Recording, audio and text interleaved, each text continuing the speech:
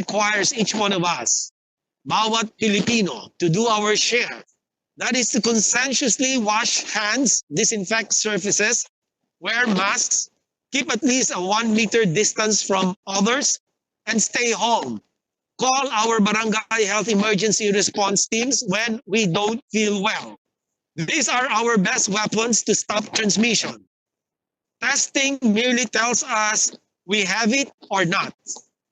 And collectively, these practices matter in ensuring that we do not overwhelm our healthcare workers again with a surge. Gawin natin ito para sa sarili, sa pamilya po natin, sa atin po mga healthcare workers, heroes natin. We say thanks to them for their hard work by not adding to the burden that they need to manage. On best available evidence, because amidst the confusion, we need science to lead the way and increase the confidence interval of our actions, recognizing our institutional limitations. The IATF convened the Sub-Technical Working Group on Data Analytics, a platform for the best minds in the country to collaborate and give advice, while the DOH convened the Technical Advisory Group on COVID-19 response, composed of clinicians and public health experts. Together, both helped the IATF by modeling scenarios, making sense of global data and international recommendations, and contextualizing this for the Philippine setting.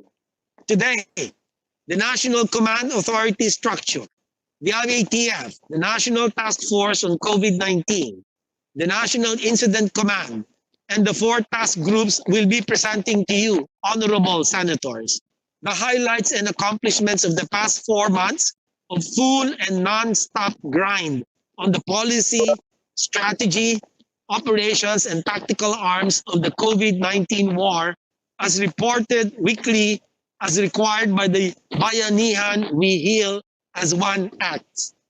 These milestones include ramping up our testing capacity of 10,000 tests per day, based on projections of the Institute for Health Metrics and Evaluation, and later on to 30,000, an excess of the forecasted capacity based on our current health system, as we expand our testing laboratories in partnership with the private sector under the T3 task force, meaning trace, test, and treat. We have likewise issued return to work guidelines to aid the employers in providing minimum health standards to ensure that while we begin easing up our community quarantine protocols, every sector provides protection for every Filipino in this protracted war.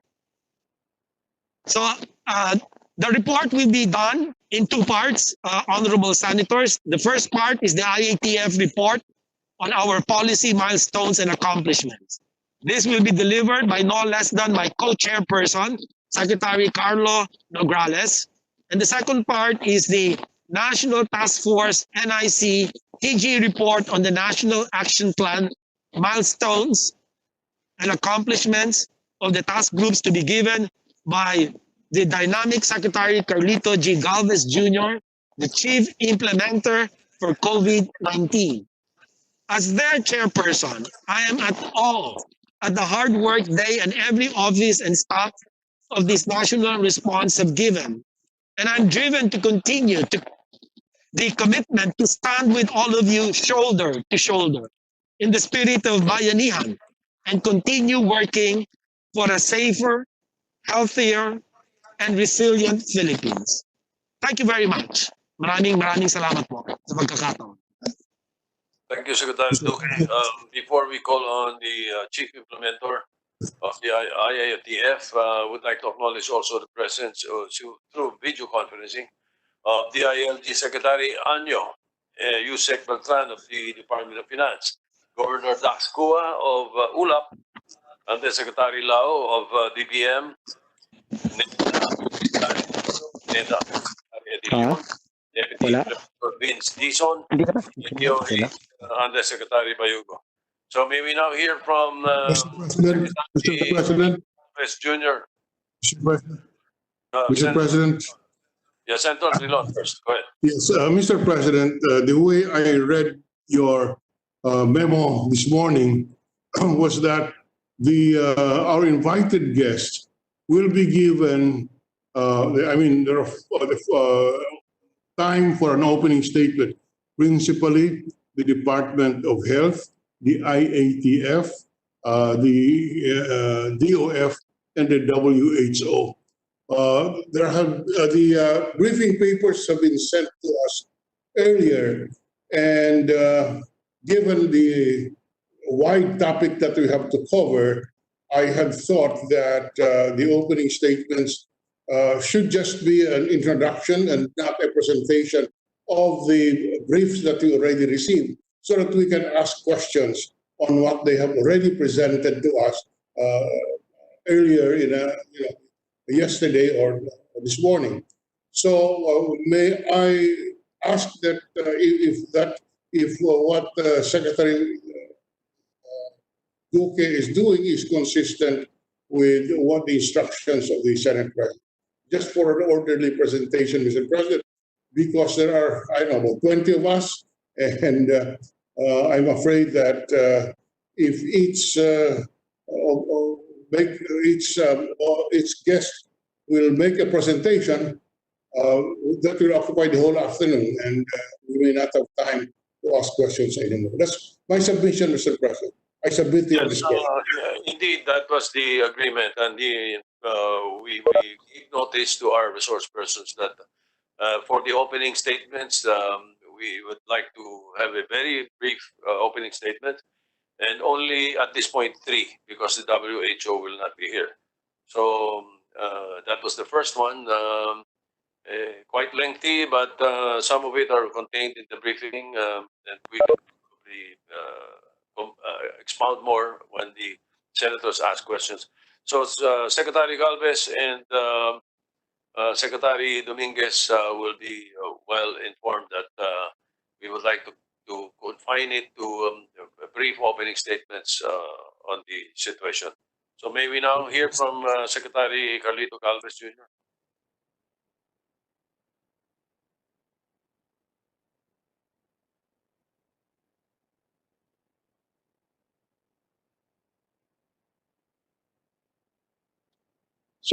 Sir,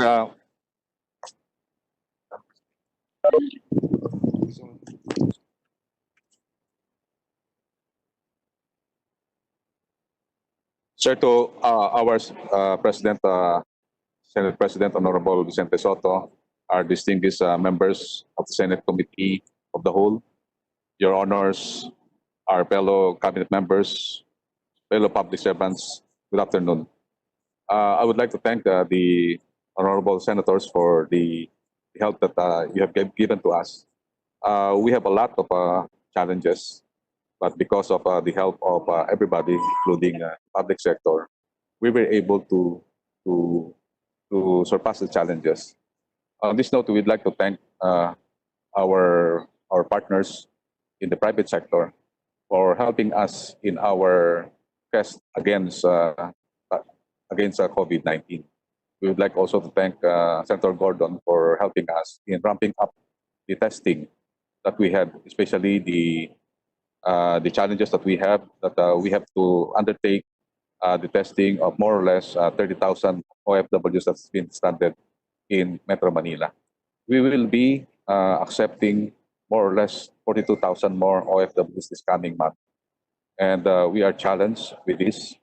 And on behalf of the Philippine government, our president, who actually make hard decisions on having a lockdown, we would like to thank everybody for the help that you have given to us. Thank you. All right, thank you, Secretary Galvez. Spoken like a snappy soldier. May we hear now from the economic cluster represented by the Department of Finance Secretary, Secretary Sani Dominguez.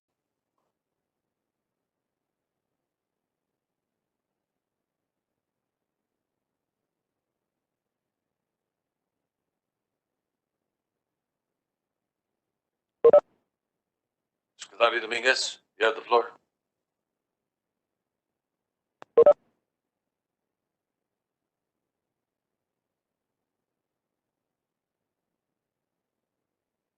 10 minutes. Okay na? Senate President Vicente Soto, Honorable Senators of the Committee of the Whole of the Senate, members of the Cabinet, fellow workers in government, friends in media, good afternoon. Thank you for inviting me to share this report on the Duterte administration's socio-economic response to the COVID-19 crisis. The outline of my presentation today are the following.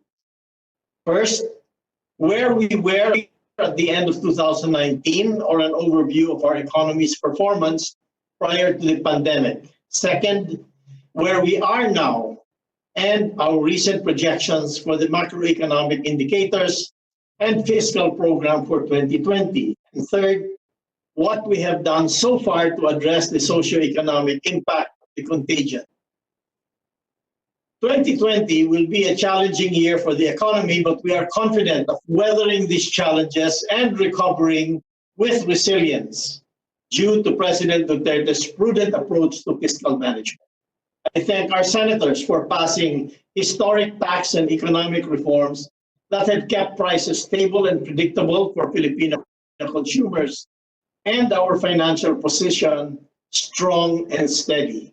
In 2019, our revenues were at 16.1% of GDP, the highest rate in 22 years. We have strengthened our revenue flows due to the tax reform for acceleration and inclusion law, followed by successive sin tax adjustments. Until last year, we enjoyed continuously shrinking debt relative to the size of our growing economy at 39.6%, the lowest debt to GDP ratio since 1986. We received a credit rating upgrade to BBB+, our highest the country has ever received, and only one notch below the A rating territory. Meanwhile, the rice tariffication law has continued to help keep inflation low and stable. The year-to-date inflation rate is now at 2.6%, well within our target of 2% to 4%. As of March of this year, our gross international reserves grew even larger to $89 billion equivalent to close to 8 months of imports. On top of these, we achieved just last year the lowest recorded rates of unemployment, which was 5.3%, underemployment of 14.8%, and poverty at 16.6%. Even amidst the negative impact of COVID-19, the Economist magazine in their April 30 issue ranked the Philippines 6 out of 66 selected emerging economies in terms of fiscal strength. This saving for a rainy day approach to economic management has gained for us the trust and confidence of the world's most respected credit rating agencies, development partners such as Asian Development Bank, the World Bank, the Asian Infrastructure Investment Bank, among others, allowing us to borrow money at lower interest rates and longer repayment periods. The demand for our latest global bond issue also demonstrates the resiliency of global investor interest in the Philippine economy, despite an environment hit with pandemic fear. We are already seeing the contagious effect on our economy. In the first quarter of 2020, our GDP shrank by 0.2% for the first time in 2 decades. This was because we were the first country in ASEAN to impose strong lockdown measures to save lives and protect our communities. While it is likely that the second quarter's economic results will be even worse, experts from the World Bank and Yale University have advised us not to focus too much on these quarter-to-quarter numbers. After all, the pandemic is hurting the entire global economy. We need to focus on a smart combination of fundamental reforms and recovery measures to help ensure that we get the country back on its positive growth trajectory. On May 12th, the Development Budget Coordinating Committee met to revisit the country's macroeconomic indicators and fiscal program for this year. The revised conservative projections will allow the government to operate with a more realistic and prudent fiscal stance. This year, the DBC projects the economy for sure. contract by 1 2 to million 3.4%. 1,000,000% sadya. Due to the slowdown in economic activities and taxpayer relief efforts, we project our revenue collections in 2020 to reach 2.61 trillion pesos, or 13.6% of GDP. This is 17% lower than both the actual collections in 2019 and the program we have approved on March 27. Disbursements for this year are estimated to be 4.18 trillion pesos, which is equivalent to 21.7% of GDP. This is 10% higher than the actual disbursements in 2019 and slightly exceeds the program we approved in March by 12 billion pesos. The emerging disbursement program takes into account the releases of COVID-19 initiatives charged to savings coming from austerity measures, among others. With the revised revenue and disbursement program, the deficit of 2020 is projected to reach 1.56 trillion pesos, or 8.1% of GDP. For as long as our deficit to GDP ratio will not exceed 9%, our ratio will remain in the median of comparable countries in ASEAN and in East Asia, among peers with similar credit ratings and among other emerging market economies. Below this threshold, the debt to GDP ratio will be around 50%, which is far lower compared to our historical performance. While the Philippines is better positioned to overcome the pandemic than at any other time in recent history, we still have to realize that our funds are not endless, so we need to spend our resources responsibly and cost effectively. We thank Congress for responding swiftly to the call of the times by passing the Bayanihan to Heal as One Act, which grants expanded budgetary powers to the President to effectively carry out the government's COVID-19 response measures. This has enabled the government to pursue a four-pillar strategy to shield the Filipino people against the adverse impact of the pandemic and craft a recovery program to gradually jumpstart economic activities. The strategy has a combined value of 1.74 trillion pesos, or 9.1% of GDP. Under the first pillar, we are providing emergency support or lifetime assistance to vulnerable groups of our population with a total allocation of 595.6 billion pesos. These include the largest social protection program in the history of the Philippines, amounting to 205 billion pesos for 18 million low-income families in a span of 2 months. To date, around 17 million payouts have been released. Additional beneficiaries might be added subject to availability of funds. This is complemented by a 51 billion peso wage subsidy program for 3.4 million workers of small businesses, also for 2 months.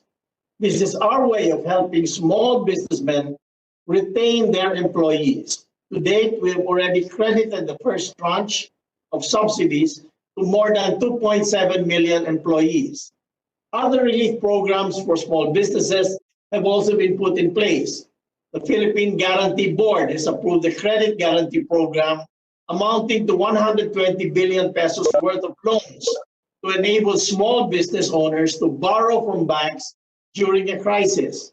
We have also included in package 2 of the tax reform program an expanded net operating loss carryover for 5 years amounting to 139.6 billion pesos so that businesses can use losses incurred in 2020 to lower their tax burden until 2025. In addition, the recalibrated package 2 will have an immediate across-the-board cut of corporate income tax rate from 30 to 25% starting in July 2020. This will be one of the largest economic stimulus measures in the country's history. The rate of reduction will free up almost 42 billion pesos in the second half of 2020 alone, and more than 625 billion pesos over the succeeding 5 years to fuel economic dynamism, especially among our country's growth engines, the micro, small, and medium enterprises. Clearly, this is not an effort to raise taxes, as the package will be decisively revenue negative. The large and immediate rate cut in the second half of 2020 also sends a strong signal to the world that the Philippines is positioning itself as a premier investment destination for companies that are looking to diversify their supply chains. To sustain the efforts of the private sector to recover from the present crisis, we also propose that the corporate income tax be reduced further by 1 percentage point per year starting 2023 until it reaches 20% in 2027. We are also extending by 2 years the sunset provision for those under the gross income earned regime for 2 to 7 years in the current draft to 4 to 9 years. For Pillar 2, we have marshaled resources to fight COVID-19. At this point, we have allotted 58.6 billion pesos under this pillar to support our frontline healthcare workers and increase the testing, tracing, and treatment capacity of our health system. The third pillar consists of a bold fiscal and monetary action to finance emergency initiatives and keep the economy afloat. This is an estimated value of 856.3 billion pesos, which includes standby financing for our economic recovery plan and a 233 billion peso liquidity infusion into the economy from the timely anticipatory responses of the Bangko Sentral ng Pilipinas. Finally, the fourth pillar, the economic team, is working on a recovery program that will help us jumpstart economic activity and provide industries the assistance they need to get back on their feet. This will be funded in large part by Pillar 3. The responses we have gathered from a nationwide survey and active engagement with stakeholders aided us in developing differentiated, targeted interventions for each sector. The economic plan is dubbed as PH Progreso, or Philippine Program for Recovery with Equity and Solidarity. But before that, I have personally recommended to the President 5 priority actions to revive the economy, while at the same time protecting the health and well-being of our citizens. These include restarting and accelerating the Build program, subject to compliance with minimum safety standards. The infrastructure program remains to be the best driver of economic growth because it has the best multiplier effects in terms of employment and shared prosperity. It will primarily fuel our bounce back plan and will help our economy recover quickly. Second, we are aware that a lot of Filipinos, including those working overseas, may have temporarily lost their jobs due to the pandemic.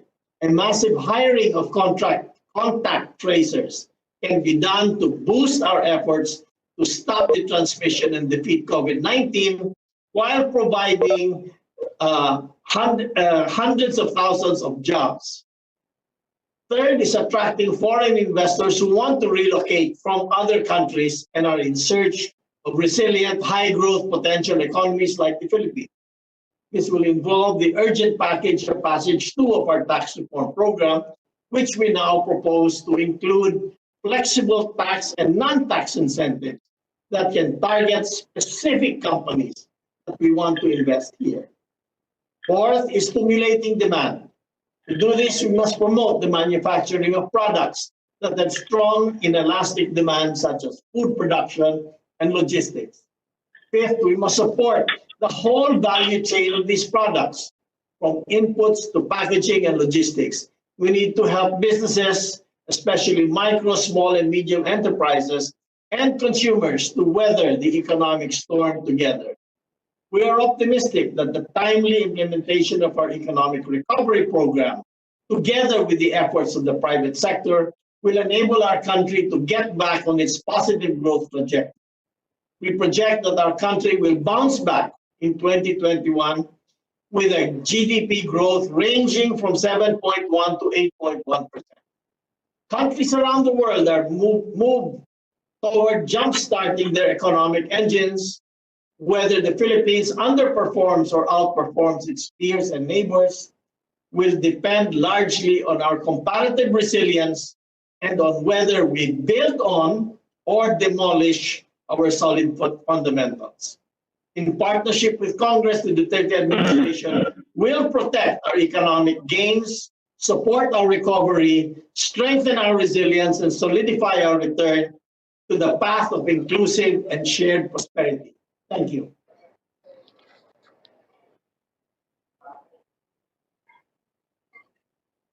All right, Secretary Dominguez, thank you. The members of the Senate are asking for a copy of the points that the PowerPoint copy, because some of the figures that you brought up were not included in the briefer that you sent ahead. So please submit to the Senate a copy.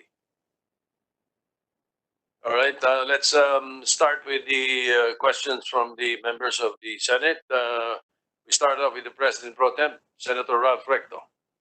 Thank you, Mr. President. Good afternoon to everyone. Yes.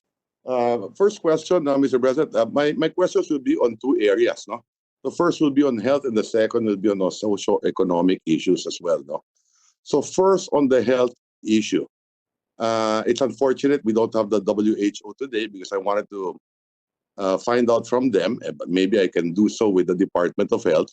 What is our expectation with regard to what percent of the population do we expect to get infected by COVID-19?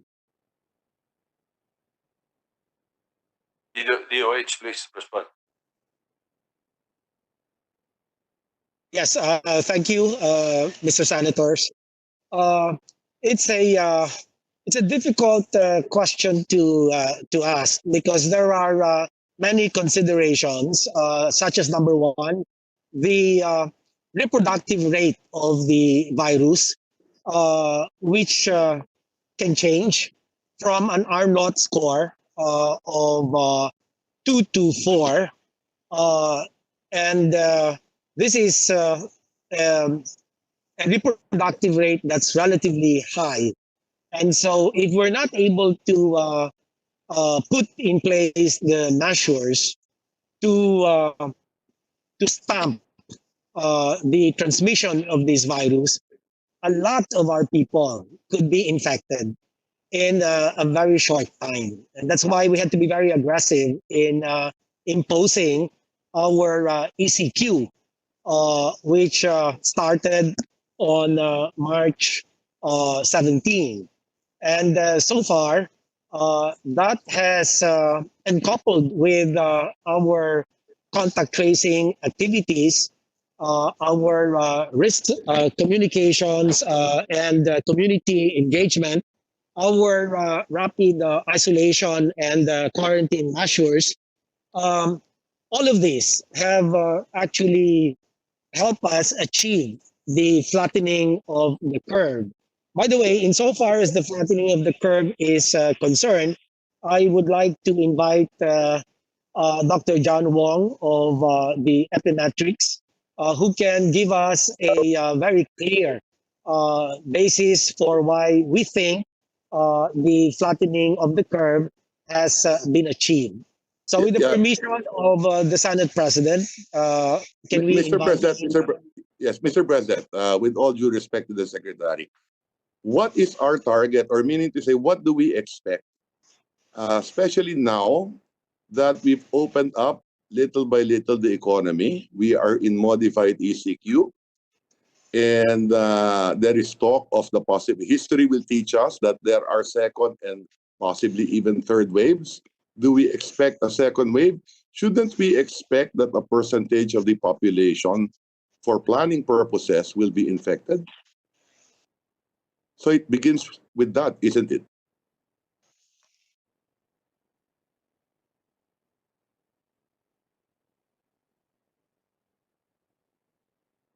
Secretary Sir- Duque.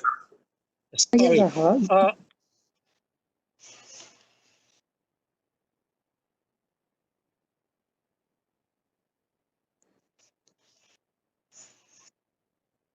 Mr. President, can you hear me? Yes, we can hear you. Secretary Duque, please respond. Okay, thank you. And maybe as a I brief was saying, answer would be fine. No, we understand what government is doing.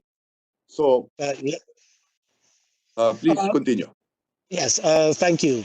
The virus is a relatively young virus. It's a 5-month-old virus. It's yet very difficult to frame how this thing is going to evolve.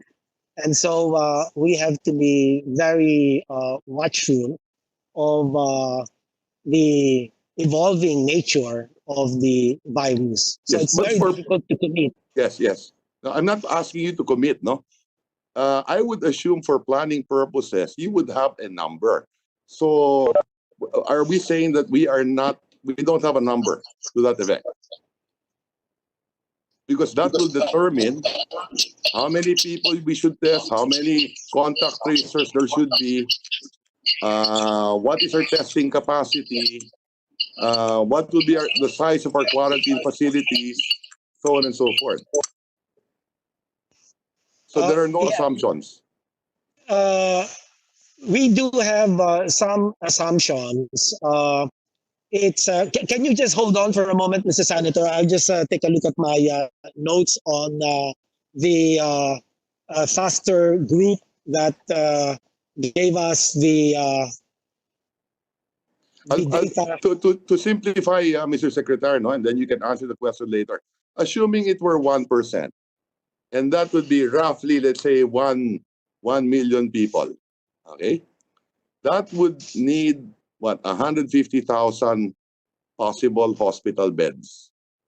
15% of those who get it will roughly need a hospital bed. Isn't that correct? Yes, Okay. Mr. Senator.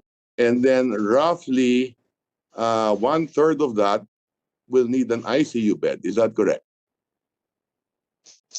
ICU, 1/3 of that. Of the I think that's a 150. little of the 1 million. You're saying that 1/3 will need an No. ICU. 1/3 of the 150,000. 50,000 will need an ICU bed, right? Yes, that's right. That's right. Okay. So where are we? Assuming that to be the worst case scenario, because I've read articles, including the ADB, saying that 2 to 6% is the expected infection rate. So I don't know what our planning is, but I just wanted to put that on record and see if government did have such a number to begin with, for purposes of planning to do a response. Yes, Mr. Senator, with your permission, may I just invite in through this WebEx Dr. John Wong of Epimetrics to give us a more definitive answer. Thank you. Dr. John Wong. All right, Mr. Wong, go ahead. Mr. President, good afternoon. Yes, good afternoon. So, if we use South Korea as an example, because South Korea has done a lot of testing, their incidence rate is about 3%. No, 3% of the population. Okay, Yeah. so it's 3%. Yeah. So of the 3%, we would expect about maybe about 15 to 20% to need hospitalization. Okay. But again, no, the 3% is not all at the same time. No, it will be spread out maybe over some time here. Yeah. Yes, understood. Okay, are we prepared for that? Or are we continuously building capacity to prepare for it?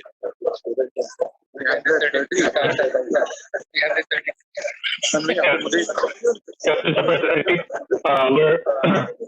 we're on our way to making it because, for example, for testing, from the time from about the beginning of April up to now, we have increased our testing capacity by 4.4 times. And right now, our critical care utilization rate is very low. That means we have a lot of reserve capacity. Okay, so we are prepared. You are saying that we're preparing our capacity to respond Yes. to possibly 3 million people getting infected. Of course, not all at the same time, spread over time. We will be prepared for it with your existing budget.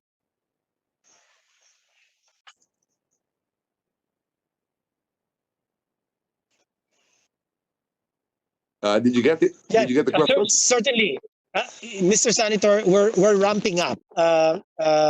Certainly, we're ramping up our healthcare systems capacity. Okay, so you do not need additional resources. Your budget under the Bayanihan Act is enough. For Because this there is year, no- yes. For this year. Yes, Mr. Senator.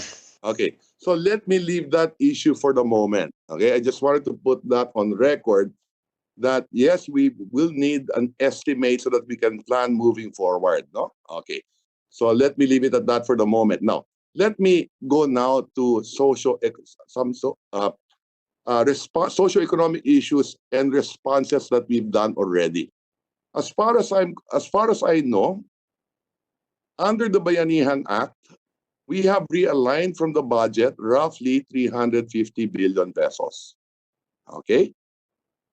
And 200 billion of that we've spent for social amelioration or allotted. And only 100 billion have been given to 18 million or roughly 18 million families or thereabouts, 90% of them. Okay? The 100 billion has still not been released. When will government release that other 100 billion? You're asking the Department of Finance, Yes, or the DBM secretary? Yes. yeah, or the DBM to respond. We have, by the way, we also would like to acknowledge the presence of Secretary Bautista of the DSWD and Cabinet Secretary Nograles, Vice Chair of the IATF. Department of Finance or DBM respond to the question of Senator. I can't hear you. Mr. President, if I may be recognized. Secretary Abisado, yes, go ahead. Yes, Mr. President, as of our latest record, we have already released the entire amount for SAP to DSWD, and therefore the matter of when and the schedule of distribution rests with them, Mr. President, Your Honors. Can we get a response from the DSWD? Kailan yung timing na to? Kailan ba i-release yung balancing 100 billion? Secretary Bautista, please. Yeah, Mr. President. As of now, the status of the liquidation on the part of the local authorities is still ongoing. Apparently, we will depend on the distribution of the second tranche based on the timeline that was on the guideline. So, based on our projection,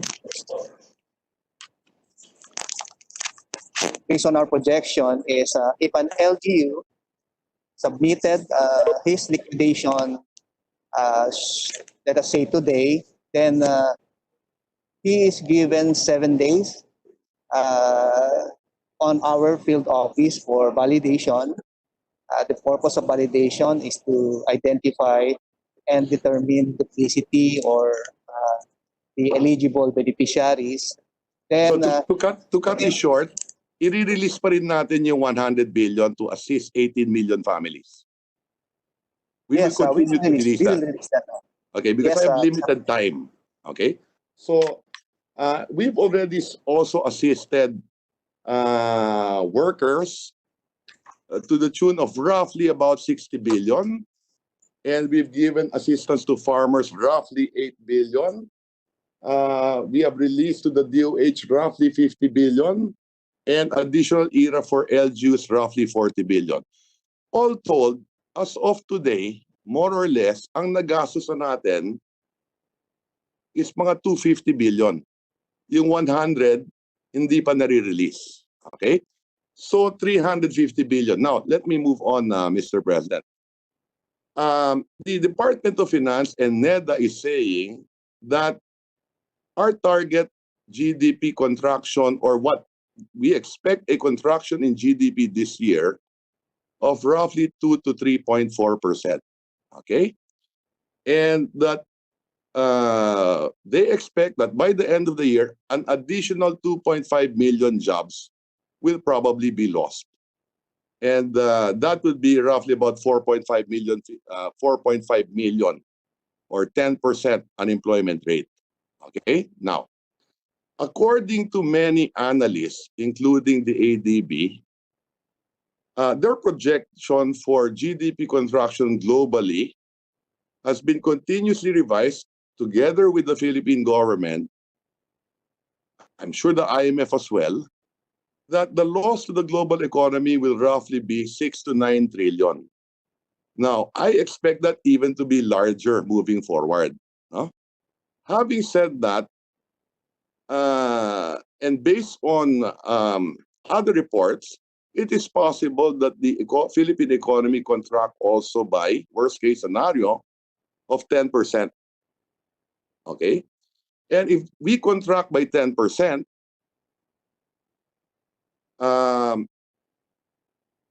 unemployment will increase to roughly about 10 million jobs as well. Having said that, we may need to have a bigger fiscal stimulus package. Now, there was a presentation made earlier by the Secretary. Let me divide that into three. One is a monetary policy response. No? And I understand that the central bank has done everything it could to improve liquidity and what needs to be done as far as monetary policy is concerned. What is necessary now is a fiscal stimulus response. Okay? Now, in the presentation of the Secretary earlier and last week to us in a meeting, it would appear that the only fiscal policy response that separates the fiscal policy with regard to tax reduction and additional spending, okay, is that for this year's budget, we are only using this year's budget and the continuing appropriations for 2019 to respond to the crisis. No new spending. The numbers would appear that of course, naturally, the deficit would be higher because we expect revenues to go lower. Okay? Ang request lang sa ngayon ng executive for additional authority to spend, it would appear to me, is roughly only 130 billion. Okay? 70 billion will go to banks, Land Bank, DBP, and Field Guarantee, which I support. And the remaining will go to hiring 2.4 million contract tracers, additional testing for the DOH, and to assist 9 million other families. Social amelioration. Okay?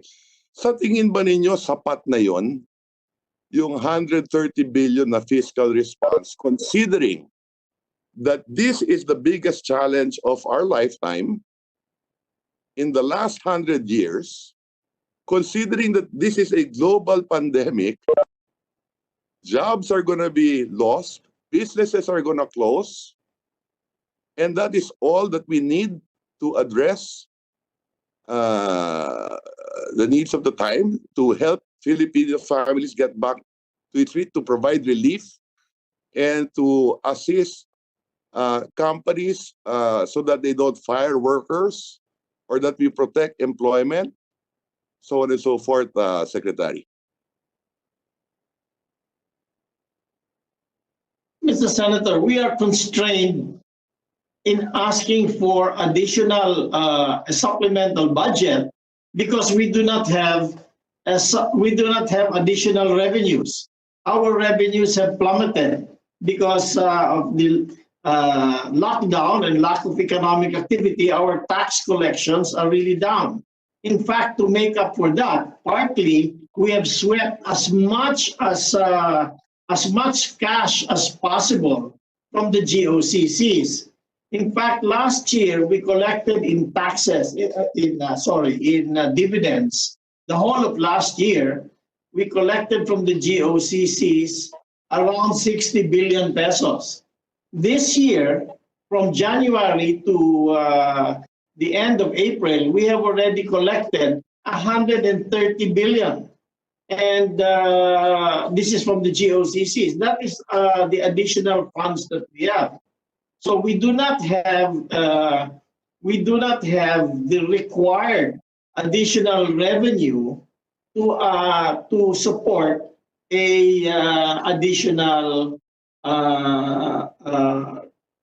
supplemental budget. So we are living within our means. Plus, we are trying to appropriate whatever we have to support our most vulnerable members of our community, and we are also trying to use the cash that we have in the most responsible way.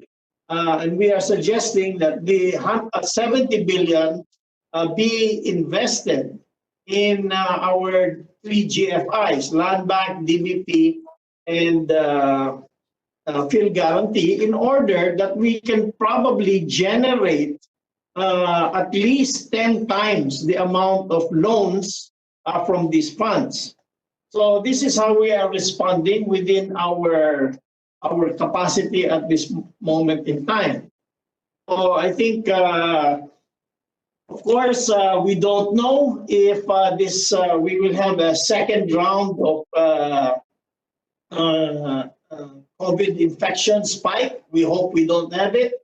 But at the moment, this is what we have. And I think this is probably there should be more, but I think at the moment, this is all that we have. And we have really put a lot there. Plus, remember, we are ramping up our build, spend. So this will generate jobs, and it has a terrific multiplier effect on the economy. Yes, Secretary, earlier I mentioned, so just 2 items. So earlier I mentioned that today our response has been roughly about 250 billion has been spent. 100 billion hindi pa nagagastos for the social amelioration. We took that appropriation from the DPWH and other government agencies, no? So mababawasan din yung build. Now, having said that, moving forward, in effect, what you are saying is that sa ngayon, kulang ang cash natin. Okay? Second, No, have... sorry. It's not kulang ang cash. Kulang ang revenue. Budget cover. And by the way, our total response so far has been 9.1% of GDP. Okay? You cannot just say, oh, we only spent 200 billion pesos. We have released into the economy 200 billion in additional liquidity through the central bank. We have lowered interest rates. We have a 50 billion peso program to support local small and medium enterprise employees. So it's not. I mean, don't belittle it and say, you know. No, I'm not belittling. I'm not belittling anything, Secretary. Huh? As I mentioned earlier, we are separating the monetary policy because every government in the world is doing the same thing. There is a monetary policy response, and there is a fiscal policy response. With regard to fiscal policy, there are 2. Reduction in taxes is one, and the other is additional borrowing or additional spending. Now, in this case, Mr. Secretary, the point is this. Marami kasi nagtatanong. Sinasabi natin maganda ang credit rating natin. Paano na ngayon para umutang din siguro? That's all I'm Yes. saying. More so. Yes. Yes. Senator Recto, Yes, we are borrowing a lot of money. I think we have tapped our multilateral agencies. We have issued our single largest bond. And by the way, the lowest ever interest rates we paid. So we are not skimping on borrowing funds. I'm sorry, Senator Recto, you can continue after for your second round. May we now, Thank you, SB. Thank you, Secretary Dominguez. May we continue now with the Majority Leader, Senator Vic Subiri. You have 10 minutes. Mr. President, with the permission, with your permission, Mr. President, and the permission of the body, I don't mind swapping or mauna po sa akin yung minority floor leader so that we can allow the minority floor leader to raise some policy issues as well. Thank you. The Minority Leader is now recognized instead.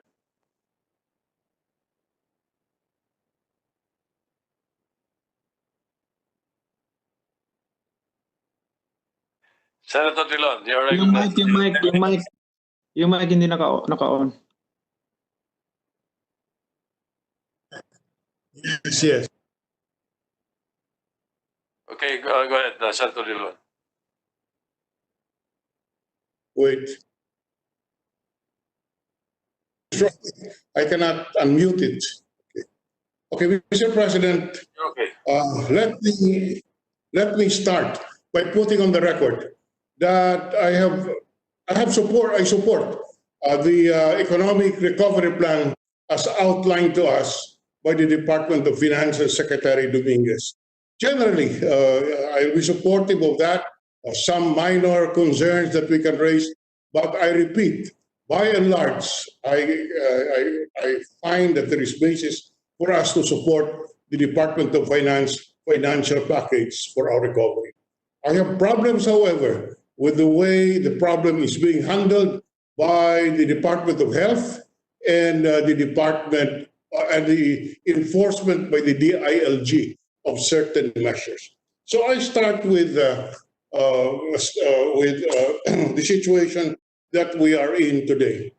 Malacanang yesterday warned that there can be another lockdown. There can be an enhanced community quarantine that will be imposed because of the inability of the people to follow certain rules.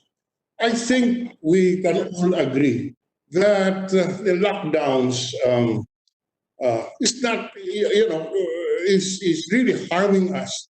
Whether or not that's justified, I think everybody agrees that indeed at this point we need the lockdown. But the success and value of the lockdown should, in my view, Mr. President, be viewed in the context of developing our ability to test, our ability to track, our ability to treat. In other words, lockdown itself is not the end. Lockdown is just a system that we employ in order that we can achieve the three T's, the testing, tracking, and treatment. Now, therefore, in my view, Mr. President, the twin goals of a lockdown should be containing the spread of the virus, and second, building the needed infrastructure so that we can confront or we can handle the future outbreaks of this dreaded disease. Now, Mr. President, we have often read that what is important is that we are able to flatten the curve. We have read many definitions of what is of flattening the curve. For the record, can I ask the Secretary of Health to tell us what flattening the curve means? Thank you, Thank you, Mr. Minority Floor Leader.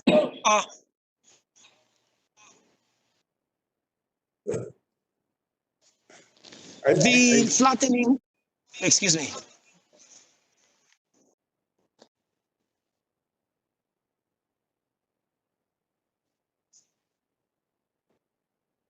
The internet connection of Secretary Duque is not going well. Can you start from?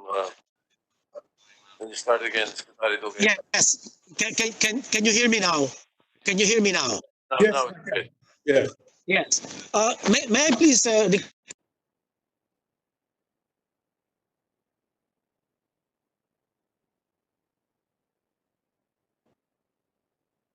You mute your microphone. You mute your microphone. I'm sorry. I'm sorry. The epidemiologic curve shows time since the first case in the country on the x-axis. Do we have the graph? Is the graph? I need to show the graph if you don't mind.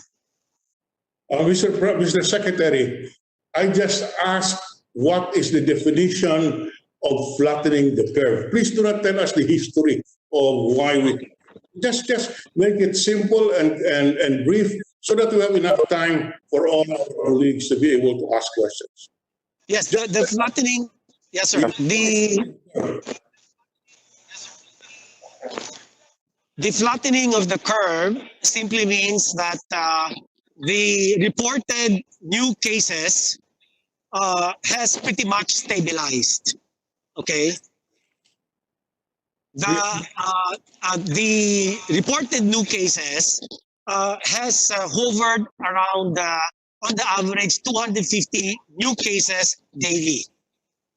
Okay, let me catch you from there. In other words, it is when you see a plateau on a daily basis on the new cases. If it's about exactly. Okay, all right. Now, so the next question: are we seeing the flattening of the curve now? Yes, Your Honor. We certainly.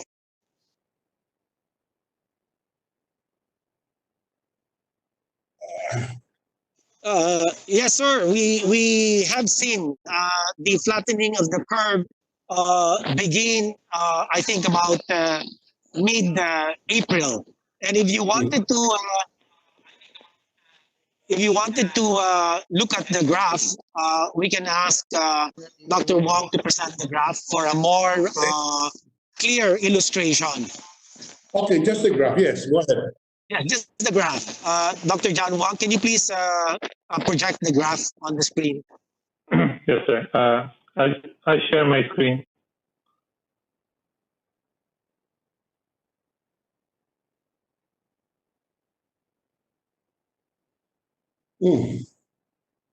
Okay. Can my screen be seen clearly? I can hear you. Go ahead. Yeah. Explain it. So, sir, on the screen we see the epidemic curve for the whole outbreak now. This is for the second wave now, starting March. This first pink bar is when ECQ was applied, and this is when the effect of ECQ would take effect, because it takes about 2 weeks now before we would see the effect of ECQ. So at the peak of the outbreak, we were having about 540 cases a day. No? But after ECQ started to take effect now, from that time onward, we're receiving a plateau of about 220 cases a day. No? So we're keeping it to a very low minimum. No? It has never gone back to 220 cases, to 500 cases a day. Okay. Yes, thank you, sir. All right, now, as we have stated, Secretary Duque earlier, we can judge the success of the lockdown in terms of our ability, for example, to flatten the curve so that slowly we can put it back to normal now. So many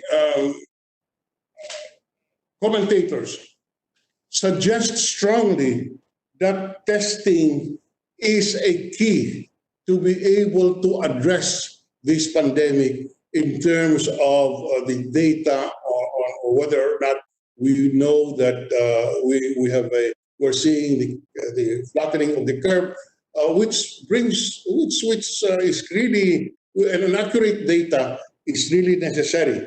But question, Mr. Duke, Secretary Duque, are we testing enough as we talk now? First, what is the ideal level of testing that we have to do today versus what we actually have as a capability of our health system? How many tests are we doing daily?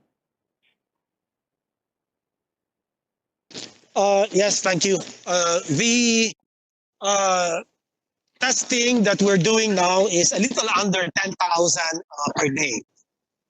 We are planning to ramp this up to about 28 to 30,000 a day.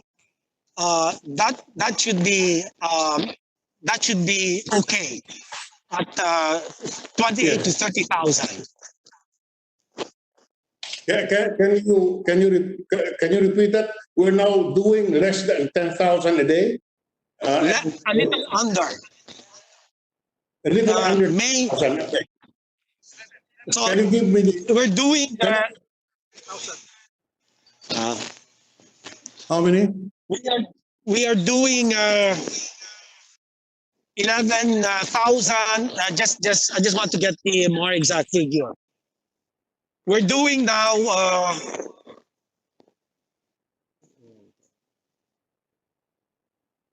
11,509 previous day. That was day 9. So that's it. A little over 10,000.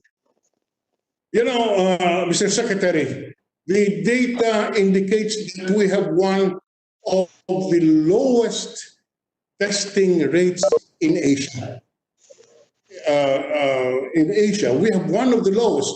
Mas mababa lang sa atin yung Bangladesh yata or Indonesia, but we are one of the lowest. And the experts tell us that unless we come up with an infrastructure which can give us an accurate number, accurate testing or sufficient testing, we will just keep on extending the lockdown on the basis of inadequate or inaccurate data, Mr. President. Now, okay, did you say that the ideal situation we should have about 20 or so, or 28,000? Did I get you correctly there?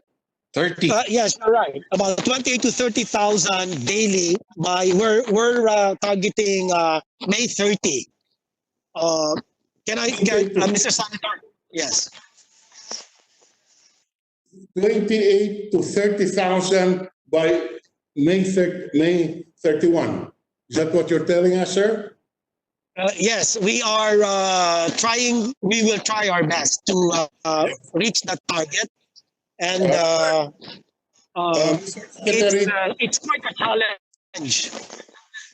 Yes, it is quite a challenge because if for the last 60 days you are only able to achieve at 11,000 or so testing, are you saying that we will triple this in the next 2 weeks? Is that what you're telling us?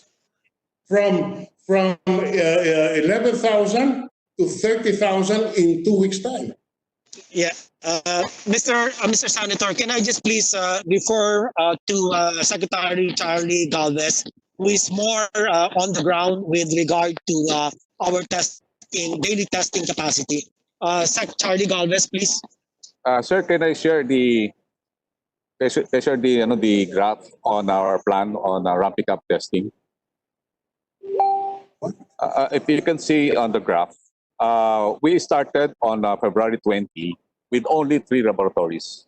Now we have already 35 accredited laboratories as of May 17. At present, we still have 108 molecular labs which are applying for accreditation, while 80 of them now nearing for proficiency test. By end of month, we are looking for additional 15 to 20 or more before at the end of the month, that we will be having more or less more than 50 or 60 accredited laboratories. Our priority for accreditation will be those labs with high capacity, like Red Cross, and also the one that the different private sector are now doing. As we speak, sir, we are already getting our 20 PCR machines in China, including 10 RNA automated machines. These machines can accelerate our testing capacity to 15,000. Right now, if you will see, our testing capacity previously, last March, is only 1,000. But now, after 2 months, we have already increased our testing capacity to 11,500. Actually, the testing capacity that we have right now is 20,000. But because of some problems on reagents and other supplies that have been very scarce in the world market, our testing capacity is not fully maximized. But if this logistic system will be fixed, I believe, Mr. Senators, Your Honors, we might be having 20,000 a day by 2 weeks time.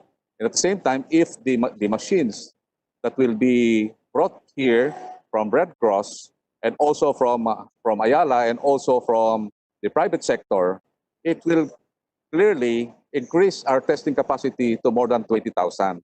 So we are very confident that the 30,000 target that we have will be reached this coming end of May, and also we increase our swabbing capacity by building the 4 mega swabbing facilities.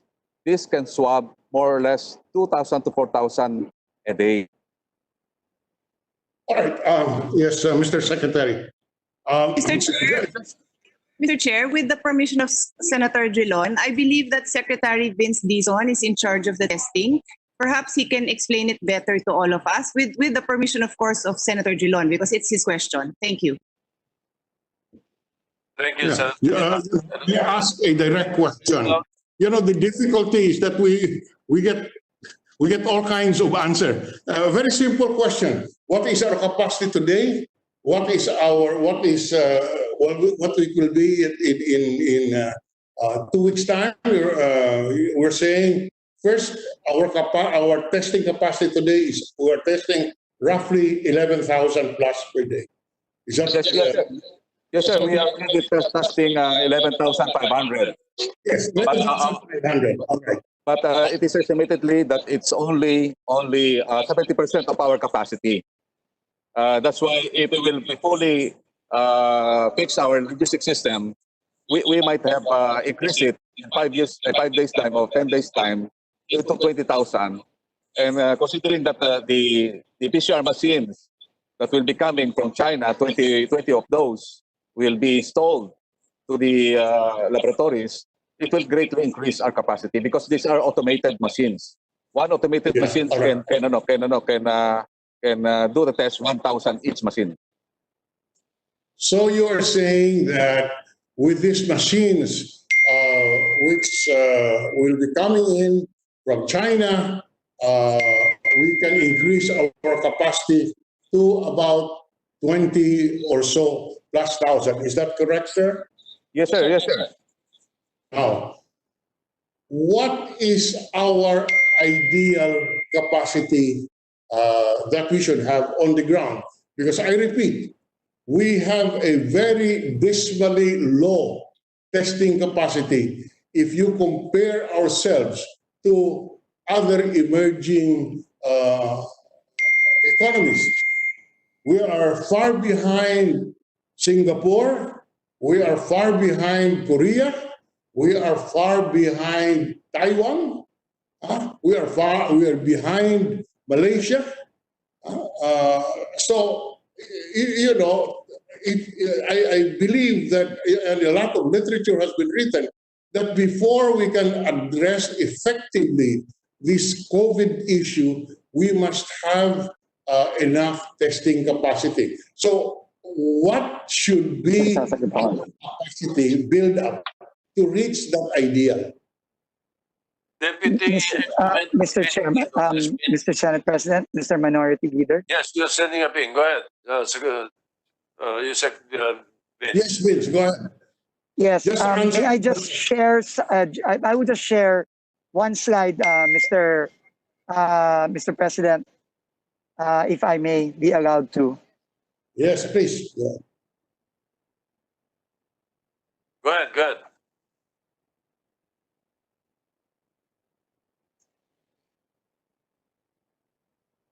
You see, Mr. President, unless we have an accurate and sufficient testing capacity, we will keep on extending these lockdowns Yes.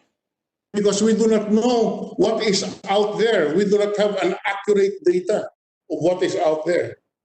Mr. President, I think it's just loading, but if I may just respond very directly to the very poignant question of the Minority Leader, Senator Drilon. If we look at global standards, Senator, right now, if we look at, say, South Korea tests 1.5% of its population. That is their goal, to test 1.5% of their 50 million population. Right now, the testing of South Korea per day is at 20,000 tests per day. Okay. I hope you see this slide, sir. Yes. So See it. Vietnam is currently a percentage of population is at 0.27. India is at 0.16. Indonesia is at 0.05%. The Philippines right Where now. are we? Where are we? The Philippines right now, Your Honorable, we are at 0.2%, which is 204.2%. We have tested 0.2%, roughly the same as Vietnam, higher than India and Indonesia, but much, much, much lower than South Korea's 1.5%.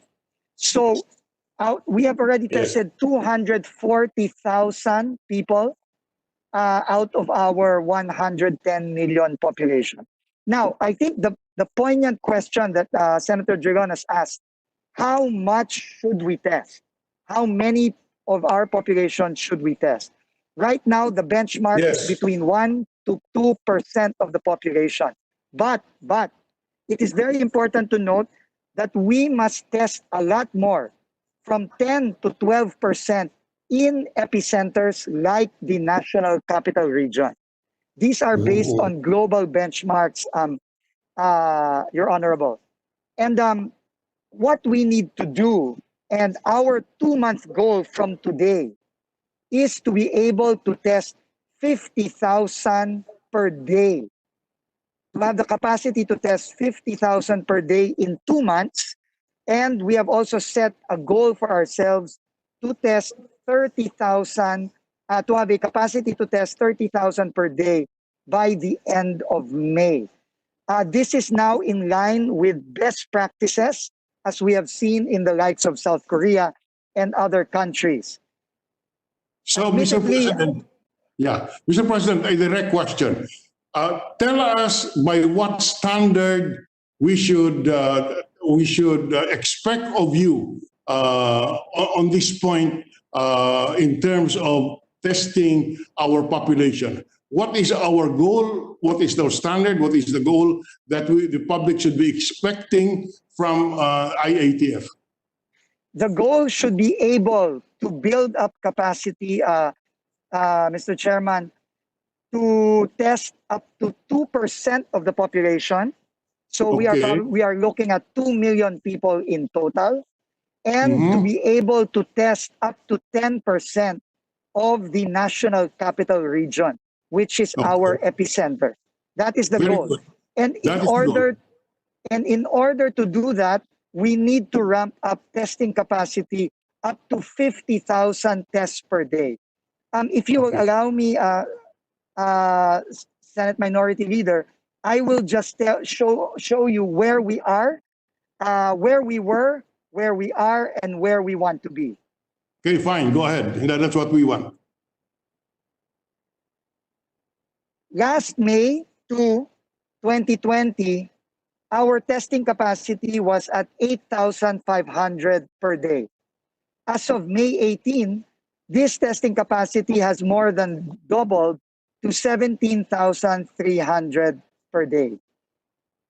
If I move to actual tests, in the beginning of May, we were averaging only 5,000 tests per day. As of May 14, we hit our high of 11,123 per day. This represents a 122% increase in less than 2 weeks from May 2 to May 14. Yeah, okay. And this is where the tests are coming from. No, and I will show you later the reasons for this huge increase both in capacity and actual tests.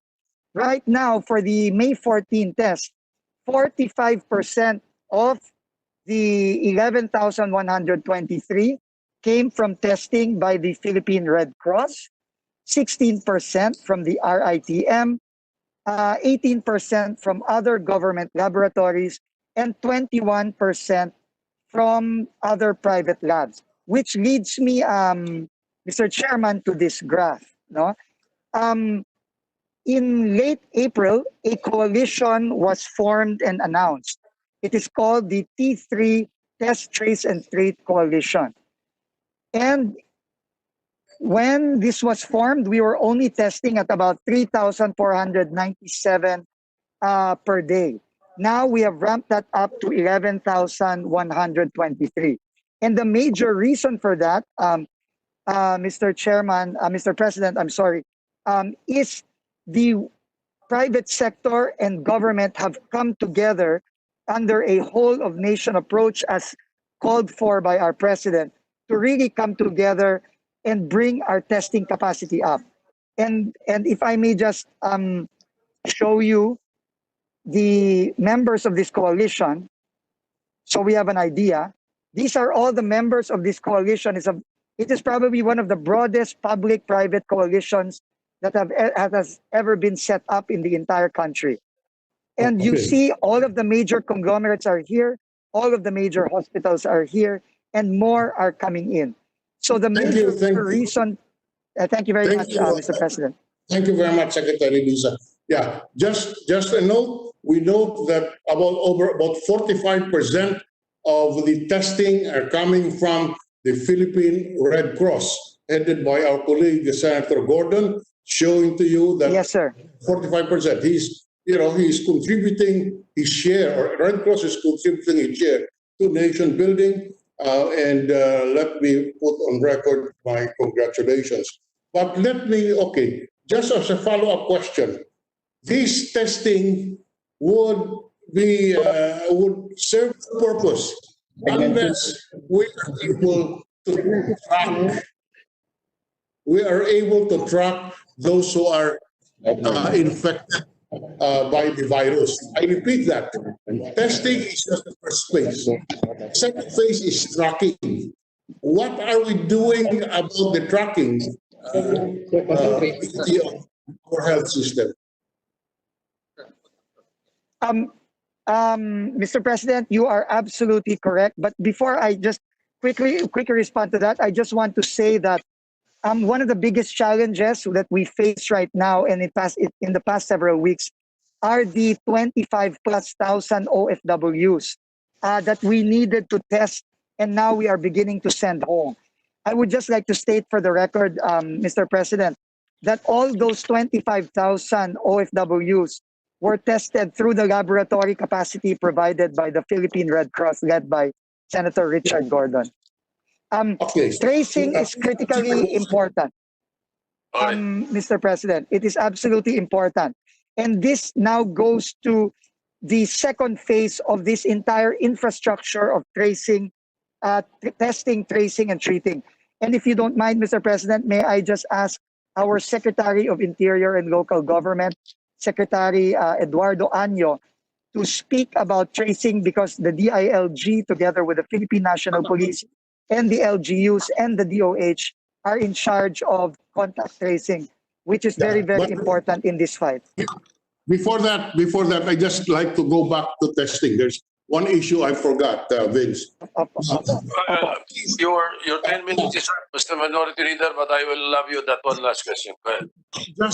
Just this last point, Mr. President, if you will allow us. Just this one last issue, I don't want to leave it. And this is on the cost of testing. Okay. Secretary of Health is there, and this is on field health. Field health fixes the package for facilities testing, at 8,150. Red Cross, you can have yourself tested in Red Cross at 50% lower, or about 4,000. And Dick can correct me, but I think this is a figure. But field health would have a package of 8,000 for the test. I think this is a little overpriced, and it causes an unnecessary depletion of the resources of field health, and it just gives a very high margin, if I may call it, to hospitals who would be getting 8,000 when, in fact, as Red Cross has shown, they can they could make it viable by about 4,000. So why is field health package costing the members of field health 8,150 pesos? Can I have an explanation, please? Thank you, Mr. Minority Floor Leader. I was given these figures by Field Health that the actual charge ranges from 2,710 pesos to a high of 8,150 per test, depending on the valuing. If testing was not paid for by the DOH and the test kit used was not donated, which means that the laboratory had spent for all of the cost, it would be about 8,150 per test. If testing was not paid for DOH but the test kit used was donated, kasi meron tayong mga dinodonate na mga test kits, especially during the initial phase of our ramping up the testing capacity. The 5,450 pesos per test ang singil. So it's variable, it changes. If testing was paid for by DOH and the test kit used was donated, 2,710 lang. Yes, I'm just talking about the 8,150, and I think that's overpriced. First, we'll review it. Mr. Secretary, the UP test kits cost about 2,000, and the ones from China is about 1,500. Assuming that there is a corresponding service fee for the conduct of the testing, consisting of the salaries of the technicians, etc., this is plotted at about 2,000, or a total of anywhere from 3,005 to 4,000. That is why the Red Cross package is within that area, within that cost. But 8,000 for field health is really something that you start to wonder. Either I hope it's just, I hope this can be reviewed, just to my interpretation. Can the field health review this? Because I believe that this is overstated. Okay. Yes, sir. We will have it reviewed immediately. Yes, and can we have a report on that? Yes, we will do that by end of this week, Your Honor. Okay, thank you very much, Mr. President. Thank you, the Minority Leader. The Majority Leader, Senator Subiri, is recognized. Are Thank you you. going? You are going to give Mr. your few President. minutes to your fair-haired boy, the Minority Leader. Yes. Mr. President, mine will be short. I will not take up the 10 minutes allotted to us. All right. Yeah, you have the floor.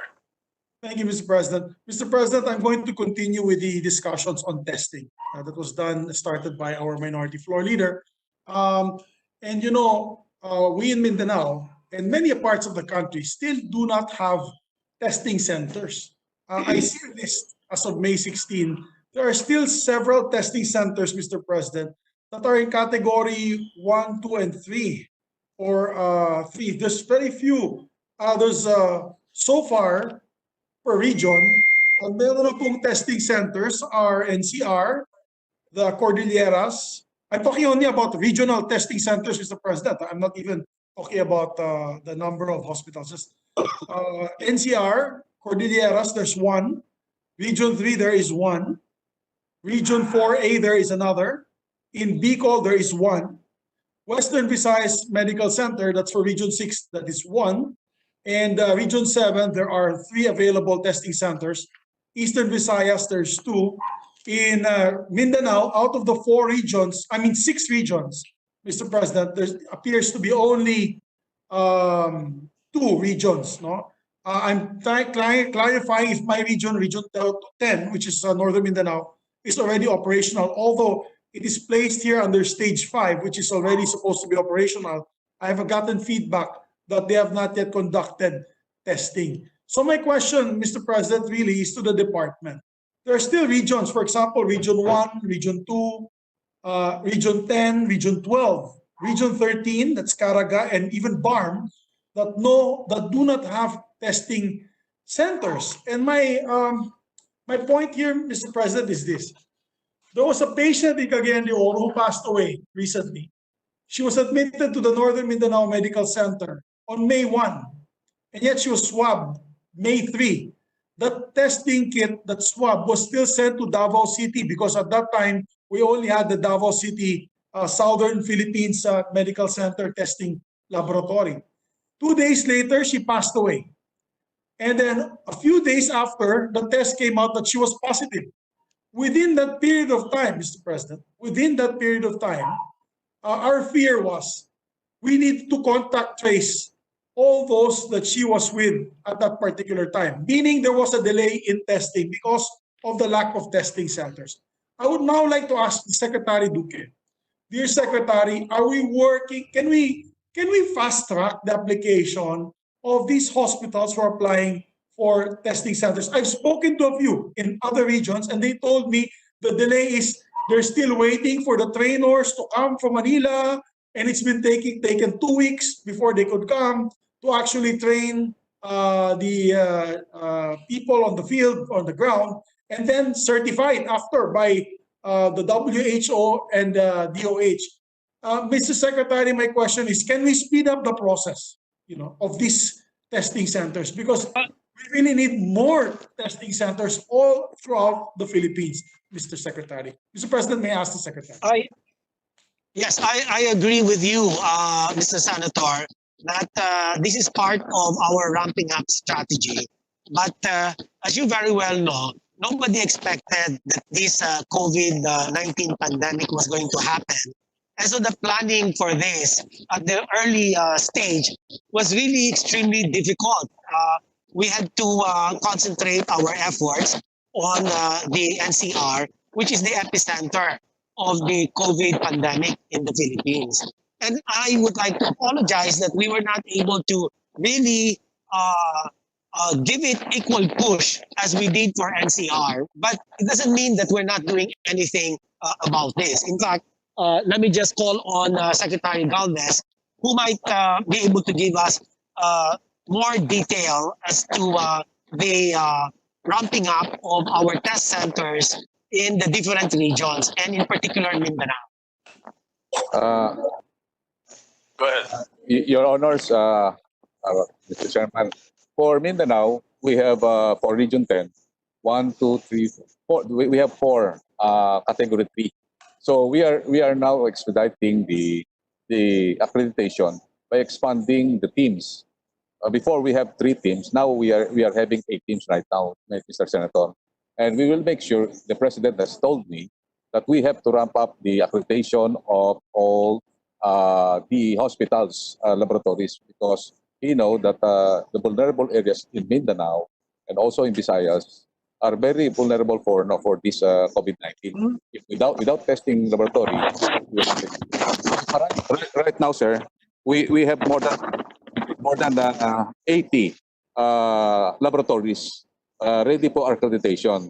We are just getting the testing so that the biosafety will not be compromised. The training is online, Mr. Senator. Mr. Secretary, may I, Mr. Secretary, with all due Yes, sir. respect to Secretary Galvez, this is what I was told about 2 to 3 weeks ago. All particular testing centers that were waiting for accreditation. They're ready with all their equipment. They're waiting for accreditation. I think we have to ramp it up and speed up the process. Every day that we delay, many lives are lost. Agree, And sir. not only are many lives are lost, you're looking at the spread of the disease in a tremendous momentum because of the contact tracing. We're dealing with a disease or a virus that is so contagious that it is. I mean, look at me. I was patient number 142. I was the most careful among all the senators in terms of making sure that I was not going to get the disease. And yet I got the disease from some visitor who went to the Senate that we didn't know, and or maybe possibly the other senators who got it probably got it from the same contagion.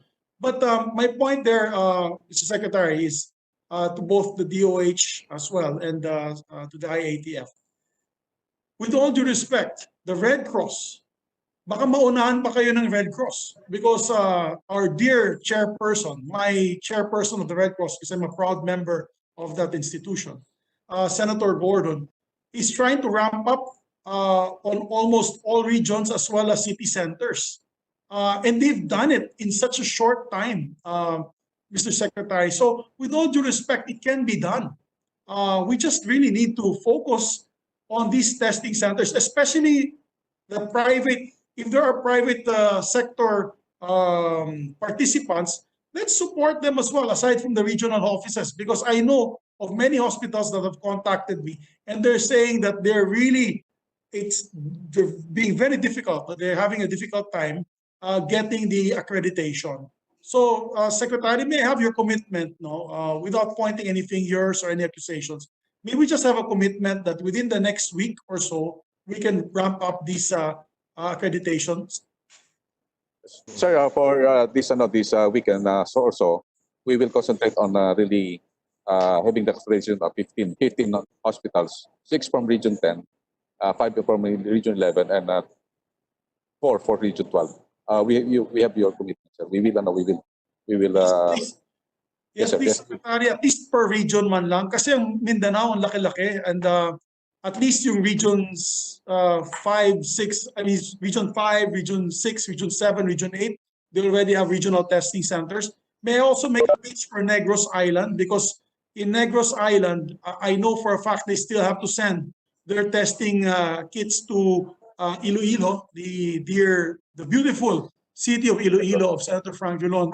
And kawawa naman po yung mga taga Negros, Oriental, and Occidental. They still have to travel that far, particularly Negros Island.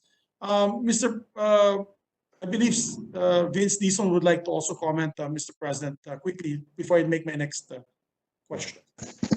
Deputy Implementer Dizon.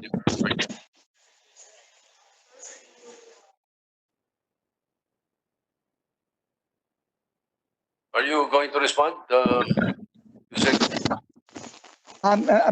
Thank you very much, Mr. President. Minority Leader and Minority Leader and Majority Leader. What you see on the screen is the ramp-up plan for the laboratories nationwide. And as you can see today, we are at 36 laboratories, growing from 20 less than 2 weeks ago to 36. And the plan is to expand that further to 66 laboratories by the end of May. And you will notice, sir, that the priority will really be the islands, the orange dots that you see are really in the islands in the Visayas, in Panay, in Negros, more in Cebu because there is a big infection prevalence there, and also in the eastern Visayas. And there are also ramp ups in Mindanao. As you can see, instead of just being in Region 11, there will now be centers in the Zamboanga Peninsula, in northern Mindanao, and also in Caraga and the eastern areas of Mindanao. But I just want to emphasize po, no, that this is both government and private labs that are being accredited. And I think through the leadership of Secretary Duque, he has streamlined the processes of accreditation. And right now, there are all these 60 remaining laboratories to get us to 66 are already at stage 3 and stage 4, which will take maybe anywhere between 2 to 3 weeks to get accredited. But also, I think it's important to note that the private sector is also contributing a lot in terms of lab automation. A lot of our labs, for the information of the Committee of the Whole, are right now manual. They go through manual processes. However, through the efforts of the likes of San Miguel Corporation, Ayala Corporation, Philinvest, and other big conglomerates, and also the Go Negosyo coalition of Mr. Joey Concepcion, the private sector is donating automated extraction machines to existing labs. And this can already ramp up capacity by I think 4 to 5-fold, if I'm not mistaken, in some cases. This is especially an example of this is Iloilo in Western Visayas Memorial Center, where I think several automated extraction machines have been donated by the private sector. Yes, Secretary Yusek, I may have to cut in because I only have we're time limited.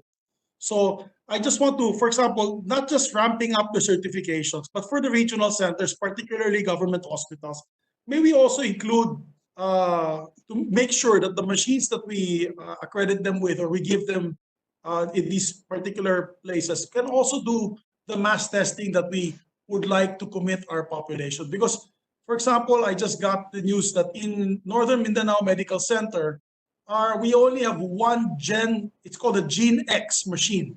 The Gene X machine can only perform 4 RT-PCR tests per hour. So that's only technically 48 tests a day. So that is very far from what our desired testing abilities or the testing numbers that we would like to achieve per day. So and they were allotted 1,100 cartridges only. So yun po, I hope that aside from the accreditation, that the regional centers, ilan lang naman yan. There's only 16 regions in the Philippines, or 16 regions. I believe we can modernize, give them the facilities and the ammunition to be able to fight this COVID through this mass testing equipment, Secretary. Yes, we will do that. Yes, we will do that, Mr. Senator. It's part of the complementation of our PCR testing using the Gene Expert machine. And I think we have about 6 of them now. We have actually 400 Gene Expert machines all over the country. But the problem right now is the availability of the COVID-19 cartridges. We ordered 160,000 COVID-19 cartridges, and only about 20,000 have been delivered because of, again, the demand globally has contributed to the shortfall. But we're working on it. We're working on it, Mr. Senator. Thank you. My last point, Mr. President. Mr. President, I would just like to ask the IATF, my dear friend, Secretary Galvez, and I'm happy that he's on board with the IATF, knowing him very well from our days of the promulgation of the BARM law. Mr. President, on the guidelines on locally stranded individuals, the reason why I ask this question is many people call me in the office from Mindanao and from the Visayas, some from Negros, knowing that I'm originally from Negros, and many from Cebu because they know I'm also Visaya as well as Mindanao. My office gets about 200 to 300 calls a day on personnel that are, or people, no, that are stranded here. They're either migrants who want to go home, they are students that want to go home, but their complaint, and I always provide them the guidelines given to me by the IATF because I have a copy of these guidelines just in case I decide to go home also to Mindanao. But the guidelines, Your Honors, it's 3 pages, no? 3 pages long on requirements. As a matter of fact, I gave the requirements to one person who had asked how he could go home to Mindanao. And ang sabi po niya sa akin, from pre-departure, you must go to the barangay, you must go to the LGU, then you must apply sa JTF, Joint Task Force, SHIELD, and then ang daming proseso. Sabi niya, dito lang sa 7.1, hindi pa tayo dumarating sa 7.4, sa 7.1 up to 7.3, ay may COVID-19 na daw po siya. Sa dami ng tao nakapila sa LGU at sa daming tao nandun nakapila din sa barangay, sabi niya sa akin, mako-COVID-19 na po siya, mahahawa na po siya ng sakit na wala naman po siyang sakit. Is there a process, Secretary Galvez, may I make this suggestion? Can we streamline the process? Possibly making sure that, for example, 14-day quarantine, there's a medical certificate, meron siyang PCR test na negative, tapos maybe a single agency na lamang po, Secretary. Their complaint kasi, the LGU is swamped with so much work from the social amelioration program to the giving of their own relief goods to this personnel. Can there be like one agency that they can go to, present the certifications, get the travel authority, and then finally be allowed to travel back home to their provinces, of course, considering that they're residents, and have another, probably the IATF representing the region. For example, if someone wants to go home to Cagayan de Oro to Region 10, they will coordinate immediately. Pagdating doon, they will coordinate immediately with the IATF of Region 10 and then report all the documentation, go on quarantine, report again to the IATF or the ILG representing that community. Because as it is, gentlemen, ladies, if you see the documentation required, that's 1 page, that's a 2nd page, that's a 3rd page, each paragraph requiring numerous and voluminous documentation. I fear, at kawawa naman po sila, maraming stranded dito sa Metro Manila, gusto na pong umuwi sa kanilang mga tahanan, they cannot afford to pay for lodging, they cannot afford to pay rent, they cannot afford to pay. Many of them are students and they want to go home. Is that possible, Secretary? Can we do that for your next round of meetings with the IATF? Yes, sir. Actually, sir, we have simplified the things. Actually, ang ano sa yan sa DILG, ang ginagawa na lang po namin at pinag-uusap po namin yung original LGU that will be coming at saka yung destination nila. In fact, sir, meron kami more or less mga 4,000 na inaayos ngayon, the Governor Plaza, and we already coordinated with Caraga. So, isin-simplify po namin yung proseso, though makikita po natin sa omnibus medyo mahaba po. But in reality, sa amin po, pagka once we have already made the request, tinatawagan na po namin yung receiving end so that it will be simplified. Thank you, Secretary. Actually, yes, may I just ask 1 more minute, Mr. President?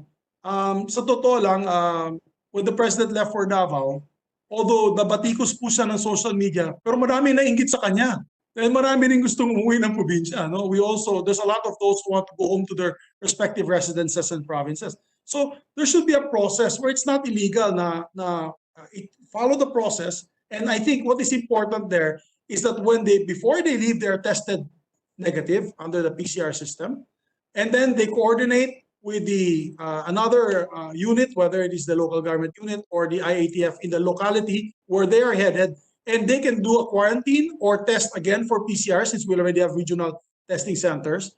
And once they're both cleared and qualified na po sila, no, they do not violate any of the IATF task force rules. I think what I'm just trying to say is if we can streamline the process for many of our Filipinos who want to go home that are stranded in Metro Manila, because there's a Secretary Duque claim that going home to your provinces where you are from is non-essential travel. I actually beg to disagree. Many people who can go home to the provinces because they reside in the provinces that should be essential travel, and that would decongest Metro Manila as long as they submit these important documents that declare that they are not carrying the virus, Mr. Secretary.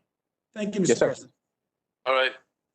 Thank you. Governor Cuba would like to give a reaction from ULAP. Go ahead before we recognize Senator Lacson. Thank you, Mr. Senate President, all distinguished senators, members of the cabinet. Gusto ko lang po mag-react sa magandang questioning ni Senator Zubiri. We are actually all LGUs through the ULAP and through their leagues are coordinating with the National Task Force headed by Secretary Galvez. So just to give everybody a picture, each LGU kasi, most LGUs have their own minimum health standards or safety protocols, tulad nga po ng testing. In the case of some LGUs like the province of Quirino, we asked the returning Quirinian to sign a consent form that says they will voluntarily adhere to the quarantine, whether at home or at a facility. And also, if the municipal health officer determines they are willing to undergo PCR or rapid testing. So depending on the LGU protocols. Pero tama po si Senator Mix na kailangan nga po talaga ma-assist natin yung mga stranded na kababayan natin na makauwi sa kanilang probinsya. We welcome that, dear secretaries. Sana lang po may coordination sa LGU kasi hinahanda namin yung quarantine facility, Mr. President. Kailangan kasi pagdating nila, na-check na po ng local health officer na meron silang tamang kwarto sa loob ng bahay na kung pwede saan sila pwede mag-quarantine. At kung wala po, check natin yung barangay isolation facility or yung municipal or city isolation facility para po hindi po nagkakalat. So yun lang po, coordination. But I think in behalf of the LGUs, we are ready to accept our fellow kababayans. Thank you, Governor. The gentleman from Cavite, Senator Ping Lacson, is recognized. You have 10 minutes. Thank you, Mr. President, Mr. Chairman. I would like to address my questions to the IATF MEID. But before that, very quickly, I'd like to ask Secretary Dominguez of DOF on the status of our revenue collection, the government revenue collection, as of end of first quarter. Kung meron po kayo hanggang April 30, better. Because both tax and non-tax revenues, Mr. Secretary. Because I can assume na big time na down yung ating collection because consumption is down, imports are down, and as you mentioned in your presentation, mas umaasa na lang tayo sa mga non-tax, sa mga GOCC. So, what is the status of our revenue collection as of March 30 or as of April 30, Mr. Secretary? Thank you, Mr. Senator. As of the end of March, our revenues are flat compared to last year. So that's, we collected 620 billion pesos for the first quarter of this year against 616 compared to last year. So it's flat.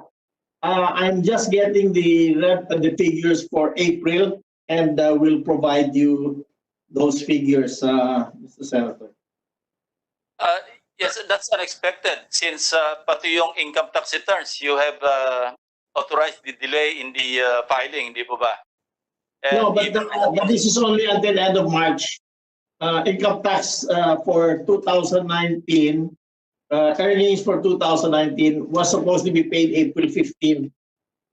Here, I'm sorry, I think I have the the figures now to the end of April.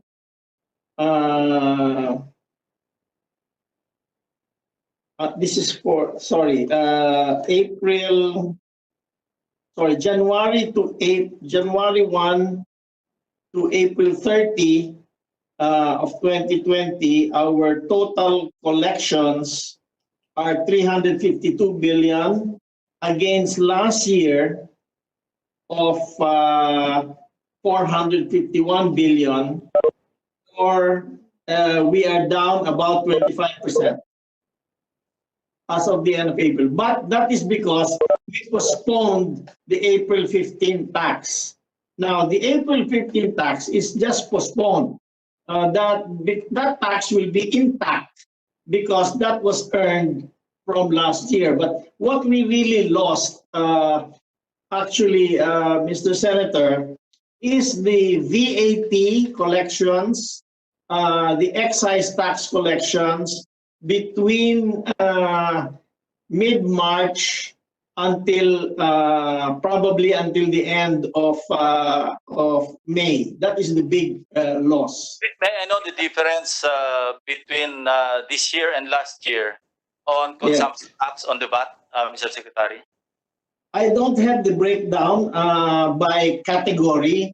Usually we will give I don't have the breakdown in front of me, but I will send it to you because the categories are income tax, VAT, excise tax. Those are the big ones.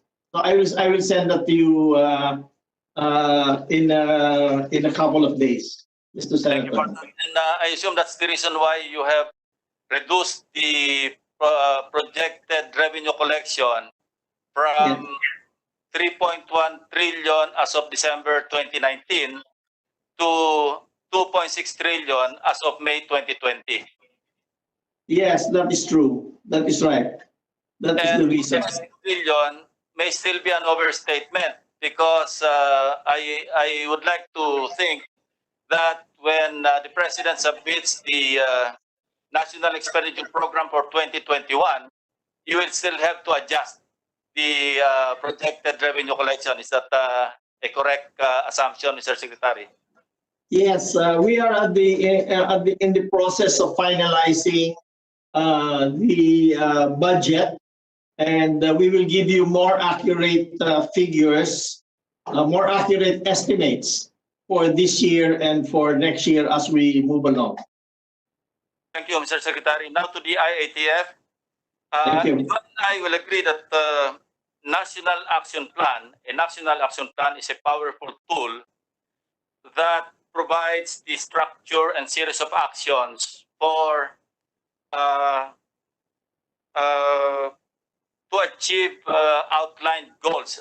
Is that a correct statement, Secretary Galvez or Secretary Vince? Yes, sir. Okay. My question is, do we have an approved National Action Plan? Or Yes, sir. I think the better question is, do we even have a National Action Plan? Yes, sir. We have, sir. We have presented it to the President, sir. To the IATF, sir, the National But Action Plan. you have not provided us a copy because for 7 weeks now, in my feedback to the President's report, weekly report, I have been asking for a copy of the National Action Plan. And if you're referring to what Secretary Carlo Nograles announced last March 25, that there's a National Action Plan that's contained in Resolution number 15, which was adopted on 24 March 2020. Ang sabi niya po dito, merong National Action Plan proposed na deemed approved or approving principle. Are you referring to the same document, Secretary Charlie? Yes, sir. Then we already put the literature on it, sir. Yun yung resolution number 15. Yes, sir. And we put the literature on it already, sir. And that's already the National Action Plan. Because ang napansin namin doon, ang concern lang doon, yung response phase or for response purposes. Alam niyo naman po na yung components ng National Action Plan, hindi lamang doon sa response, kundi it covers a wide array of phases, di ba? Yes, sir. In fact, sir, dalawa po kasi sir, yung IATF are the one doing the future ops. yung IATF technical working group is the one formulating yung future action. So the national action plan is rolling, sir.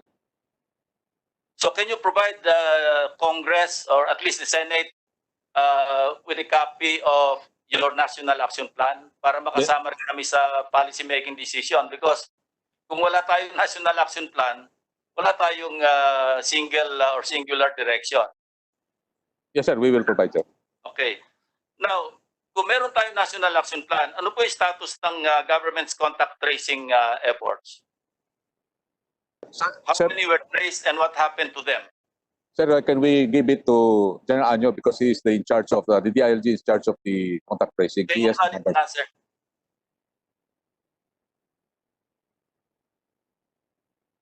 Thank you, Mr. President. Contact tracing was given to the IRG pursuant to IATF Resolution number 25, dated 17 April 2020. And as of now, the local government units have established all local contact tracing teams under the leadership of the mayor and the local. Very simply, how many were traced? And Yes, sir. what has the government done? For now, we have a total of 2,045 teams with How many 38,315. persons ang na-contact tracing? Meaning, kung merong PUI or PUM, yung old terminology na ginagamit, or unique, sabihin na natin unique, ano? Yes, Or Mr. President. lahat ng natapuan nun, yun ang tinatawag nating contact tracing. So ang tanong ko, how many, in terms of numbers, ano, ilan yung na-contact tracing ninyo? Total. A total of 171,786 individuals, and they are classified as suspect, probable. So yan po, total 171,786. 171,000? Opo, 171,786 Out people. of, as of May 19, ano, I have here the Yes, Mr. President. DOH Daily Situationer Issues 0120, ano? As of May 19, ang unique individuals tested, 199,284. Are you telling me that out of the 199,000 plus tested individuals, ang contact tracing nyo, 171,000 lang? Ito po yung na-trace natin, 171,786. Parang it doesn't add up, ano? Kasi yung isang tao, marami na contact yan bago siya na-test. So I don't think the 171,000 figure is accurate or even logically commensurate to the number of tested individuals, which to date, umabot na ng mahigit, actually 215,000 nakalagay dito as of May 19, total tests conducted. So bakit mas marami pa yung na-test kesa sa na-contact nila? Mr. Senator, can I please interject? Yes, please. Yes, thank you. Yung contact tracing is triggered largely by the confirmed cases. So kahit na marami tayong 224,000 tests done, only 12,091 were confirmed COVID-19. Now, of the confirmed cases with contacts traced, 10,461 yan, which accounts for about 87%. Now, for the close contacts identified and test, 61,859 po. So, yun po yung amin figures. Baka nagkaroon lang ng konting problema sa reconciliation ng mga figures. So 1:6. Mr. Senator, 1:6 po ang case to close contact ratio. Una mo ng tanong, siguro ang mas magandang tanong, anong basis nyo para mag-test sa isang tao? Mr. Chair, Mr. President, una-una pong base natin dito ay ito po ay mayroong symptoms at kailangan sa i-test. Yun na bang mga suspect, I mean yung mga close contact na wala namang symptoms, they can be placed in quarantine. So we put priority on those with symptoms, Mr. President. Oh, okay. Secretary Sige. Galvez wants to respond to the question of Senator Lacson. Sir, Secretary Galvez, go ahead. Sir, actually, sir, kaya mataas ang number ng testing natin because of we ramp up the testing. Karamihan po ng tinetest natin doon is with symptoms at saka yung mga PUIs at saka PUM. Kasi yun po ang strategy po natin na tinatawag na carrier-centric. So karamihan po sa mga contacts at saka mga probable contacts ay nakuha na po natin. So that's why nakita natin tumaas po yung ating numbers to 12,000. Yung kaya po makita po natin na yung ating 175 na PUIs at PUMs, ito po yung current na hindi pa po natin natetest. Okay, thank you. For DOH, how much of the 6.19 billion pesos plus I think another 1.5 billion pesos released to DOH has been spent?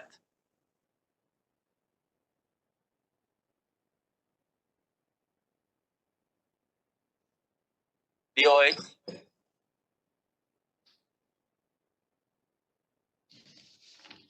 Secretary Duque?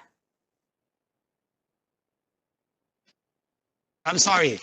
I'm just looking at the figures. The DOH proposal is 67.62 billion, but the DBM approved 45.72 billion. That is the difference of 21.9 billion, but the utilization rate, where's the utilization rate? So I'm only referring to the COVID-19 expenditure, Mr. Secretary. This is essentially all for COVID expenditures, Mr. Senator. Okay. Magkano na po yung nagastos ninyo? Nagastos po namin 35.2 billion, which accounts for 77.06%.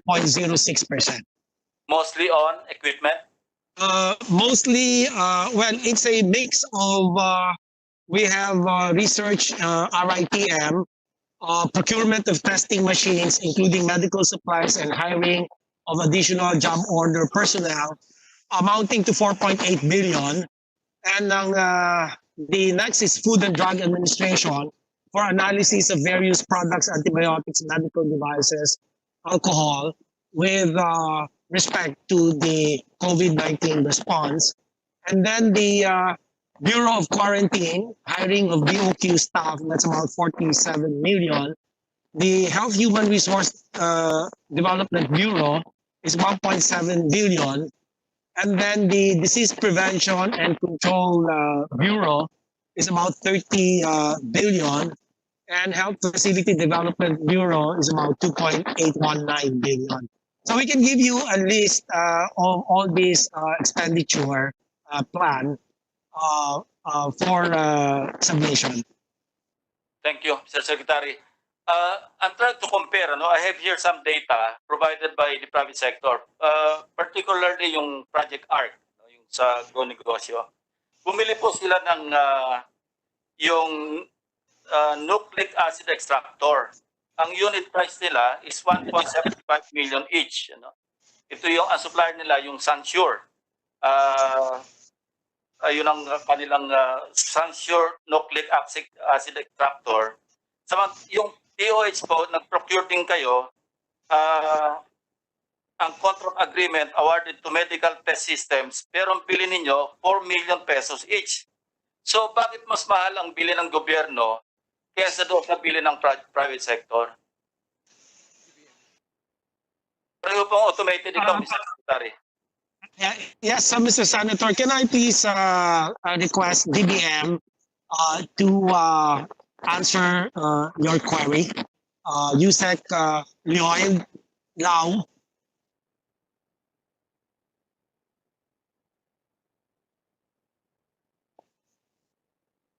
Yusek Lloyd Lau, please. Yeah, machine.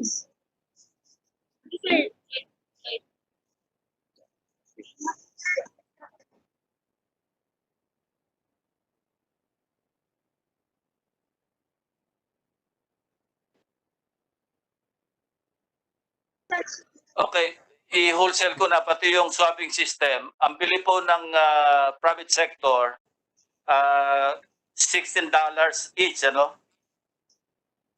Yung bili naman ng DOH, $30. Bakit po doble?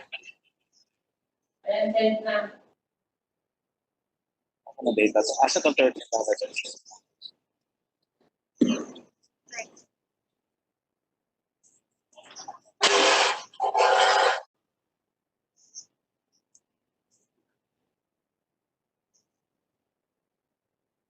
Ano yung APR? Mr. Senator, habang wala pa po yung si Yusek Lau, I would like to reassure the good senator that I have already instructed my Yusek for Admin and Finance and all the program managers and end users to provide us all the necessary documents. If and when an investigation will happen, we will cooperate fully. But on another note, I also would like to underscore the fact that none of this was directly procured by the DOH. We had to ask the support, the help of the PSDBM, precisely because at around that time when we were ramping up or beginning to ramp up our testing capacity, there were like 56 of our people, including senior officials, who had to be put on quarantine. And another reason is that we believe that the PSDBM has a much wider network of local and international suppliers that we were thinking they would be able to get at very, very competitive, if not very reasonable pricing points. Okay, now on... Hi, Senator. We'll just wait for Yusek Hi. Lau. Hi, Senator. Good afternoon po. Yes, Yusek Lau, please enlighten us. Bakit sobrang mahigit doble yung Yes, presyo sir. ng gobyerno sa presyo ng private sector? Okay. Ang binili po ng private sector is Sunsure Notch CS fully automated nucleic acid extraction system. That is the brand and the machine manufactured in China, which some of our systems are testing labs are also using. But most of our testing labs are using manual. So I know that because I heard that Sunsure is the exclusive distributor, di ba? Yes, yes, that's true. PCR. However, PSDBM can only procure based on the APR, which is the agency purchase request issued to us by the agency requiring us to procure. Now, if they will issue to us an APR which is generic, pag sinabi nilang bumili ka ng extraction machine, we will bid it to all providers, and whoever has the cheapest, we will buy it. But since the APR issued to us is very specific, brand-based, pag specific and brand-based, you can only buy that specific brand, which is, in this case, Thermoscience Kingfisher. It's a, ano tawag to? Oh, saan ba to galing? This is... Excuse me, Yusek Lau. USA. It's violation ng Procurement Act, yung i-specify mo yung brand?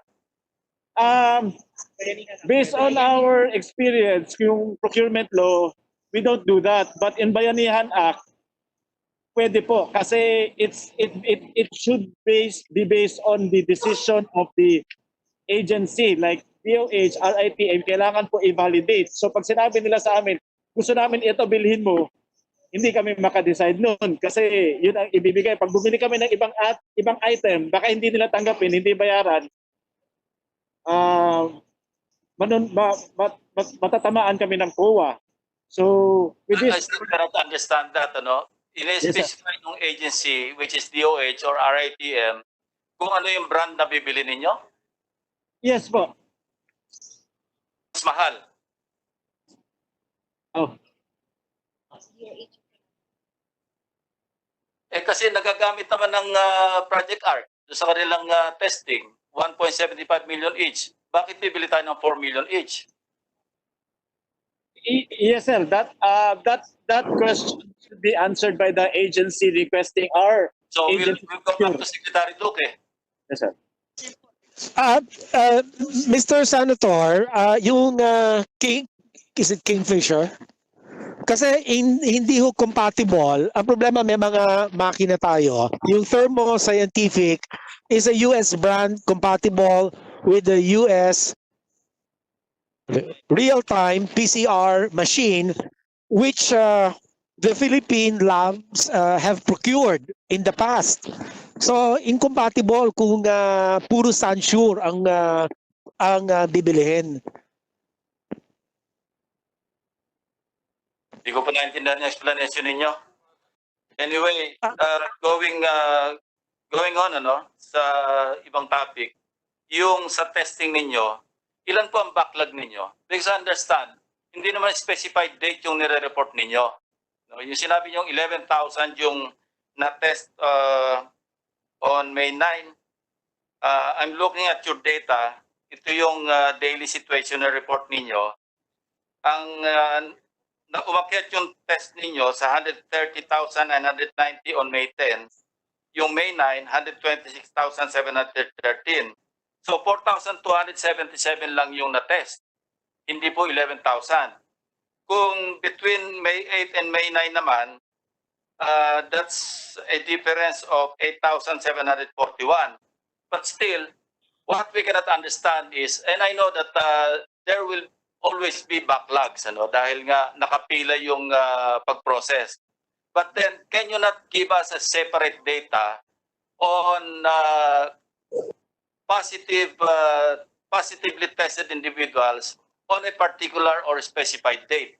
Meaning, kung nag-test kayo ng May 1, i-reflect nyo ilan yung nag-positive ng May 1. Kung nag-test kayo ng May 2, ilan yung nag-positive nung tinest nyo ng May 2? Hindi yung ang backlog ninyo as long as 14 days, no? I agree with you, Mr. Senator. Naka-link po yan doon sa date ng submission or extraction. Kung gaya na sinabi nyo, kung May 1, ilalagyan doon sa May 1 na submission ng specimen. Hindi po dapat sa bandang huli mapupuno lahat at magkakaroon ng lag. We have the data to present to you. What you're doing, what you're reporting to the public is not the accurate representation of the number of individuals tested versus those tested positive on that specified specific date. Tama po kayo. We will make that adjustment, but we can actually crank it out. Yung sinasabi niyo po, meron kami on a daily basis. Sino yung kahit na matagal lumabas yung test result na naging positive, but kung lumabas siya, naka-align siya on the date of the swab, on the date of the onset of symptoms. So marami po tayong pwedeng gawin to more closely approximate the real COVID picture for the day. Yes, because alam nyo, yung data accuracy is key to making sound decision, di po ba? Kasi kung ang policy natin is based on inaccurate data or out-of-date data, then mali yung decision natin. Tama po kayo, Mr. Senator. Kaya inaayos po natin ito. Marami po tayong mga kasamang mga data engineers, data scientists, data analytics, para mapaganda po natin talaga yung ating database on COVID-19. Meron po tayong kasama dyan ang WHO na meron bagong platform. Ito po yung COVID Kaya at malaki po ang tulong nito sa pagbigay po sa amin ng mga recommendations, sound decisions and policies on the basis of what you have said, a credible data that will support our decision making. Thank you, Secretary. My time is up, so I'll wrap up with the permission of my colleagues. One last, well, not a question, but a suggestion. Na, did I hear you correctly kanina that you're investigating the overpriced purchases? I said I have already instructed my Undersecretary for Admin and Finance to collate all the documents. Kasi I know that RITM and the end user, the program managers, are the ones who actually provide the specifications because PSDBM on its own cannot do that.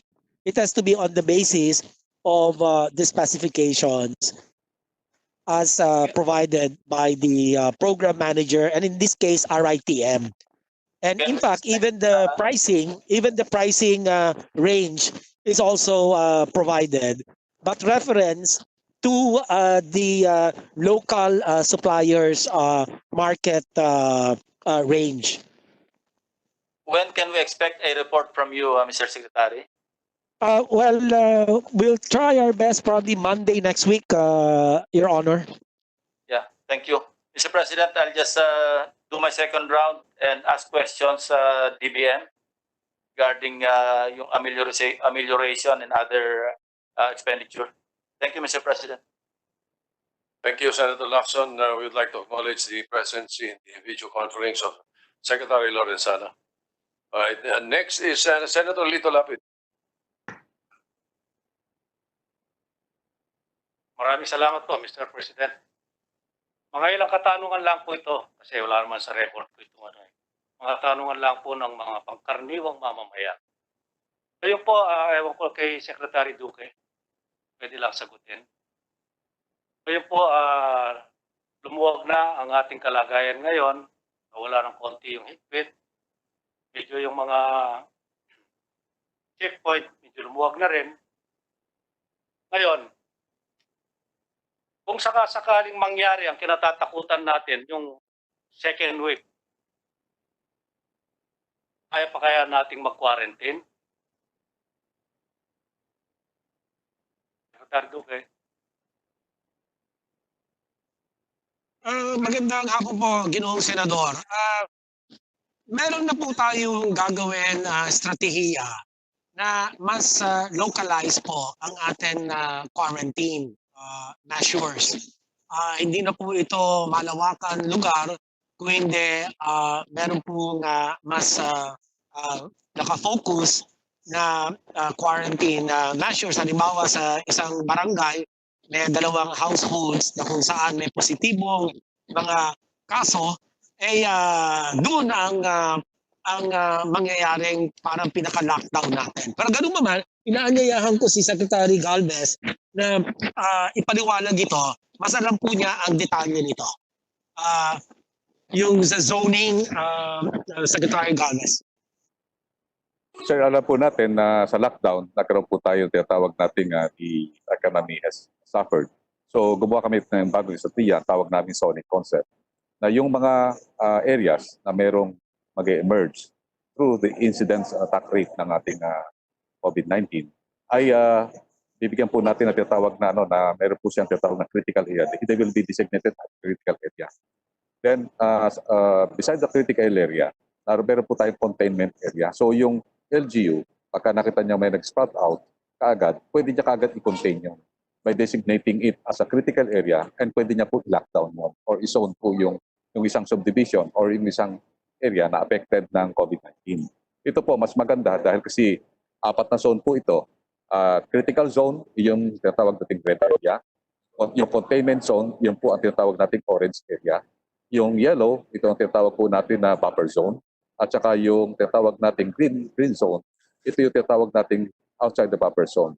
Yung outside the buffer zone po, ito yung mga economic areas po natin na dapat din natin i-protect. At saka dapat natin pong huwag po natin pabayaan na ma-infect ng COVID-19.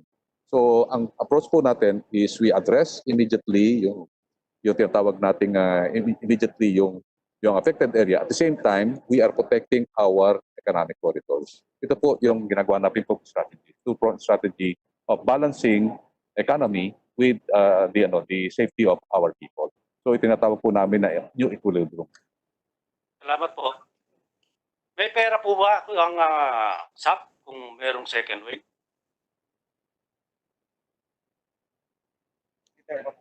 May second wave, may pera pa. Sir, si DILG po. Mr. President, dagdagan ko lang po sana yung sagot para kay Senator Lapid. Ang preparation din po ng LGU ay meron tayong a total of 1,445 quarantine isolation facilities nationwide. Kaya po mag-accommodate ng 144,058 persons for isolation. At sa mga special care facilities naman, meron tayong total of 584 at pwede capacity ng 10,730 beds para po sa may mga symptoms at ito ay both moderate and severe. So, in preparation for second wave, ay magagamit po natin itong lahat ng facilities nito. Doon naman po sa SAP or second tranche, in coordination po sa DSWD, ay hinihintay lang po na ma-liquidate lahat itong first tranche and we will start rolling out the second tranche, giving priority to the 5 million who were left out in the first tranche, Mr. President. Kasi po ang dami pong nagre-reklamo sa ating mga kababayan, lalong-lalo na po ang nanggagaling ang pondo sa inyo, sa LGU. Hindi po nakakarating ang mga SAP na binibigay ng gobyerno. At tatanong ko na rin po, ilan na ba ang nakasuhan yung mga local official? Dito po sa pag-distribute ng SAP, meron po kaming 183 barangay officials na ngayon po ay pinadala namin lang. buong Pilipinas po yan. Tapos meron na rin po kaming kinasuhan na 12. Ang 4 naman po ay kasalukuyang ipinafile at meron pa pong ongoing na 58 investigations. Ito po yung sa distribution ng ating SAP.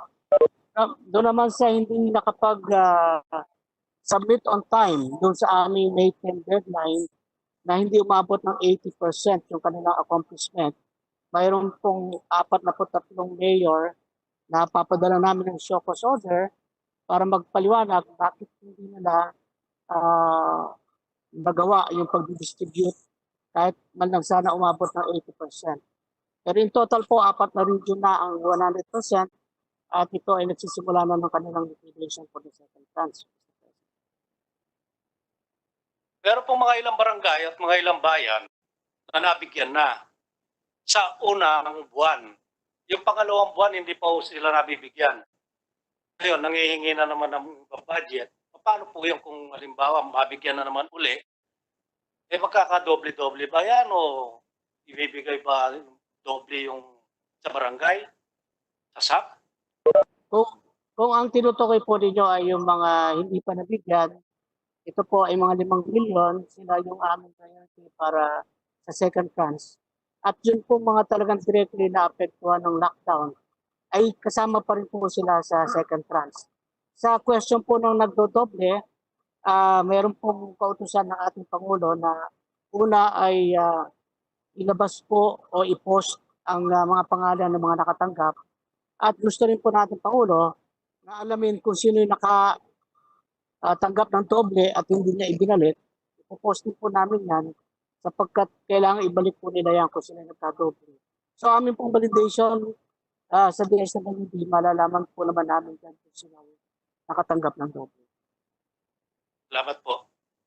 Makibalik ko lang kay Secretary Duque o kay Secretary Vincent Dizon.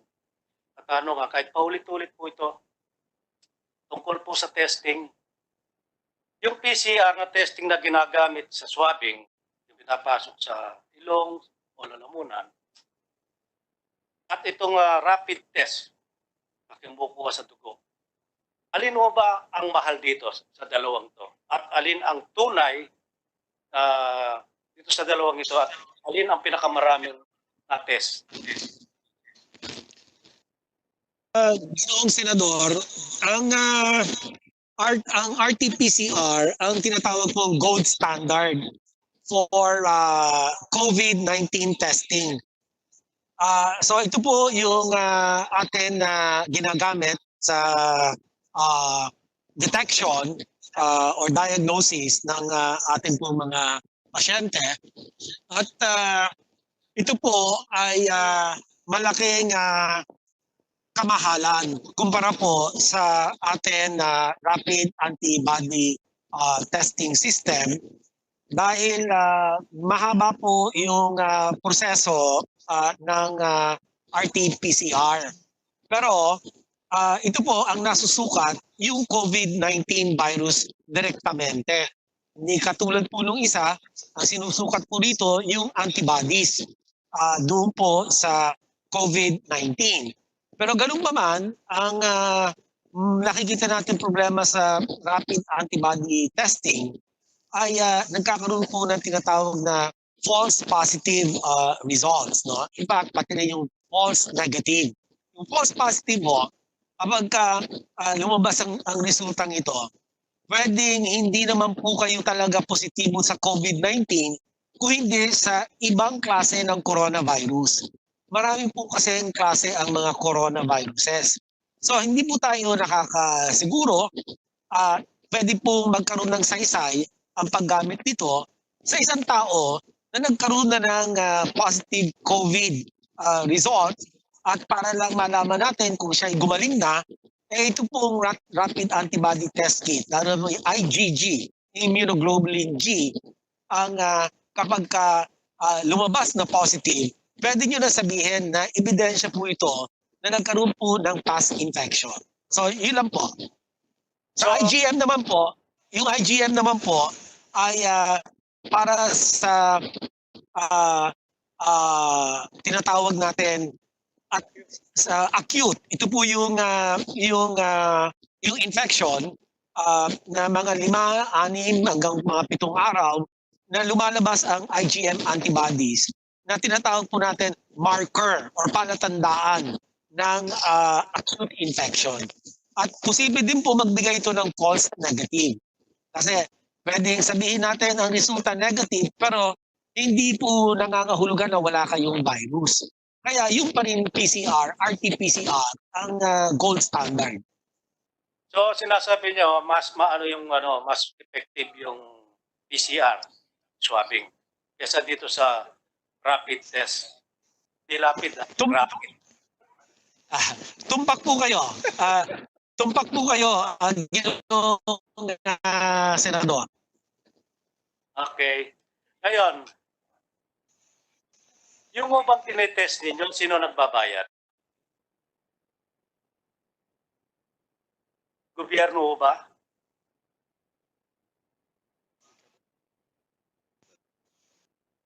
Ang PhilHealth po ang nagbabayad ng testing, Ginoong Senador. Iulit po, pakiulit. Ang PhilHealth, PhilHealth? ang nagbabayad ng testing gamit ang PCR. Okay. Magkano bawat test sa isang tao? Gaya po na nabanggit ko kanina, meron pong range yan, mga 2,000 plus to about 8,000 plus. 8,150 yung pinakamataas, pero depende po yan kung yung laboratorio ay nakatanggap ba ito ng donated na mga testing kits, nakatanggap ba ito ng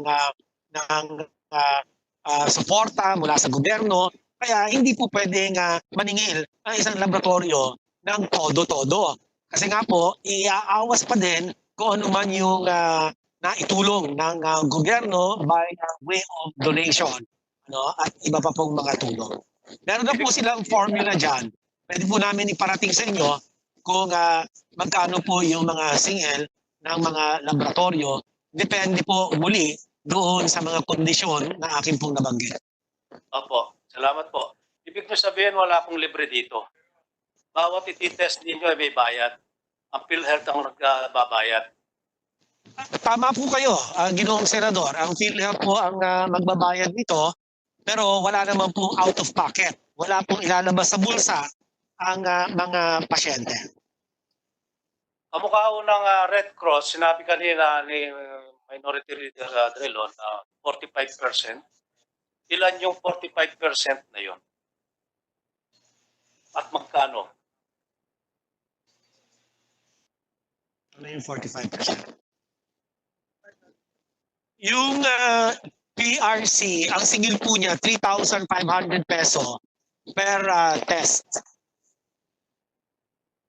Napakamahal din po, no? Walang libre. Ibig sabihin, kung isang tricycle driver gusto magpa-test, 100 million po tayo mahigit dito sa buong Pilipinas sa Pilipino. Paano nyo i-test lahat yan? May bayad pala, walang libre. Pagka member po so lang 100 million, yung gustong budget ng PhilHealth. Ginoong Senador, ang palibre natin basta member po ng PhilHealth, ay sasagutin po ng PhilHealth. Pero ipapakalibrate natin na sa PhilHealth kung ano yung mas tamang singil patungkol po sa kanilang fees. So, wag ko kayo mag-alala, kung member ng PhilHealth, sasagutin po ng PhilHealth. Puro libre na yun, di ba? Universal health. Hindi ba include dito yun? Pero Mr. Senator, hindi naman pwedeng lahat magpapatest. Meron po tayong mga category or may mga criteria for doing the test, Mr. Senator. So, depende po yan sa kanilang kondisyon. Meron po tayong 4 na klase ng mga tao na dapat sumailalim sa testing. Una po, yung subgroup A, yung mga tao po na may history of exposure sa biyahe, sa lugar na meron pong COVID transmission at meron pong exposure sa positive COVID patient. At ito po yung mga pasyente o healthcare worker na mild ang sintomas, isa po yan sa mga dapat isailalim sa COVID PCR test. Yung pangalawa naman, yung mga severe and critical na mga pasyente at healthcare workers na sila po yung mga vulnerable, kung tawagin, mga matatanda, na meron pong mga pre-existing medical condition katulad ng hypertension, diabetes at saka COPD, ayan po ay kinakailangan din ma-test. At pangatlo po naman, may yung mga pasyente o mga healthcare workers na meron hong travel history at exposure sa positive COVID patient pero mild ang kanilang pong sintomas. At yan ay kailangan din po isailalim sa testing, lalo na ngayon na umabot na po tayo sa 8,000 daily testing capacity. At ang pang-apat naman po ay yung mga walang sintomas, ngunit meron po silang tinatawag natin, ito yung PUM, yung persons under monitoring, ay pwede na po rin silang i-test kapag umabot na po tayo ng past 8,000 daily testing capacity. Yun lang po. Maraming salamat po. Maraming pa sana akong katanungan, kaya lang maraming gusto magsalita rito at magtanong. Yun lang po, maraming salamat po. Thank you. Maraming salamat po, Ginoong Senador. Hindi naman sa second case, but you still have a lot of time. Anyway, para mapagbigyan nyo yung mga kasama natin. Next in line is Senator Sherwin Gatchalian. Maraming salamat, Ginoong Pangulo. I'll just build on what the other senators have already discussed earlier, especially on testing. Marami na hong naitanong na detalye at mga konsepto, pero gusto ko na ipagpatuloy po yung mga ibang katanungan doon. And ito po ay para kay Secretary Duque. Secretary Duque, in a perfect setting, sana ho nagkaroon ho tayo ng malawakang testing. No? When I say testing, PCR testing, noong naka-lockdown ho tayo. Dahil yung mga tao na sa bahay lang at hindi ho sila lumalabas. Pero alam ho natin na hindi ho ganun mabilis yung pagbuo natin ng testing laboratory, and until now problema pa rin po yung testing laboratories. Nag-MECQ na ho tayo at in a few days, in 1 week, tingin ko magdi-GCQ ng Metro Manila. Sa MECQ pa lang ho, lumalabas na ho yung mga tao. Pero hanggang ngayon, hindi pa ho tayo nagkakaroon ng malawakang testing. Ngayon, Secretary Duque, para sa akin, parang papunta tayo sa isang napakalaking problema. Lumalabas na yung tao at wala pa ho tayong malawakang testing. Ano po ang nakikita niyong worst case scenario ho dito? Dahil hindi natin tinake advantage yung pagkakataon during ECQ na mag-testing tayo. Ngayon lang ho natin ginagawa yun. And ano yung worst case scenario na nakikita niyo po?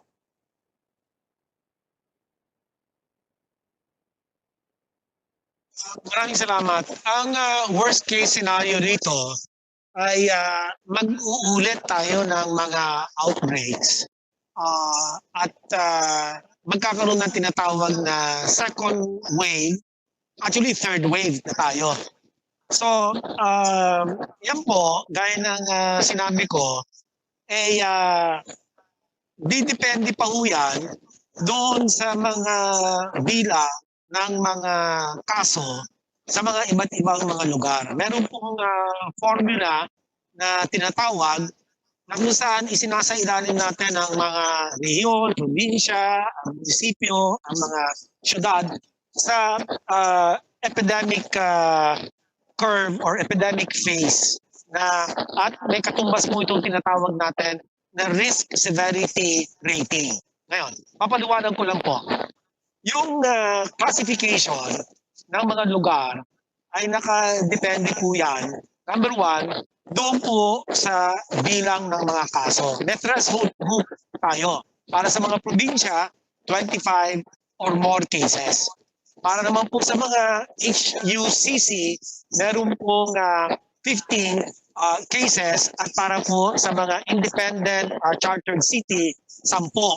Ito po yung mga numero na dapat bantayan natin para masabi natin na ito bang mga lugar na ito ay nagkakaroon na ng outbreaks at kinakailangan po ay masukat ang dalawang tinatawag natin metrics. Ang case doubling time at saka yung pangalawa po, yung critical care utilization rate.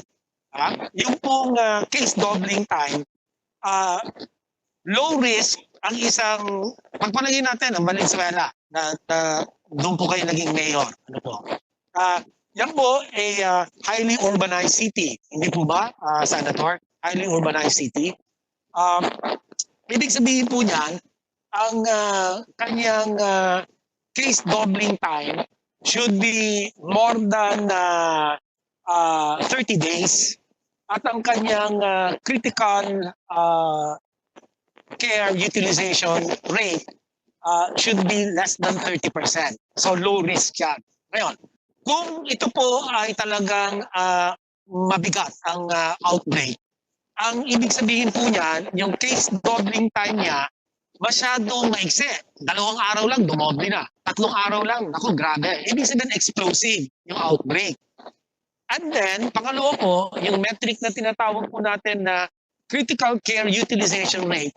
Pagka lumampas ka ng 70% ng iyong existing health systems capacity, tinatawag po dyan as a acceleration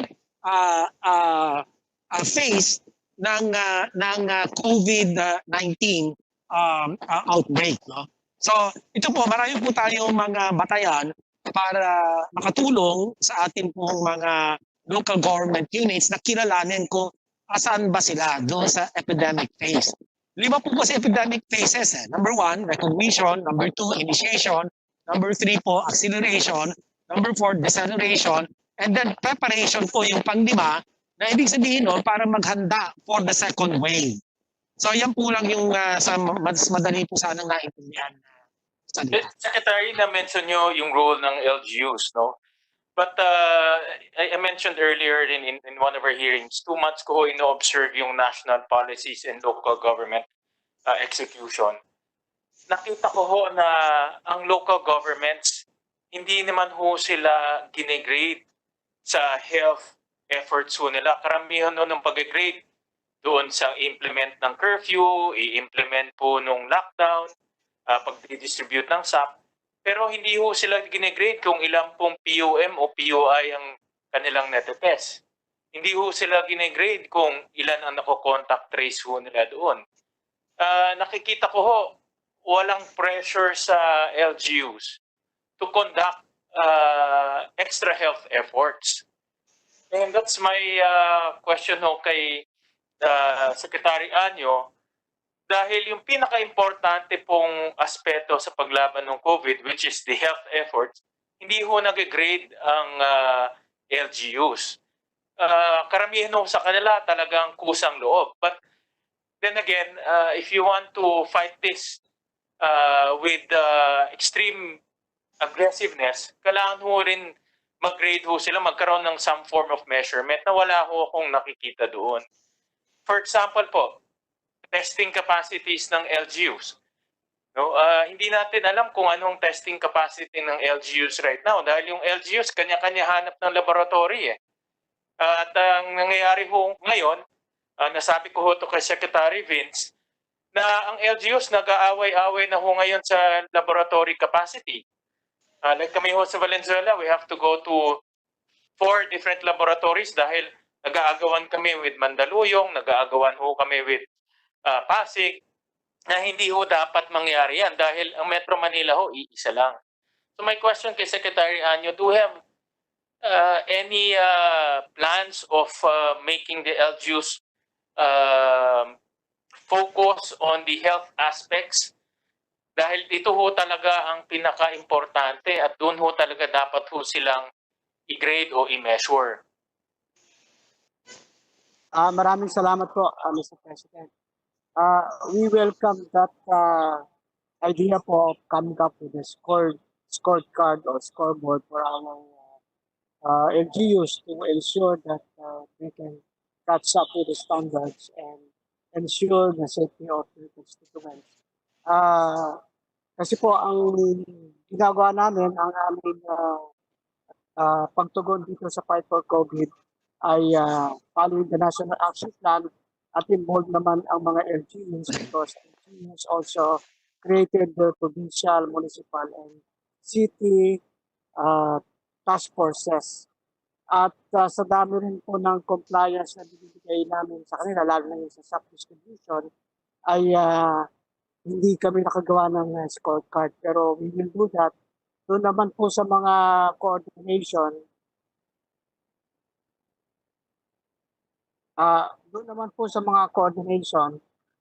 patuloy po yung aming mga pag-uusap, lalo dito sa National Capital Region, to the MMDA, at naisasayos namin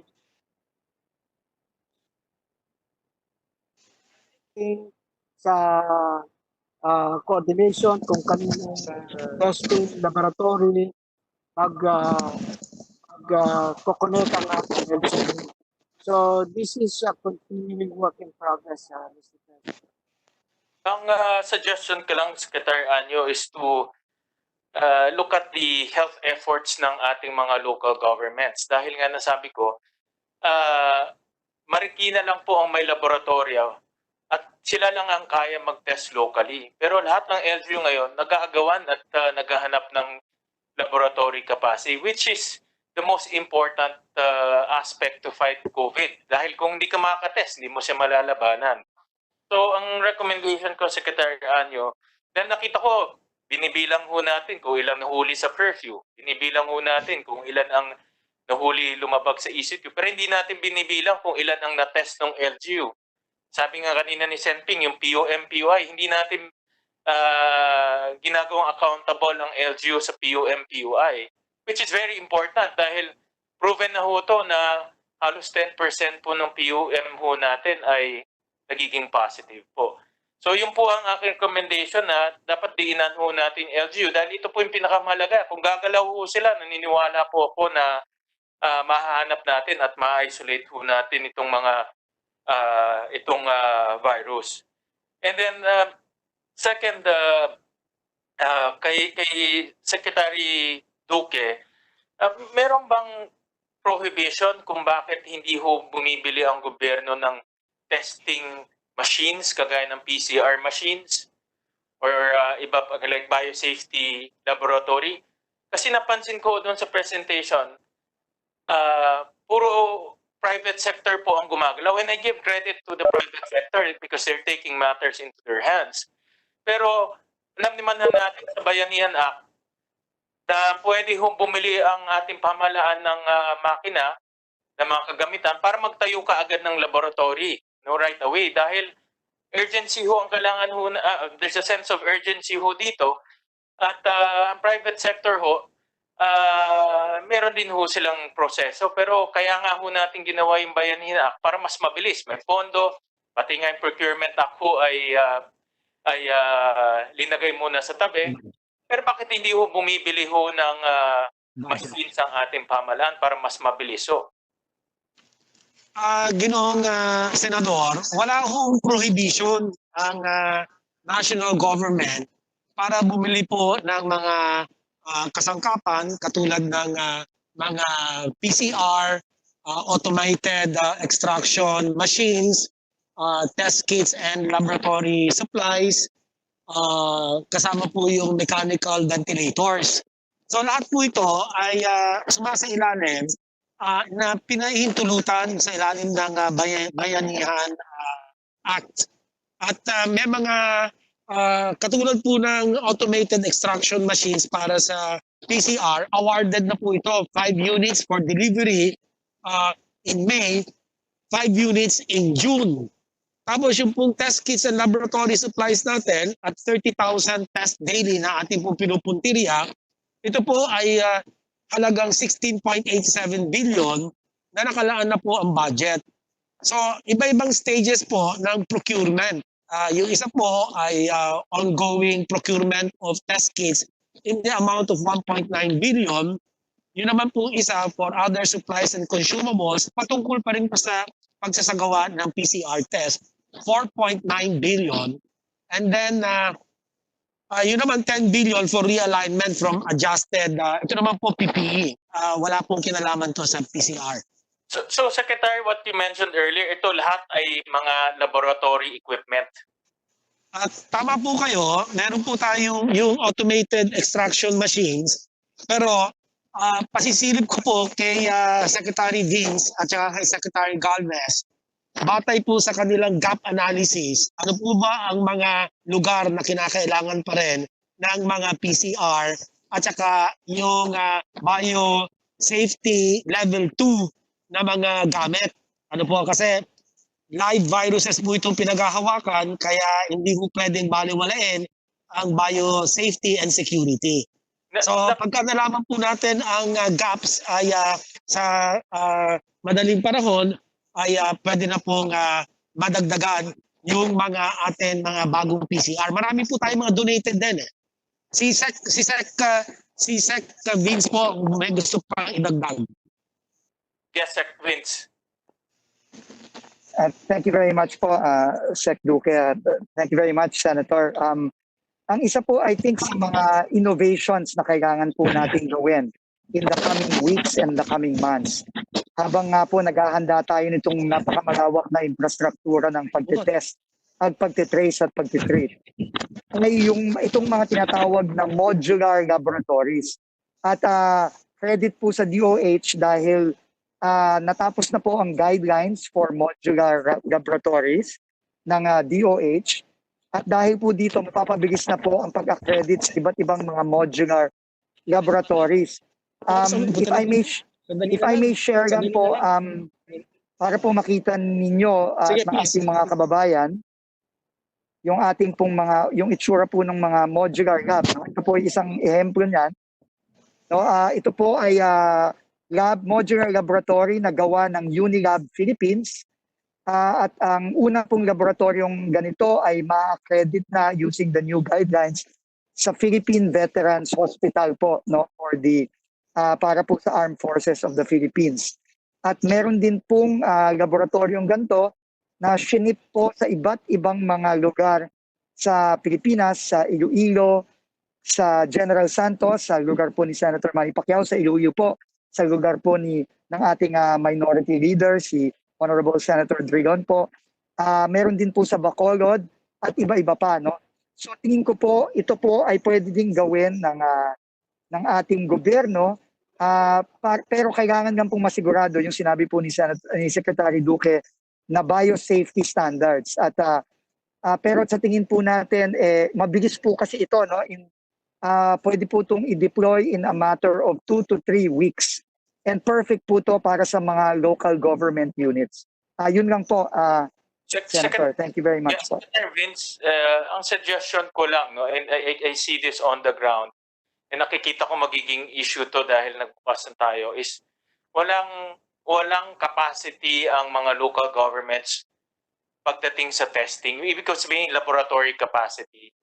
And ang suggestion ko nga, and I texted you this, is maraming LGUs gusto magtayo ng laboratory dahil alam nila na kailanganin nila mag-test. Especially sa highly urbanized cities dahil malalakayan. Ang suggestion ko is to use the Bayanihan Act to procure machines at ibigay na lang sa LGUs at sila na mag-test locally. Para ho hindi sila nakikipag-agawan ho sa mga private laboratories, sa ibang LGUs, sila na mismo ang mag-test at sila na mismo ang locally ang gumawa ng kanilang testing strategy. Kaysa nakikipag-agawan ho sila sa private sector. So, yun po ang aking suggestion dahil time is of the essence and ang kinakatakutan ko once na nag-GCQ tayo, mas mahirap po yung trabaho dahil ang tao ho pwede nang lumakad, pwede nang pumunta ho sa mall, pwede na mas mahirap po for the LGU hanapin sila. And lastly, kay Secretary Duque, with these conditions, no, nag-MECQ na tayo, nag-GCQ, papunta na ba tayo sa tinatawag ng herd immunity?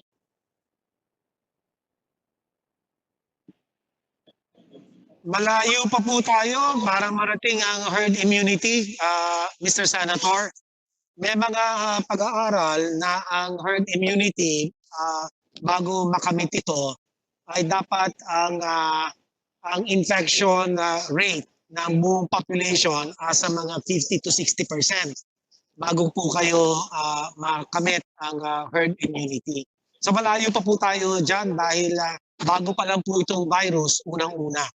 At kinakailangan magsagawa pa ho ng mga zero prevalence studies, mga parallel clinical trial studies patungkol po sa kanilang immunity status. Kaya mag-aantay pa ho tayo ng mahaba-habang panahon bago makaabot tayo ng herd immunity. With the indulgence of Senator Gatchalian, hindi bale kung may gamot. Huwag na yung vaccine, matagal pa yun eh. Pero kung may gamot, hindi ka matatakot to sa herd immunity. Hindi po ba, Secretary Duque? Yan ang importante na mahanap ng FDA or ma-approve ng FDA yung mga lumalabas na mga gamot. Sa kasalukuyan po, Senate President, meron po tayong 5 gamot undergoing clinical trials. Ito po yung tinatawag na WHO-initiated solidarity trials. No? Ito po yung remdesivir, antiviral po yan, may lopinavir and ritonavir, at saka meron din po tayong ritonavir, lopinavir, plus interferon beta 1 alpha. At meron din po tayong hydroxychloroquine and chloroquine. Lahat po ito ay tinatawag natin mga off-label use na mga gamot na sa COVID infection, ngayon lang pong susubukan. Kaya pagka naging maganda po sana ang kalalabasan nito, ayan na po siguro yung gamot na binabanggit ninyo, Ginoong Senate President. Yung Avigan. Yung Avigan, ito po yung Paviravir. Ito po ay antiviral din na sumali din po tayo sa clinical trial. Ang nagpasimulo naman ang Japan. At nagbigay na po sila ng mga ilan libong mga gamot para po sa ating clinical trial at sana po ay yung clinical outcome na mas mabilis gumaling ang pasyente o shorten ang recovery period ay maging ito po sana makamit natin sa mga trials na ito. All right, Senator Gatchalian. Secretary and the IATF team, ako naman ho ay hopefully ho malayo pa tayo sa tinatawag na herd immunity. But sa mga nakikita ko, dahil nga ang pagtaas ng testing capacity natin ay masasabi kong mabagal at nakita ko ho na in the last 1 month and a half, tinaas ho natin ay from 2,000 to 9,000. Pero ang target ho natin in the next 2 weeks is about from 9,000 to 20,000 in another week to about 30,000. So meron pa tayong 20,000 na hinahabol po in a span of about 2 weeks to 3 weeks. Looking at the history, hindi po ako masyadong optimistic na aabot ho tayo dyan sa 30,000. And then may problema pa ho tayo sa supplies. Dahil naranasan ho rin namin sa Valenzuela, kahit na meron kang capacity, kung wala kang mga extraction kits at supplies, nagiging problema rin. So ang ano ko lang naman ho sa IATF and kay Secretary Duque is to empower the local governments. Yan lang po ang pwede natin gawin for now dahil sila po yung gumagalaw. At siguraduhin ho lang natin from our suppliers. No? Dito na papasok po yung political goodwill na makakakuha tayo ng constant supply of extraction kits and other supplies for the testing. Dahil agawan ho talaga sa buong mundo. Ay naranasan rin ho namin yan. Ito high-level political goodwill na ho ang gagamitin. At in the next, nakikita ko in the next 30 days, very critical sa atin because we're moving to an open economy. So, yun lang po. Ginong Senator. Go ahead, Secretary Duque. Ibig ko rin pong bigyan din na ang laban sa COVID-19 ay hindi lang po sa testing nakukuha. Meron din, baka po natin nakakaligtaan, meron po tayong tinatawag po na non-pharmaceutical interventions. Ano po? Kasama po ito ang frequent hand washing, cough etiquette, social distancing, wearing of mask, surgical or cloth mask, yung pong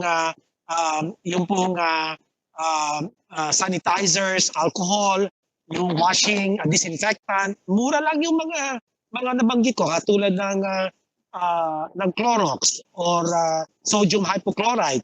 Ito po pagka ginamit natin pampunas sa mga lapag, sa mga lamesa, sa mga upuan, sa mga iba pa pong mga gamit, ay makakatulong po ito. Pangalawa, meron po tayong tinatawag na engineering controls. Ibig po sabihin ng engineering controls, maglalagay po tayo ng mga kinakaukulan barriers, mga plastic separators, mga tarpaulins na pwede hong mahiwa-hiwalay para lang makasiguro tayo we will be able to reduce transmission, reduce contact, and reduce vulnerability ng ating po mga kababayan. So marami po tayong pwedeng mga gawin na to complement the testing. In fact, gusto ko rin bigyan din ngayon po na dapat siguro atasan natin ang inyo pong mga local health systems na pag-igihin po, paigtingin ang tinatawag natin surveillance, active case finding. Kahit na walang testing, basta meron ka na nakita na may sintomas ng parang influenza-like symptoms, kunin mo na siya kaagad. I-isolate mo na kaagad.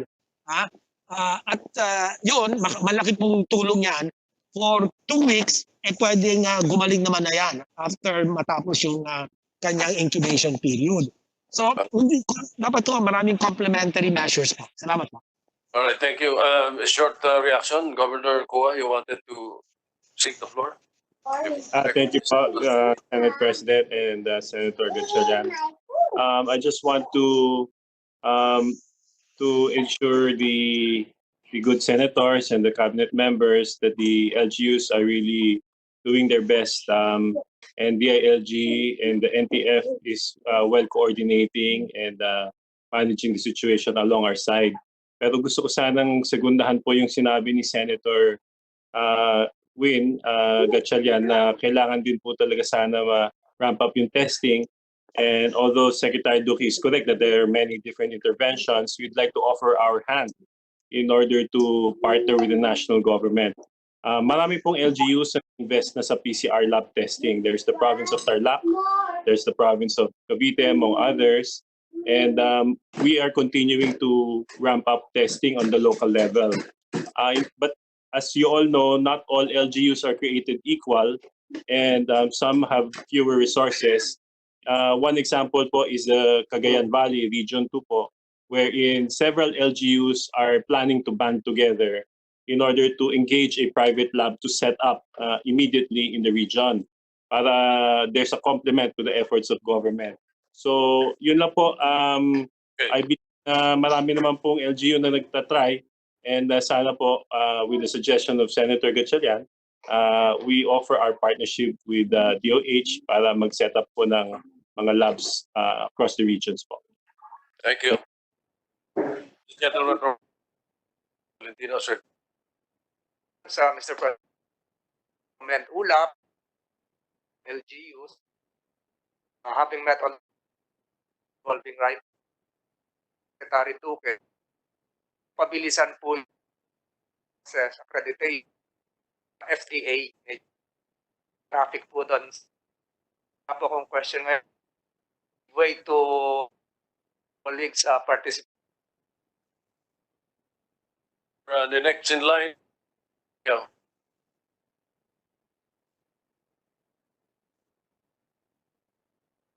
Senator Pacquiao.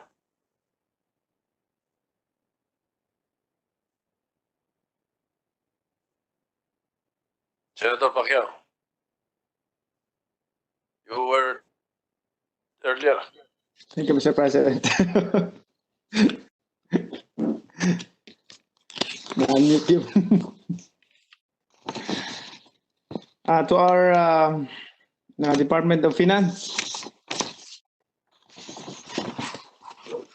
good afternoon. Good afternoon, Senator. Good afternoon, Secretary. Sir.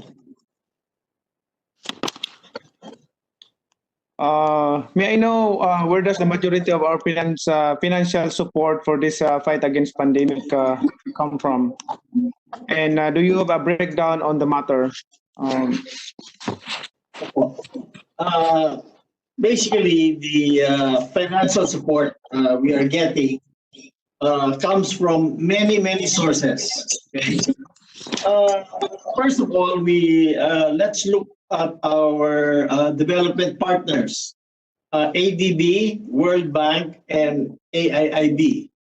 ADB has already provided us total grants and loans of $3.933 billion US dollars.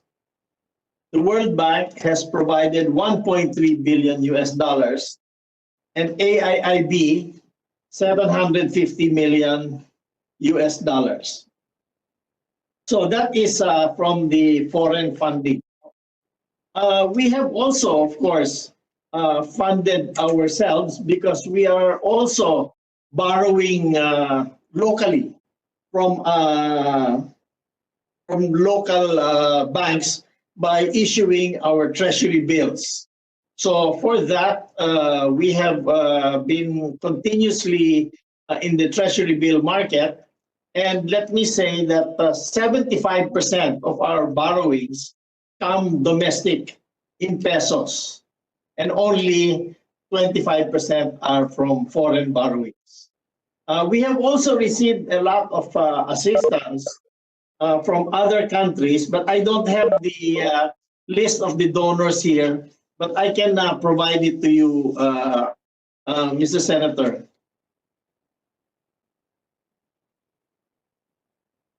I can't hear you. Sorry, no sound.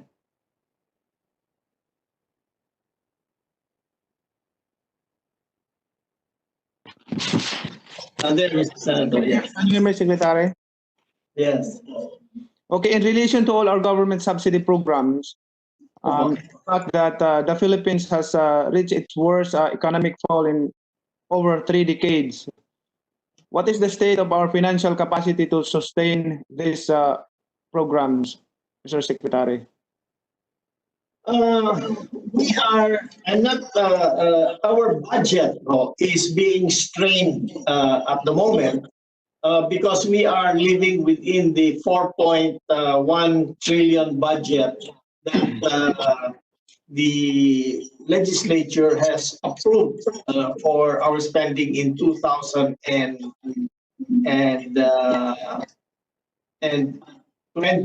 So basically, what we are doing, because you gave the president the power to realign the budgets, we have worked within our current budget. Ang problema ho natin, yung collection ng taxes natin bumagsak. So we've had to borrow from abroad. Now, how we can sustain this? Actually, we have still a little amount, some amount of debt ceiling, kasi we have borrowed very little in the past. Ang total debt to GDP natin as of the end of 2019 is 39.5%. 39.6% of GDP. We project that we will probably increase this to close to 50% of GDP in order to support the most vulnerable members of our society during this COVID crisis. We have enough leeway to do so. So, Mr. Secretary, the government is relying on tax income. Yes, but our tax revenue has really dropped compared to last year and compared to our target. But we can provide you with the figures in later. Do you have a data? May I know what's the percentage of the collection of tax income and the non-tax revenue, non-tax revenue income and tax revenue income? Do you have a data right now? Yes, sir. Our total from January to April 30, our total tax revenue was 511 billion pesos, and our non-tax revenue was only 17.2 for the BIR. Yes. Very small lang ho yung non-tax. Yung non-tax ho, basically they are fees and that. So it's not very high. Okay, thank you, Mr. Secretary. In the event that there will be a second wave of a source of COVID cases in the country, in another strict ECQ will be implemented, are we financially stable to sustain a continuation of these government subsidy programs? If we have a second wave, as Secretary Duque explained, we will probably lock down on smaller areas.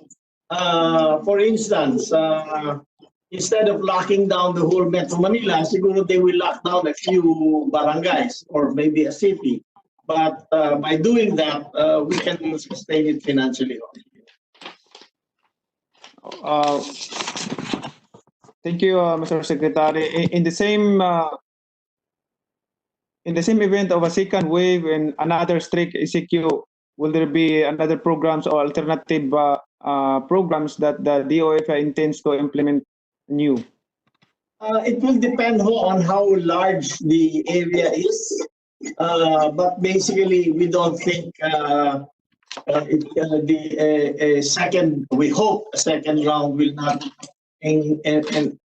cover, let's say, the whole of Luzon or even Region 4, Region 5. I think the plan or by the IATF, as headed by Secretary Duque, is going to be localized lockdowns. Thank you. And also, Mr. Secretary, it was announced that the President Duterte economic managers are studying the possibility of asking budget to aid the pandemic response. Furthermore, it was stated that this can only be done if DOF has identified new sources of revenue. Yes. This, have you identified new sources of revenue? If not, No, sir, we have not. We have no new sources of revenue at this point in time. As we are following the suggestion of the Senate President that we will not propose any new taxes. Those are really of the new sources of revenue.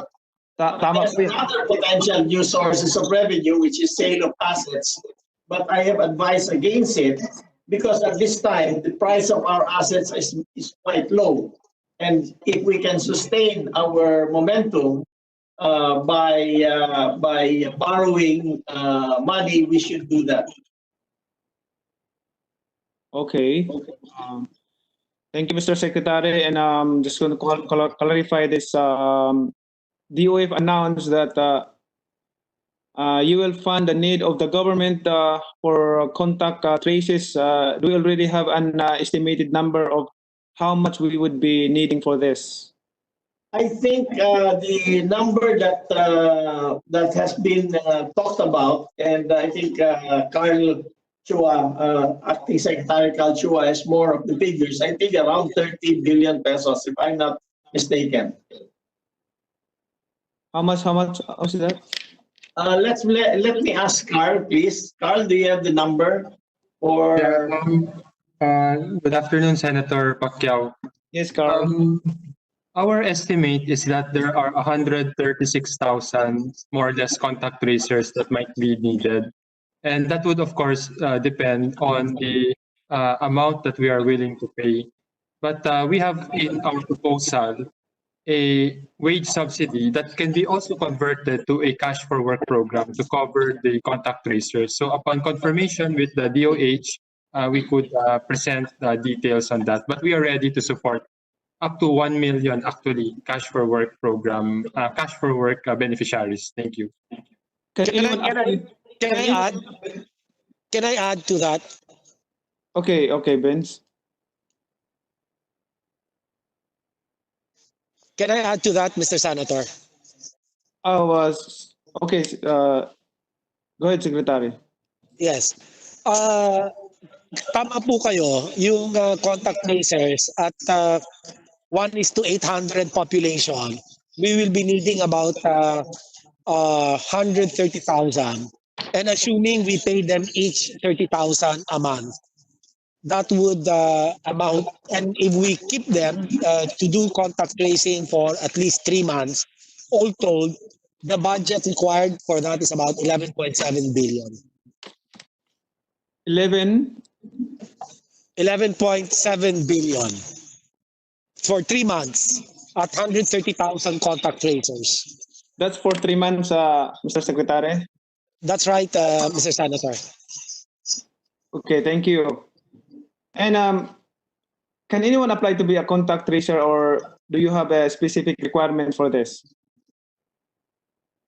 Meron pong competency ang mga contact tracers. They should be able to communicate well, because contact tracing is really going to the communities, going to the families, and it's not easy to do contact tracing, sa totoo lang po. Kaya meron din pong set of skill, knowledge, and yun na nga po, yung competency kung tawagin po natin. But we can already provide the training to develop such competency. They should know how to use IT. Yung po kasing stay safe, ito na po yung ating tinatawag na application sa telepono para yung mga frontliners po, yung mga contact tracers, they will just input the data about the contacts of a confirmed COVID patient. So yung meron din po IT literacy na tama ho. Thank you, Secretary to Secretary Dominguez. Yusik Beltran announced that the country would have a harder time battling the pandemic with the onset of the rainy season. However, he assured us that we have various programs and measures to help our country's economy recover from this pandemic. What are these programs and measures? May I know, Mr. Secretary? Yes, we have 4 pillars. Our program, as we mentioned earlier, is a 4-pillar program. The first pillar, which we have already begun implementing, is the emergency support for the vulnerable groups. And for that, we have a total of 595 billion pesos. And half of that is the support to the low-income families, both in the informal sector and in the formal sector, which are the employees of the small SMEs. We have also the expanded medical resources program, where we are spending 58.6 billion pesos. And half of that is really to subsidize PhilHealth. We are also procuring 11 billion pesos worth of protective equipment and another 12 billion pesos on hospital beds and ventilators, etc. The third program that we have is working together with the BSP. And this is monetary policy, and the total amount of the monetary policy and monetary lightening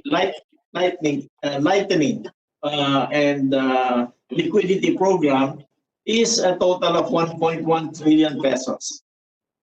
We are also have a 4th pillar, and essentially we are planning to spend a total of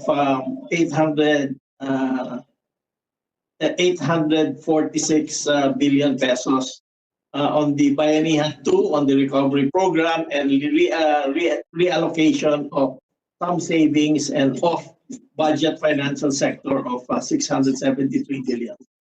So we have these programs in place, and we are already implementing them. Okay. Senator Pacquiao and Secretary Dominguez, there is an announcement received by Senator Lacson from the palace. Senator Lacson? Yes, Mr. President, with the indulgence of Senator Manny Pacquiao, I just received a question from the Executive Secretary that cabinet members are needed in Malacanang. So, it's up to the Senate President. I think we should wrap up with Manny. There's one question that was forgotten by Senator Tolentino, and then we recognize Senator Villar, and then let's talk about it right after that, after Senator Villar. So in the meantime, Senator Manny, you still have time, but would you like to wrap up? Okay, Mr. Secretary, I will continue my question in the next day. My questioning, mayroon pa akong ibang dapat malaman o bagay na lang, but at this moment, thank you, Mr. Secretary. Kasi may tatanong ako doon sa ibang agency. All right. Thank you, Senator Pacquiao. What is that thing you forgot, Senator Tolentino? Yes, sir. Relative to the contact tracers that procurement is planning to deploy, may we remind Secretary Carl that May 2020 is supposed to be the census period. And to administratively overlap this, NEDA and DOF can find a way to, if it is not hazardous to health, multitask the contact tracers to become census enumerators, which is likewise needed by NEDA and the Department of Finance for purposes of statistics. I don't know how can this be done, because they will be deployed in the whole country, countrysides, Mr. President. So siguro makakatipid tayo kung paano gagawin ito. This may sound foolish, but this is the census period. Every 5 years, the last census we had was 2015. So ang tanong ko po, postpone na ba yung census ng 2020, Secretary Dominguez? And can my suggestion be taken into consideration? Nakatipid pa tayo ng konti. May I answer that? Sorry. Go ahead, Carl. Yeah, if I may answer that, Mr. President, Senator, I have been in discussion with the Philippine Statistics Authority, and we are proposing to move the census from May to September for safety reasons, and also because we can do the census and implement that better when it is safer to do so. And we would like to send a letter to both houses to seek your indulgence because of this very difficult time. Thank you. Senator Cynthia Villar. Very technical. Mr. President, I want to ask something from the Department of Health. Okay. Pakinggan nyo nga. We have a Las Piñas General Hospital, a DOH-operated hospital in Las Piñas. And in the beginning of the coronavirus, I asked them to build a laboratory for doing the test. And offhand, they said that they cannot do it. So I was disappointed. So I would like to ask the DOH secretary if that is still possible, because I've seen that there are many labs which you send to different places in the Philippines. So I want a lab for the Las Piñas General Hospital because right now, nakapila kami sa RIT. So I want to ask the Secretary of Health. Ma'am, Yes. Madam Senator, Yes. we can, the hospital, I believe, also has its own laboratory, existing laboratory. Ano po? Maybe the first step, ma'am, is to give them the self-assessment form para makita kung ano po yung kanilang mga kakulangan at kung ano po yung mga dapat i-expand.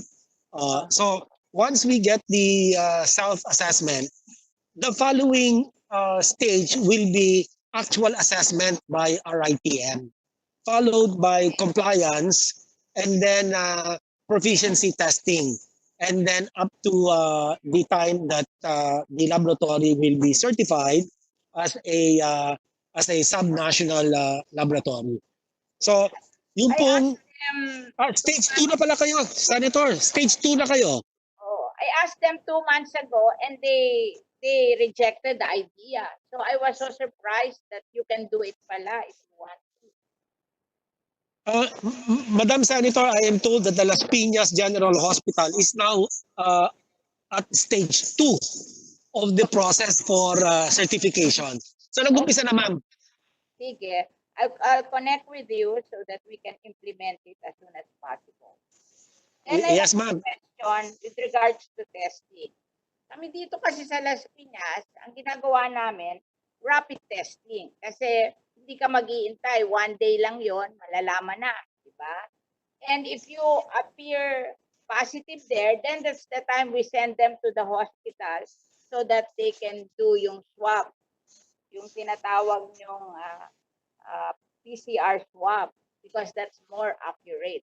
Because in fairness, yung mga nag-positive, baka hindi naman talaga sila positive kasi hindi masyaradong reliable ang rapid testing. So, do you agree with that? Tama po kayo, ma'am. Kinakailangan ng paggamit ng rapid antibody testing should be in conjunction with PCR testing. So, confirmatory pa rin talaga ang PCR. That's why, if you are negative sa rapid testing, then we allow them to work. Diba? Walang asymptomatic naman sila. Then, if they're positive, then that's the time we send them to the hospital to do that PCR swab. Is that a correct process? Pwede po, ma'am, ganito po. Pagka negative, yung symptoms, ma'am, ay negative, at the time na papasok na, kailangan din po, dapat hindi siya nagkaroon ng symptoms for the last 14 days. So hindi yun At makikita kung sa rapid testing kasi we're willing to finance the rapid testing. It's only 600 pesos per person. That's what we did in the Senate eh.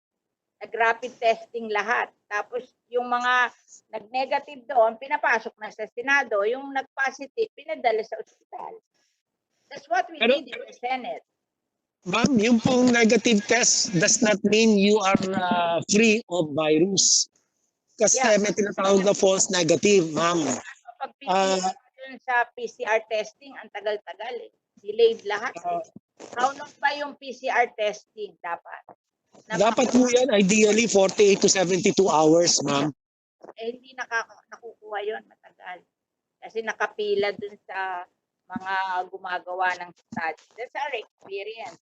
That's why kami nagra-rapid testing. Pag negative sa rapid, pinapapasok na yung nag-positive sa rapid, yun ang pinadadala sa ospital para i-confirm kung talaga silang positive. Yes, ma'am. Tama po kayo. Siguro ulitin lang yung IgM, antibody testing. Yung pong rapid anti. Kasi minsan, you might not be able to pick up anything at the early stage of the infection, ma'am. So usually, siguro pwedeng gawin 2 to 3 times, ma'am. 2 to 3 times. Within a period of what? Within a period of, I would say, 14 days. Okay, so you recommend that because that will bring down the cost. It bring up the cost to 600 times 3. That's 2,000. Pareho na rin ng swab, kaya lang ang tagal ng swab. Kaya gusto namin magkaroon kami ng laboratory. Kaya tagal-tagal sa RITM. Pero ma'am, following my recommendation, parehong 14 days yan ngayon. Alin? Pagka yung po sinabi ko na serial testing, na within 14 days, para na rin na mas maaga pa nga yung PCR kasi lalabas in about, sabihin natin, 4 to 7 days. Kasi yung rapid testing, during the day, you will know. That's what we did in the Senate. Pero ma'am, kailangan po ulit-ulitin eh. Ma'am, kailangan po ulit-ulitin. Anyway, at least we know. Another question is you said there's already a flattening of the curve at 250 per day. You said that before when Senator Recto was asking. Okay? Tama ba yun? Ang intindi ko? 250 a day? Ang reported new cases, ma'am, is about 250. Hindi na po tayo nagkakaroon ng mga 500, 400. So nag-stabilize po doon. Nagbabasa ako, nanonood ako sa Fox News. Talagang lahat sila ang prediction. We will have a vaccine in a year from now. So we can extrapolate yung 250 by 360 days. That's 90,000. How come you are predicting 1%, which is to 3%, which is 1.1 million to 3.3 million? Eh samantalang kung extrapolate mo yung 250 for 1 year, that's 90,000 only. Ma'am, marami po kasing mga models na pinagbabatayan po natin. 1 million, 3 million, matatakot ang mga tao. When in fact, by our experience, wala namang ganun eh. Pinabasa ko araw-araw ang report nyo eh. Yung average na 250, ina-average ko every 10 days eh. Parang 200 lang. Oh. Yes, ma'am. Pero ang mahirap po sa virus na ito, bago. 5 buwan pa lang po yung virus, kaya medyo hindi po tayo nakakasiguro. Diba? We should not frighten the people. Ibig sabihin, pag ang prediction mo 1 million to 3 million, eh, baka isara na Pilipinas at we suffer economically. At pag tinagalan nyo pa yung ECQ na yan, baka hindi na tayo makabangon sa kahirapan. So, I'm Yes, telling ma'am. you. Yes, So, ma'am. dapat we should balance yung ating health efforts at saka yung ating economic efforts. Kasi hindi pwede na ibabagsak natin ang Pilipinas. Kasi pag bumagsak ang mga negosyo, wala ring magbabayad ng taxes, wala din tayong gagastahin para sa ating COVID-19, di ba? So it should really balance. Kaya natutuwa ako na sinasabi nyo na in the future, magsa-surgical lockdown tayo. Kasi kami, like sa Metro Manila, if you study Metro Manila, talagang ang malalaking infection is in the middle. Oh, in the middle of Metro Manila. Kaming mga nasa outside of yung parang perimeter ng Metro Manila, maliit lang ang aming infection. And yet, nila-lockdown kami lahat. Oo.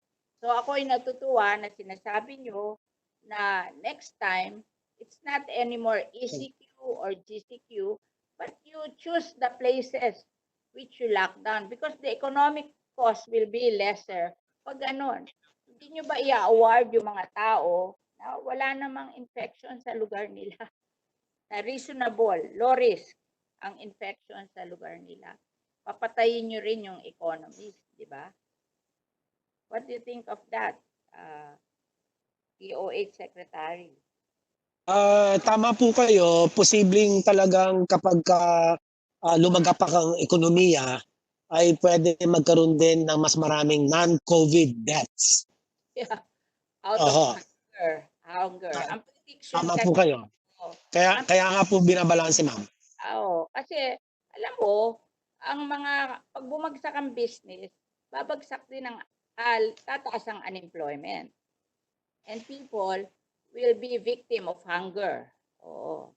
Huwag mo sabihin sa akin yung SAP na yan because it's not succeeding. Alam mo, pag namimigay ka, kahit na yung hindi kailangan bigyan, humihingi. Like for example, in Las Piñas, our local government is giving 270,000 packages per week. Oh. Ang aming population is 600,000. On an average of 5 per family, our families, mahirap at mayaman, 120,000. Ba't mamimigay ng 270,000 tapos nagre-reklamo pa rin ng mga tao? Parang maling model yun, di ba? What can you say about that? Especially yung ating DSWD. At ganon. So yung aming local government, nagre-reklamo na kasi they're spending 135 million a month to do for yung pamimigay ng pagkain. Oo. Hanggang kailan katatagal that you're spending 135 million a month to feed the people na hindi naman sila masaya kasi sinasabi nila it didn't go to the right person. Diba? What do you think? Secretary Bautista of the DSWD, would you like to respond? Because you're one of the cabinet secretaries that the president is calling for since about 28 minutes ago. Would you like to respond to the question of Senator Villar, please? Yes, Mr. President. Yes, Your Honor. Actually, the DSWD right now is really pushing for the second tranche of the amelioration program. In fact, we are now at the level of 96. So interested in SAP kasi ang problema ng SAP, ang listahan nyo lang yung 4.5 million na yung beneficiaries nyo na poor, di ba? Yun na may listahan kayo, di ba? Four piece. O yung 4-piece program. But sinabi nyo, 18 million ang bibigyan nyo. Paano nyo i-determine yung the rest? 18 million minus 4.5 million is mga 13 million. Do you have a list of those people that you will give to? So, nagkakagulo doon. Hindi malaman kung kanino ibibigay yun. Kasi wala naman tayong national ID system na we passed the law 2 years ago, but it was not implemented. Diba? So, how do you determine sino yung beyond the 4 Ps? Yung 4 Ps, alam ko may listahan kayo. But beyond that, wala na. Nahihirapan ng DSWD. Di ba? Can you answer that? Your Honor, actually, yung 4 Ps namin, yes, tama po kayo doon. Yun, may listahan kayo. But the rest, reaching 18 million, how do you determine that? Your Honor, actually, How do you, please answer. Mr. President, may I answer the... Yes, Secretary Bautista, go ahead. Your Honor, actually, tama po yun. Meron po tayong credible list for the 4 Ps. But the remaining 13 million, actually po, we informed the LGU, we empowered them to determine the eligible and qualified beneficiaries of the non-4 Ps. Ito po yung tinatawag nating non-4 Ps. Because we believe that the LGU knows the profile, knows the identities, and at the same time, they have the data on the profile of their constituents. At the same time, nagbigay din po kami ng nag-share din po kami ng listahan ng 2015, wherein ito po ang maaring maging basehan ng mga sinasabi nating poorest of the poor. So, ang ginawa po ng mga LGU, alam mo, give me a list because I want to see if there is really a list. Because yung DSWD namin, nahihirapan.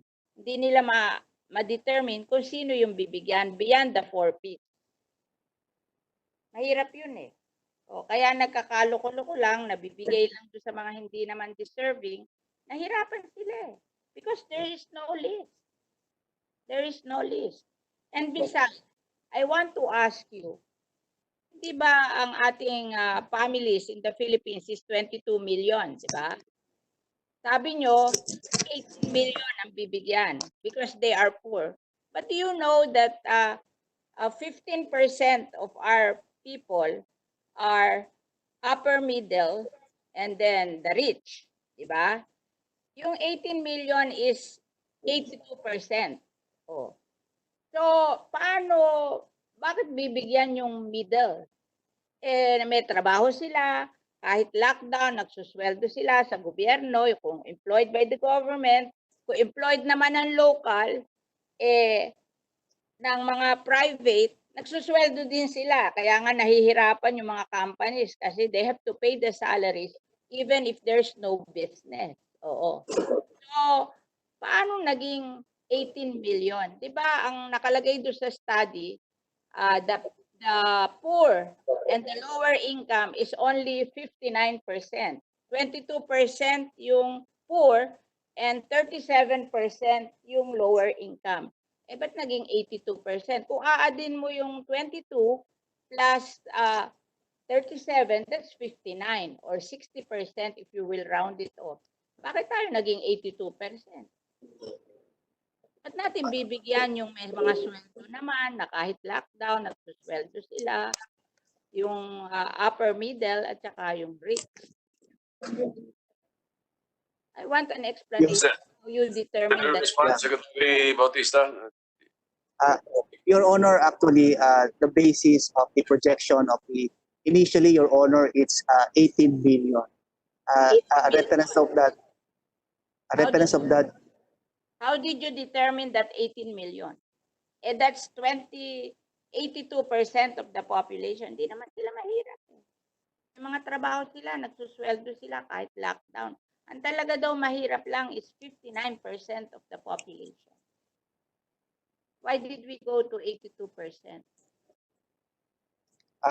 Your Honor, actually, ang naging basis po noon is on the 2015 listahanan list, wherein the number of the families during that time is 15,000 plus. Because we have Then, increased our poverty. 15, correction, 15 million. Poverty na incidence natin. In 2015, it's 34%.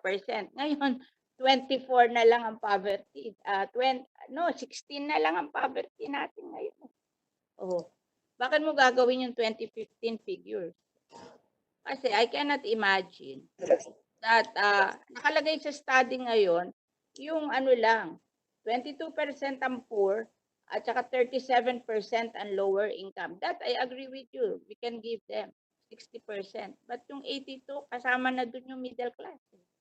Na may trabaho sila, na kahit lockdown, pinasusweldo sila ng gobyerno at pinasusweldo din sila ng mga private companies. Kasi kami, libo-libo empleyado namin, kahit hindi sila napasok, sinuswerduhan namin sila.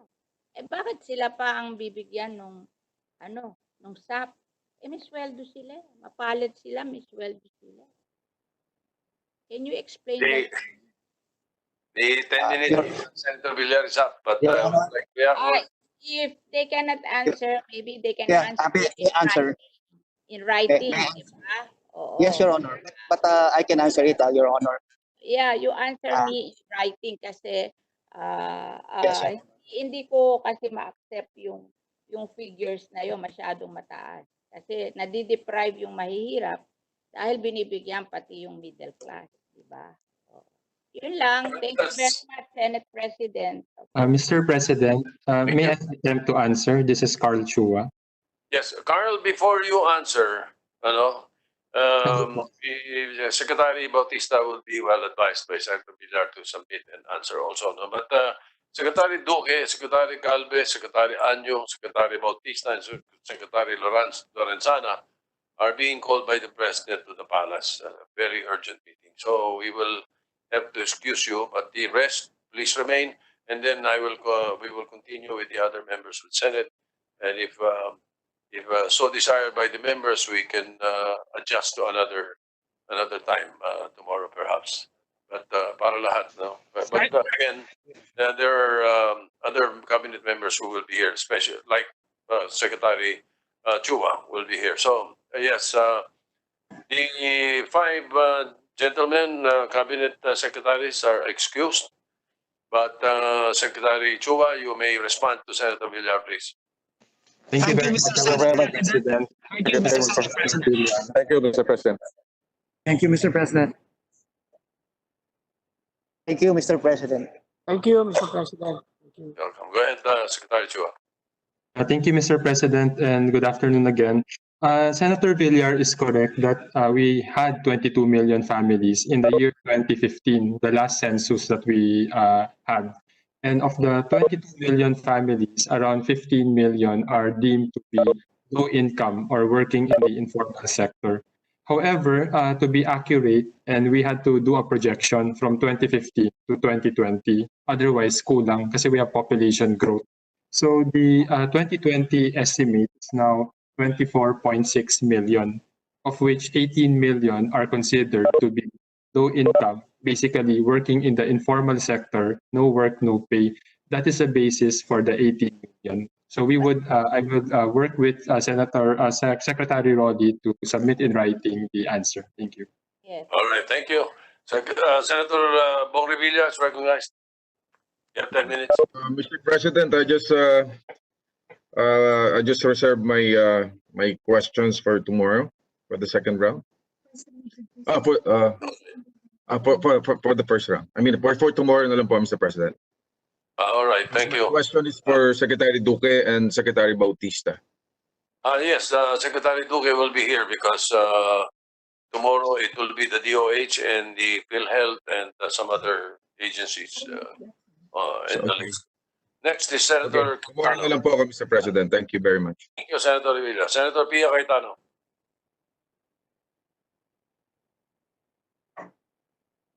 Thank you, Mr. Senate President and Senators. I look forward to our meeting tomorrow again. Thank you. Bye. Yeah, thank you. Senator Cayetano.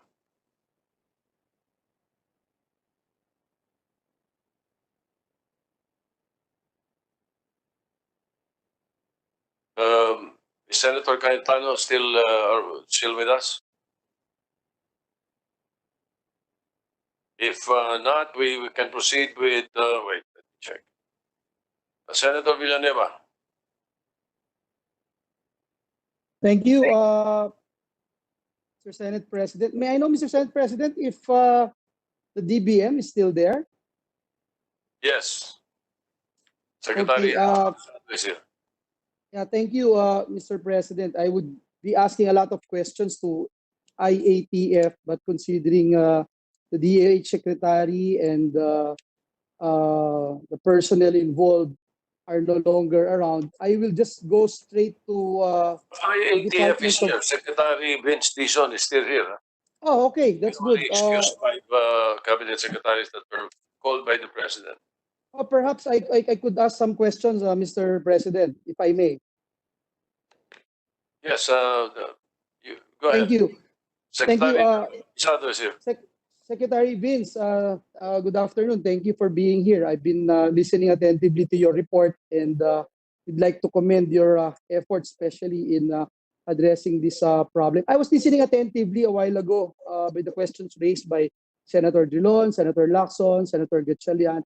We talk about testing, we talk about tracing, but perhaps may I ask one question lang? Based on the COVID-19 tracker, around 8.1% of those tested are positive with the virus. Now, assuming that we are able to conduct what you were reporting a while ago, the 50,000 tests per day, and 8% or 4,000 would be tested positive, will our healthcare system be able to address all of them?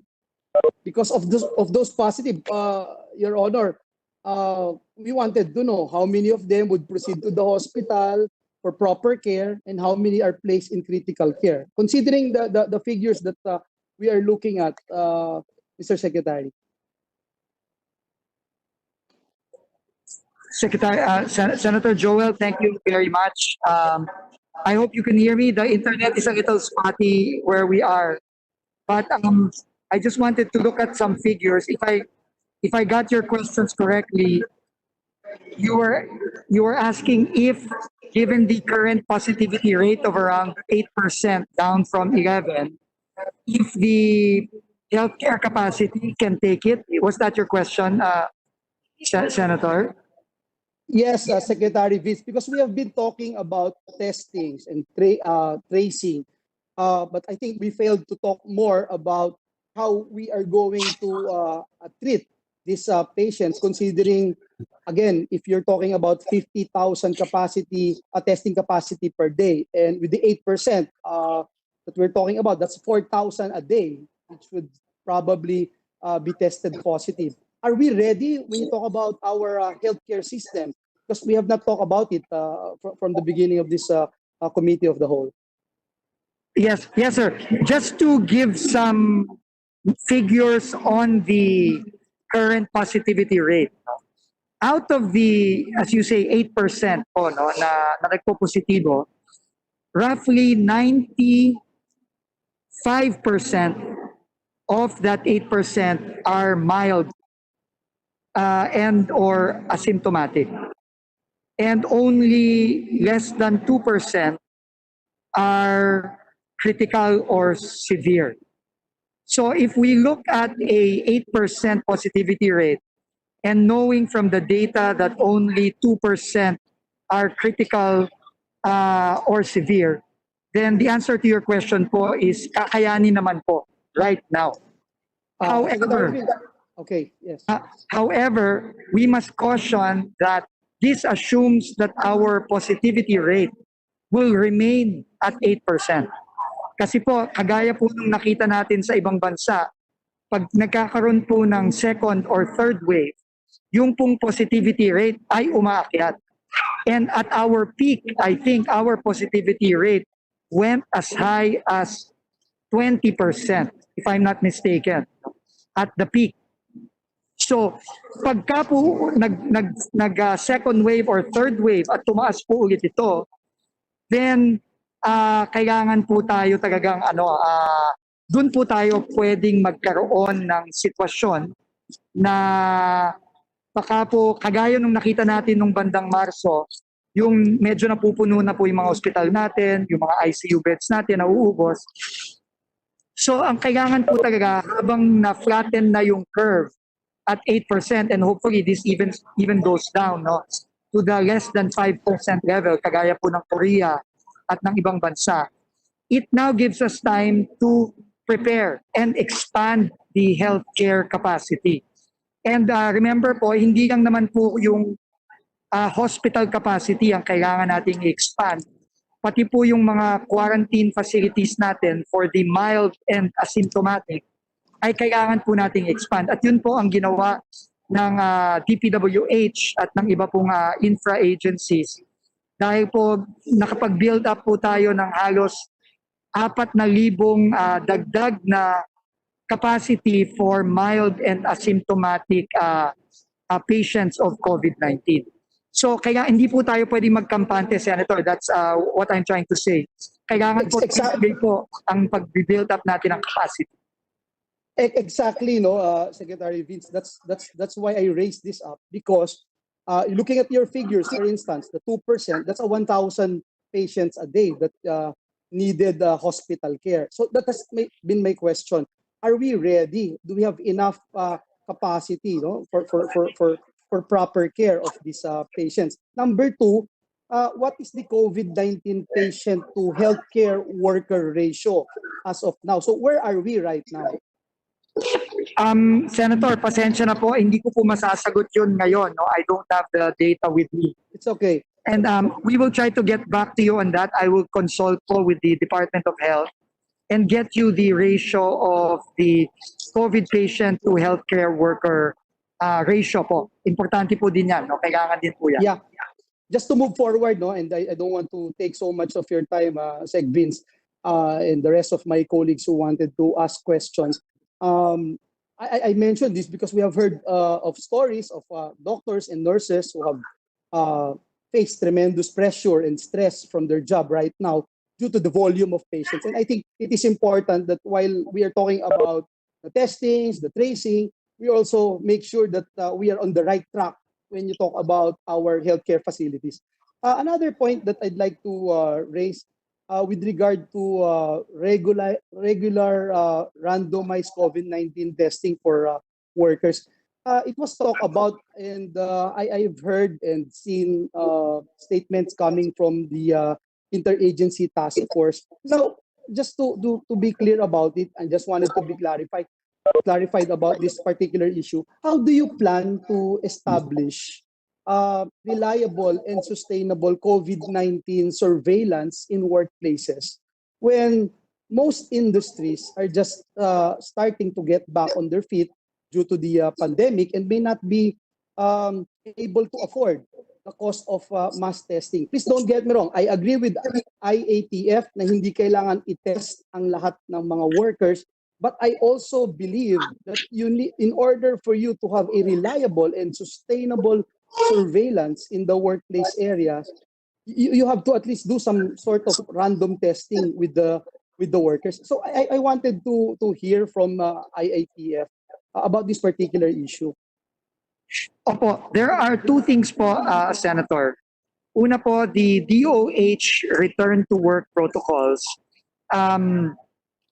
encourage companies to do randomized testing of their workforce using the accredited and validated antibody tests that the FDA has currently accredited and is currently validated. Ang ibig pong sabihin ng randomized is kukuha po lang po sila ng sample ng kanilang workforce at itetest po nila using rapid antibody test para po makita kung sino sa kanila ang meron na po nung antibody na matagal na, yung IgG na tinatawag nila, or meron silang antibody na currently infectious pa, yung IgM na tinatawag nila. At meron silang protocol na sinusunod para dito. Ang ikalawa po ay yung tinatawag nating mga zero surveillance or zero prevalence surveys na nakita na po natin ginagawa ngayon sa ibang bansa. Ito po ay isang randomized survey ng isang community, halimbawa po Metro Manila or the cities within Metro Manila, para po malaman na natin kung ano na ang extent ng spread ng infection sa communities. In fact, yung pong zero surveillance survey na yan ay ginawa po namin sa Tarlac at sa Pampanga. Makakakuha na po tayo ng resulta within the week. At in-approve na rin po ng lahat ng Metro Manila mayors na magkakaroon din po tayo ng zero surveillance survey sa Metro Manila sa mga darating pong linggo. Ang sample size po for Metro Manila is, if I'm not mistaken, over 5,000 households ang isa-survey po sa buong Metro Manila. Thank you, Secretary. I think 80% of all barangays. So I get it right, and I agree with you that there would be randomized COVID-19 testing for workers, because there are a lot of articles that came out.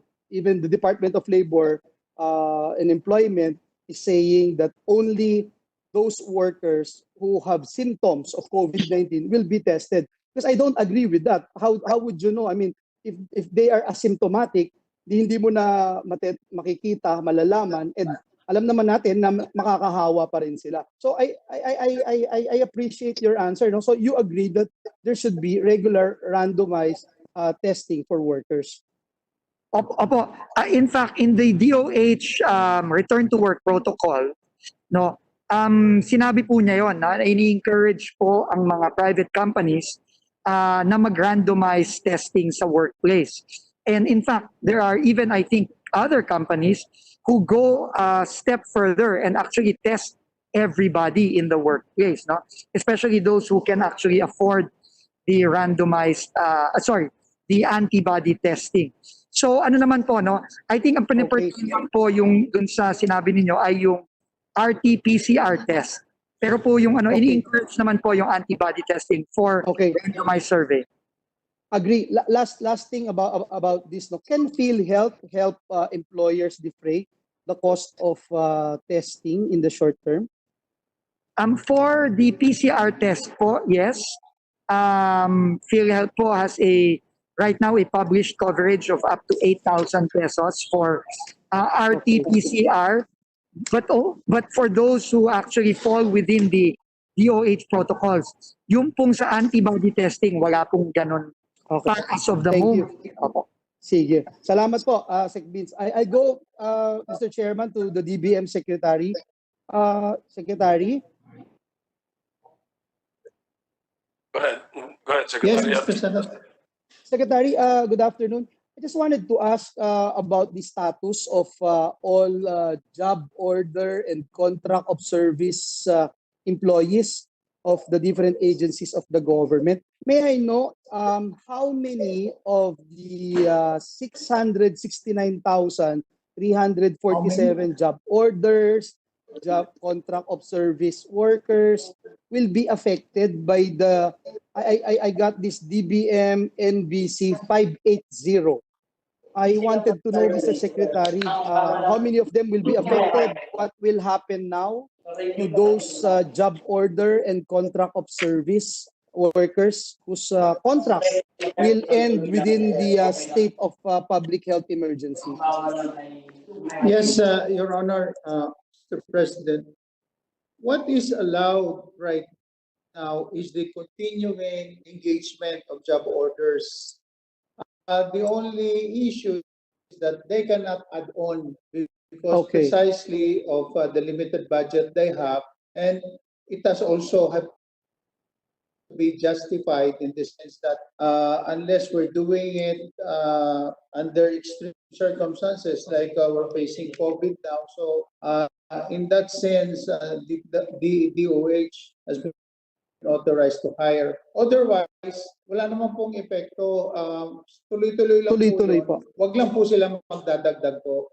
Okay, that's clear, and thank you very much for clarifying that, because we have been getting a lot of questions about this, and thank you for your support and for responding quickly to the letter of this representation regarding this particular issue. At least it's clear tuloy-tuloy po. Yes, Your Ang Honor. sinasabi lang po noong DBM NBC 580 ay yung pag magdadagdag ng pag-hire Opo. ng job orders. Thank you, Secretary. Another thing, Secretary, no, with regard to realignment po of continuing and new appropriations to finance the Bayanihan Law.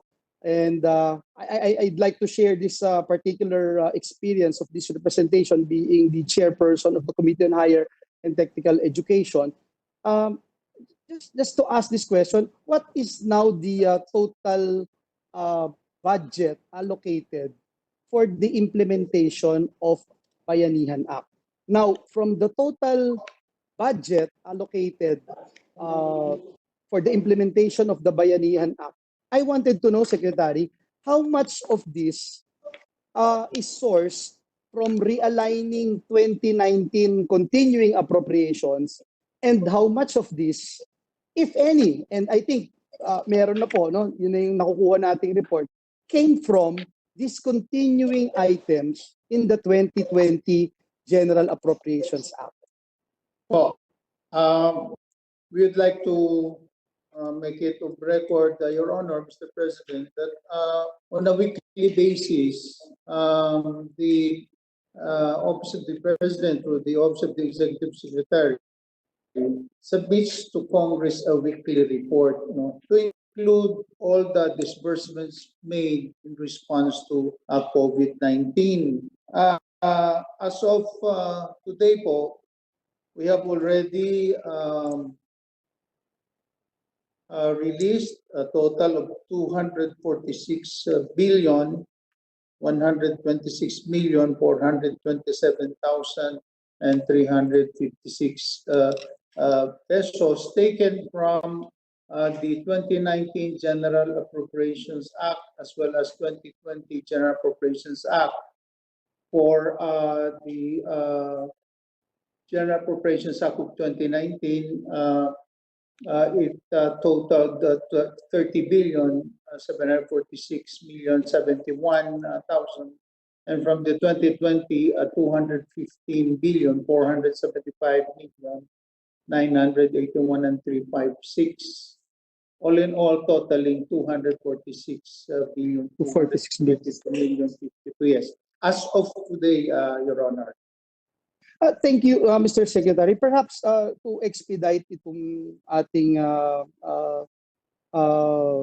pinag-uusapan, Secretary, perhaps if you could give us a list na lang po, which programs, activities, and projects or PAPs were affected or discontinued by realigning some of the 2019 appropriations of agencies, and similarly, which programs, activities, and projects under the 2020 GAA were identified as items that can be discontinued and part of the pool of funds for the Bayanihan Law. If that is okay with you, can you give us a list? We will submit a report again as we submit it every week. We will comply, Your Honor. Thank you, so that, Secretary. Yes. Yeah, and Yes, Your having Honor. said that, perhaps it is just but proper for me to ask this question. Ano po yung nagiging main consideration po ninyo sa pagpili nitong where to source the realigned Bayanihan funds? Example, whose agency or program budget to cut? Considering the NEDA, I am sure Secretary Carl is aware of this, recognizes infrastructure, for instance, as key to countries' economic recovery. How did you decide to discontinue some capital outlays, for example, in the state universities and colleges, because they have been asking and appealing to the Department of Budget and Management kasi nawalan na din po sila, nakuhanan din po sila ng pondo para sa kanilang mga programa. Ganito po kasi when we took this up in the cabinet, the President's instruction was for us precisely to make sure that we're able to respond first and foremost to the requirements of COVID-19. And that therefore, due to the urgency of the funding requirement, it was with the President's approval that we will utilize the funds that are still within DBM, meaning that these funds are not yet released, as compared to those that have been comprehensively released already based on the General Appropriations Act, which are the NEP, part of the NEP. So his instruction is para matugunan natin, gamitin na muna natin, hiramin na muna natin yung perang available. And then, kung ano man ang magiging balance niyan, pag-uusapan ninyo ng iba't ibang mga kalihim nang sa ganon ay manggaling mismo sa kanila kung alin ba doon sa mga nakatoka na ng mga projects ang itutuloy. Hindi naman kailangan lahat kagad ng pondo para sa isang proyekto ay we have to release the entire fund, but rather as arranged and agreed upon, those that can be utilized for this year can be released also this year. Anyway, the Bayanihan Act also allows the President or the Executive Department to revive the projects within the next 2 fiscal years. So if there's a shortfall, Your Honor, we have agreed with the Secretary's concern that we will include that in the ensuing year for purposes of making sure that these projects continue, Your Honor. So therefore, right now, we still are waiting for the departments and the agencies to submit the list of those that they'd like to continue, as we have not canceled any project for that matter, but in the meantime, discontinued because we needed to respond immediately to the requirements of COVID, Your Honor. Well, I appreciate your answer, Secretary Abisado. It's just that I'm a little confused that it appears it's only because it was not released earlier po pwede na itong kuhanin. For example lang, Secretary, no, ang SUCs natin, how would such effort affect the adjustment of SUCs to the new normal where information and communication technology or digital infrastructure is key to effectively execute alternative modes of learning? Pero nawalan po sila under the DBM sa NBC 580. Yung SUCs po will have to discontinue a lot of their infrastructure development projects costing at least 17.93 billion.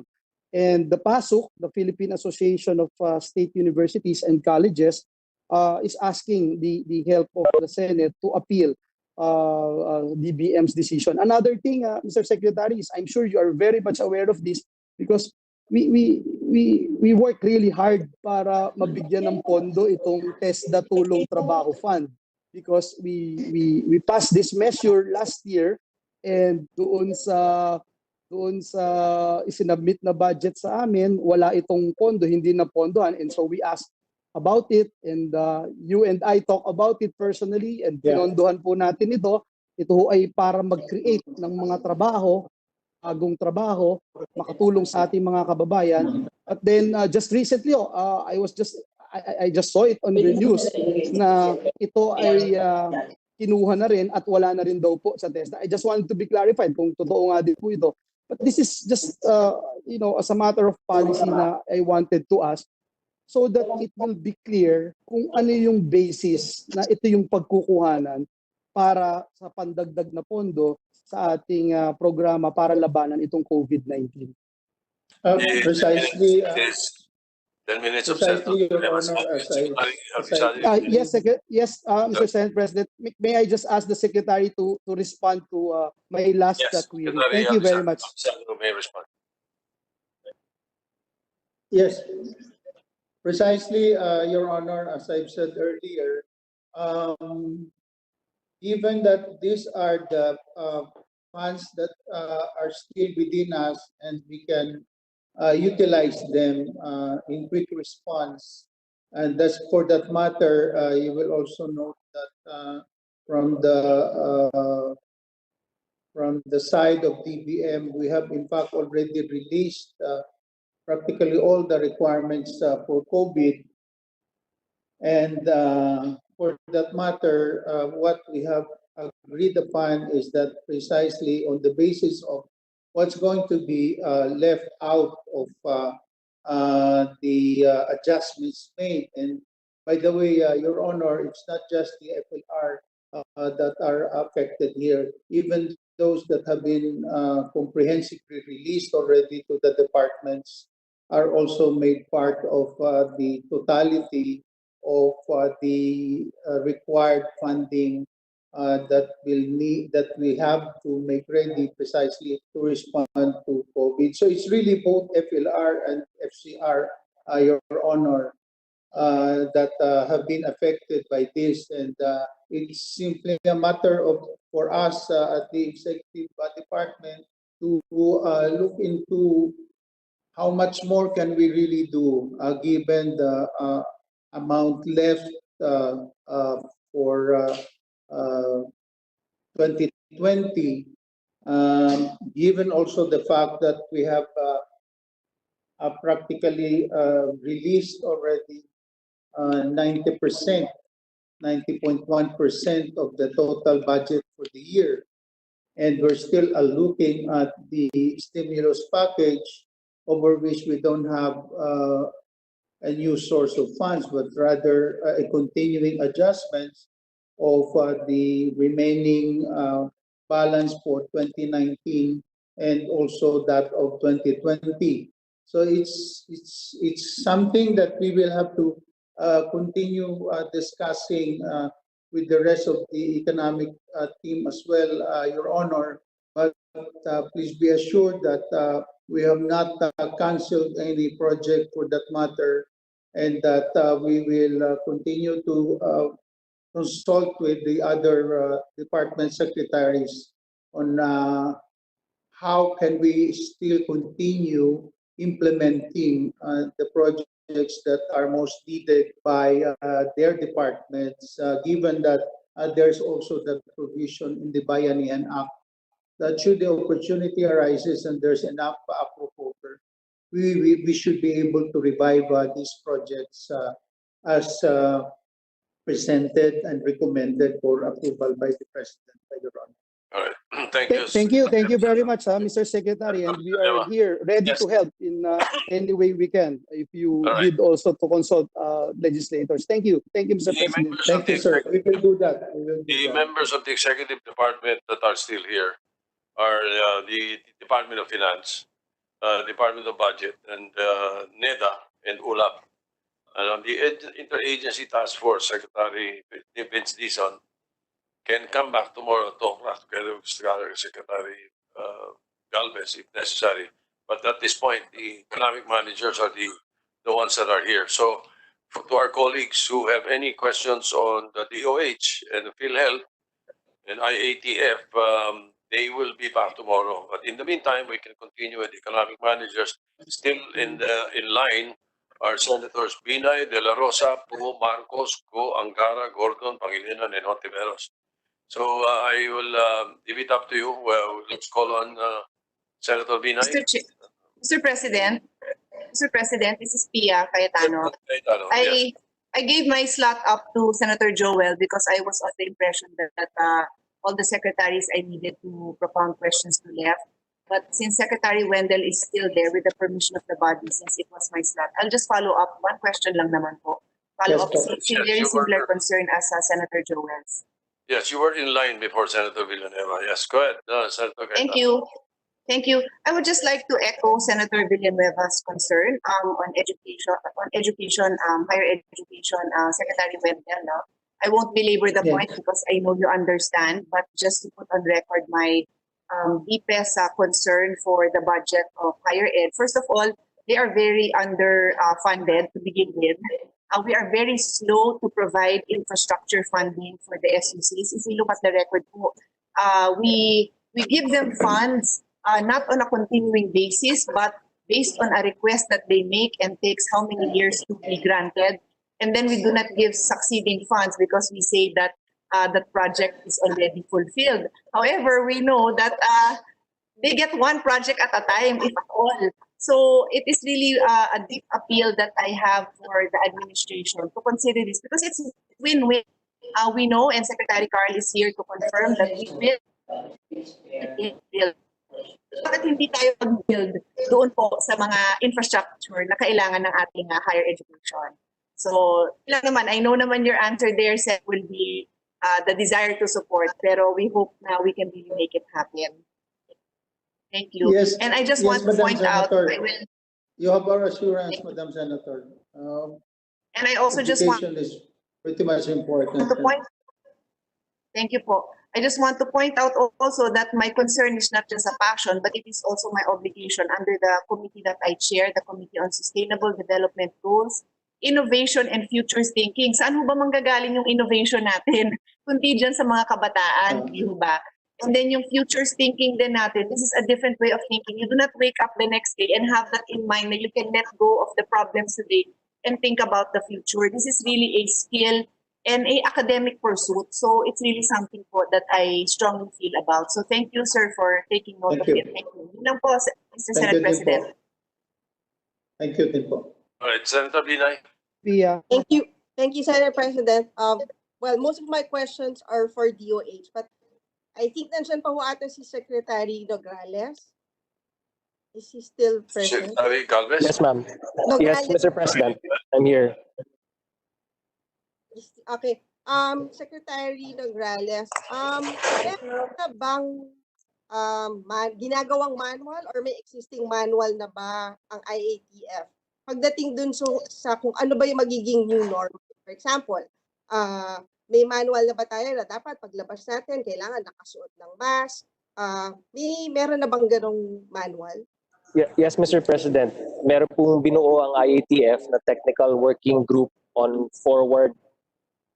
anticipatory and forward planning, and it is in fact chaired by NEDA.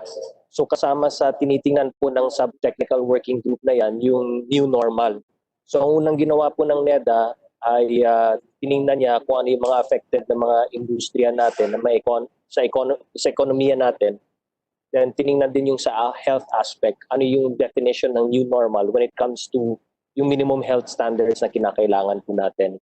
And paano i-resurrect, paano buhayin ulit yung mga ekonomiya, pati yung trabaho ng ating mga kababayan. So that's under the sub-technical working group on anticipatory and forward planning. At ina-update po yan at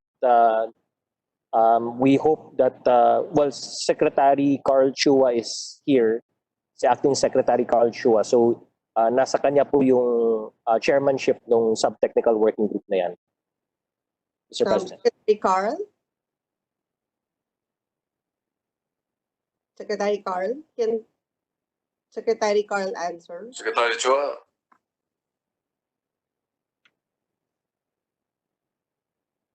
Anyway, Mr. President, kung wala po siya, nag-present na po sila, pero ang unang present ng NEDA was yung damage or yung in the early stage kasi tinitingnan ko ano yung possible damage to the economy, pati yung loss of employment. And then, so right now, sa 30th IATF din, we ask the different departments and agencies to come up with their continuity plan. So ang Department of Agriculture, nagbigay na sila ng kanilang continuity plan to secure for food security. Ang DepEd at the CHED, gumawa na rin sila ng kanilang continuity plan on how to do basic education and higher education. And then we hope to be able to get also the reports from the different departments on their respective continuity plans with respect to their mga mandates and jurisdictions. At yan po yung iano nila. Kumbaga, sinasubmit nila yun sa technical working group under kay Secretary Carl Chua, and NEDA is supposed to collate all of that para buuin yung buong plano dun sa anticipatory and forward planning po natin. They also did surveys, nag-surveys din po sila nung damage to the agriculture, to the different industries. And kasama po sa survey yung ano yung ine-expect ng ating mga kababayan para buhayin muli ang ating mga industriya. Actually, Sec Carlo, I'm not talking about the damage. It's more of moving forward. Kasi, di ba, hanggang wala pang vaccine at wala pang gamot itong COVID-19. I think ang direction natin is yung how we will live with the virus, di ba? So napakahalaga na dapat alam ng mga kababayan natin kung paano tayo magsusurvive na nandiyan yung virus. Kaya nga nakita natin over the weekend, nung nag-open up na ng konti dito sa NCR, parang nakawala sa hawla yung mga tao, di ba? Because I think may pagkukulang din pagdating dun sa pagbibigay ng policy direction or yung pagtuturo sa ating mga kababayan kung paano pa tayo mamumuhay na merong COVID-19. Diba? I mean, simple directions like wearing a mask.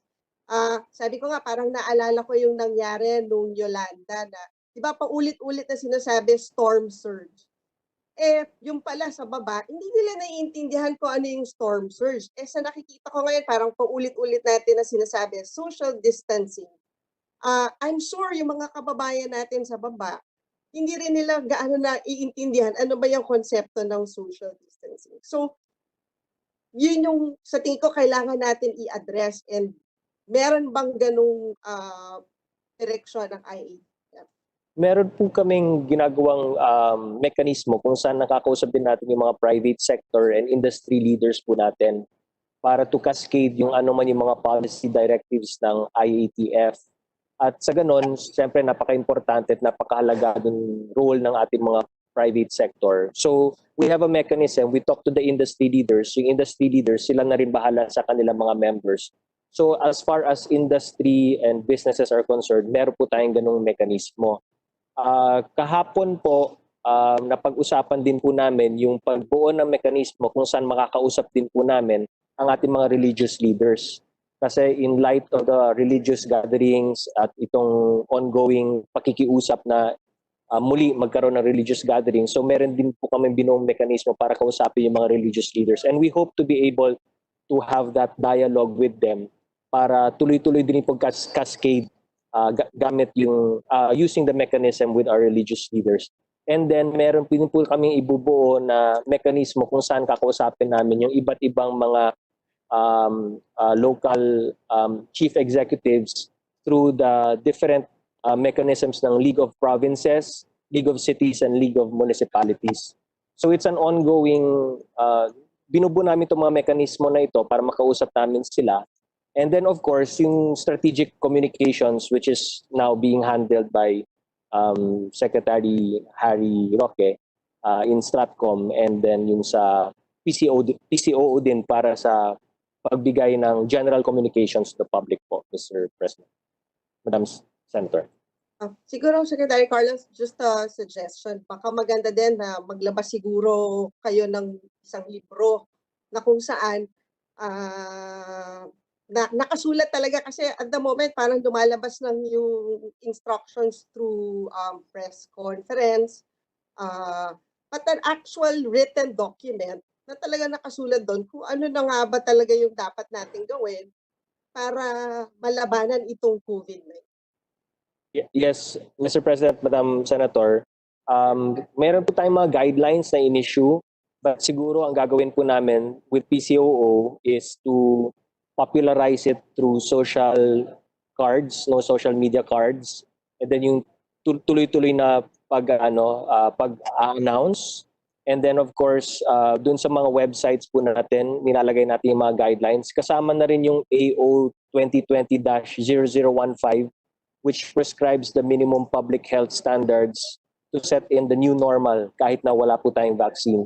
So it's really a matter of effective communications po. And I agree with Senator Binay na importante rin po yung communications to the public. And yung pagbuo ng mga guidelines po na yan ay ginagawa po namin. Kaya we started with the do's and don'ts before, di ba? Tapos nagkaroon kami ng guidelines, then we came out with new guidelines last May 15, and then itong ibang guidelines pa from the different departments and agencies. Pero I think tama po si Senator Binay, Mr. President, na kailangan siguro na mas simplified pa and mas popularized siguro yung pagbigay natin ng guidelines sa publiko.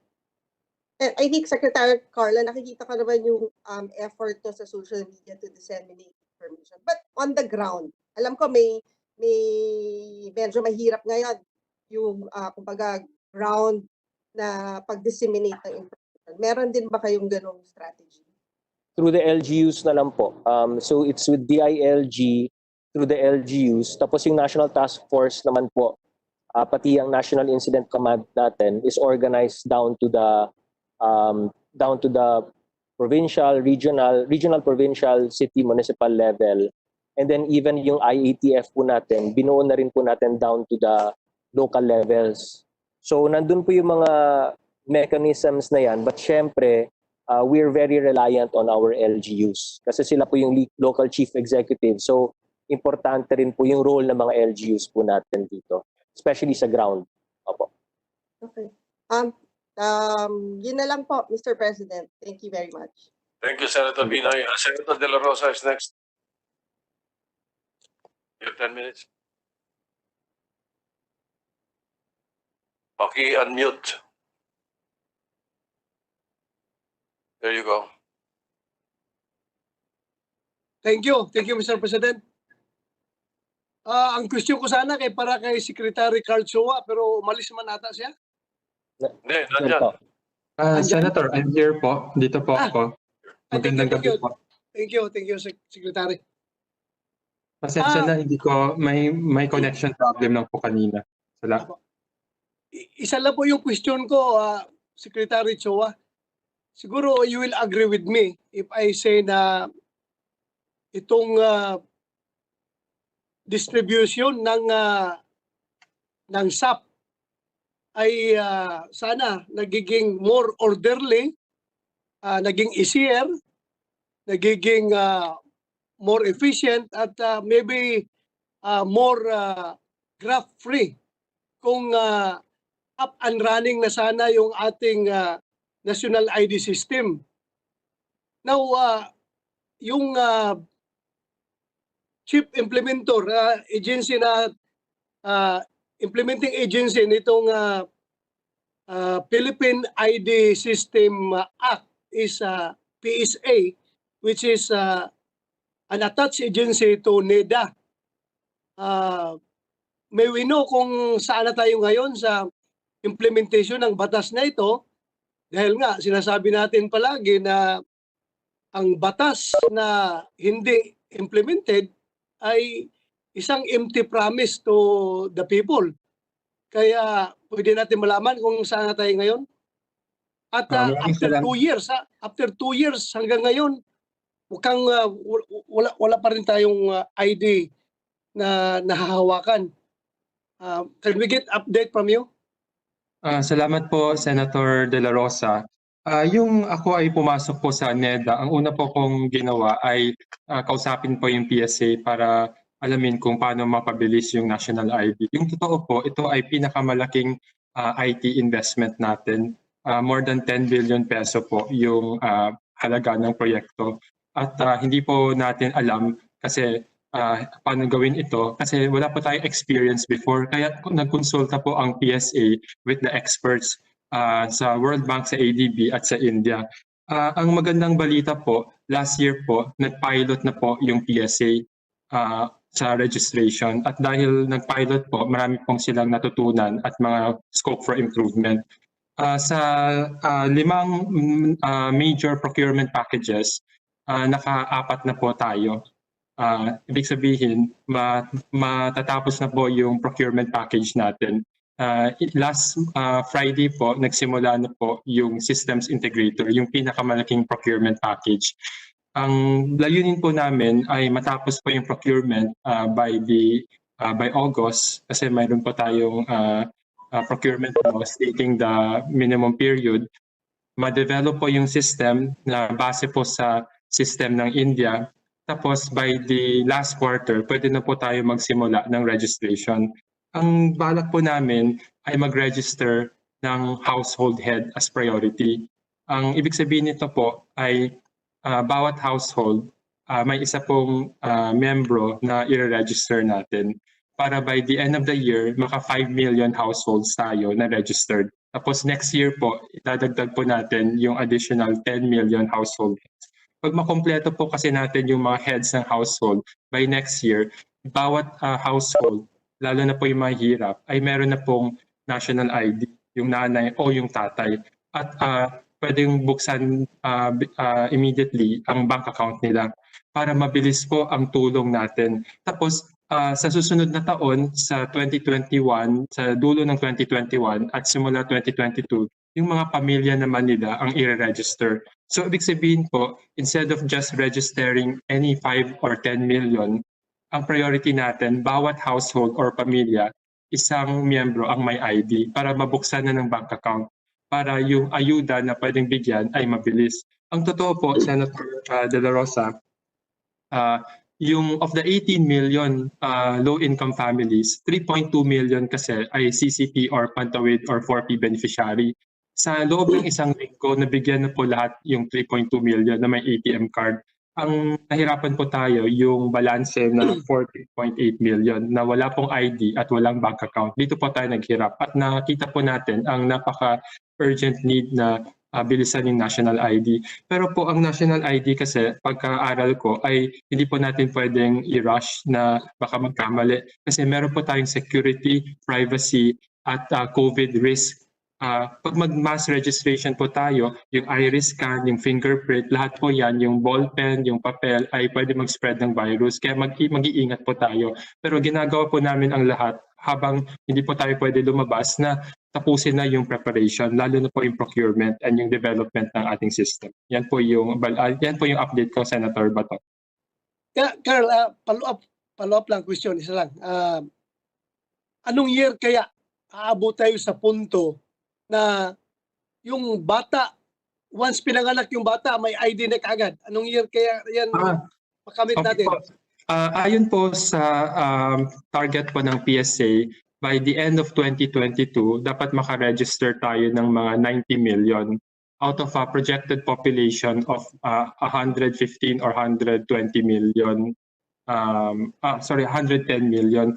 Ang reason po na yung bata hindi po pa kailangan mag-ID kasi hindi po natin makakapture yung fingerprint at yung iris na kung batang-bata pa. Kaya hindi po talaga sila makakapture. Pero bibigyan na po sila ng parang ID number upon birth. ID number. Pero yung ID card hindi pa pwede kasi yung ID card dapat may kasamang biometrics na yan. Pero pag bata pa kasi sila, hindi pa sila ready. Yung fingerprint kasi lalaki pa yan and etc. Salamat. Thank you, Carl. Thank you, sir. Thank you. Senator Ronald, thank you. Senator Grace Post, you have 10 minutes. Mr. President, if it's okay with the body, my questions would be directed mostly to the Department of Health and the DOTR. So may I defer my questions for tomorrow? And if we will keep the same list, then maybe I can go first. Yes, that was what I was planning to do. If you will not ask your question now, we will place you in the list of those who will be asking questions first tomorrow. Okay, thank you. Magluluto pa po ako, SP. Salamat. So tomorrow ka na. Yeah, DOH tomorrow. Yeah, and also DOT and you're also the other department is tomorrow. Okay, so we can proceed with Senator Marcos. Thank you. Senator Jaime Marcos. Please unmute.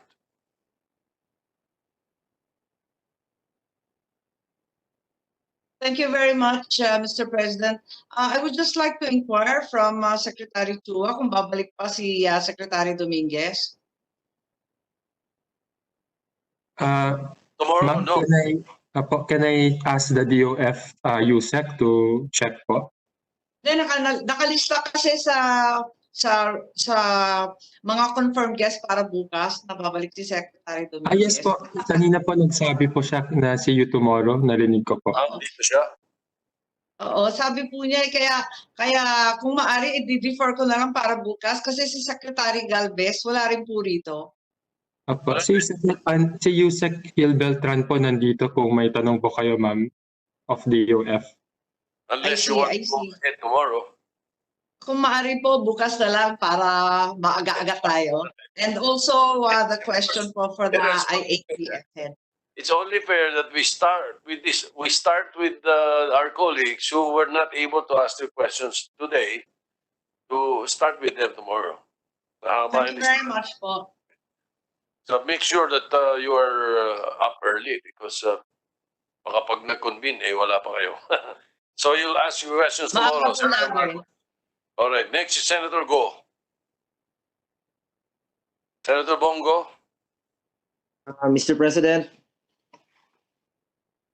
good afternoon, Mr. President. I will defer my questions for tomorrow, since it's for Secretaries Duque and Secretary Tugade of DOTR. Bukas na lang po. Yes. Okay. So then we go to Senator Angara. Sani Angara. Thank you, Mr. President. Good evening to our secretaries. Thank you for coming here. Is Secretary Dizon still here? Or Vice Chair Vince? Is he still around? Nag-excuse na po, Mr. President. Maybe I'll address it to my friend, my compadre, Secretary Carlo. Sir, I was just asking about contact tracing because I was, as you know, I was COVID positive, and I am COVID patient 754, I think, if I'm not mistaken.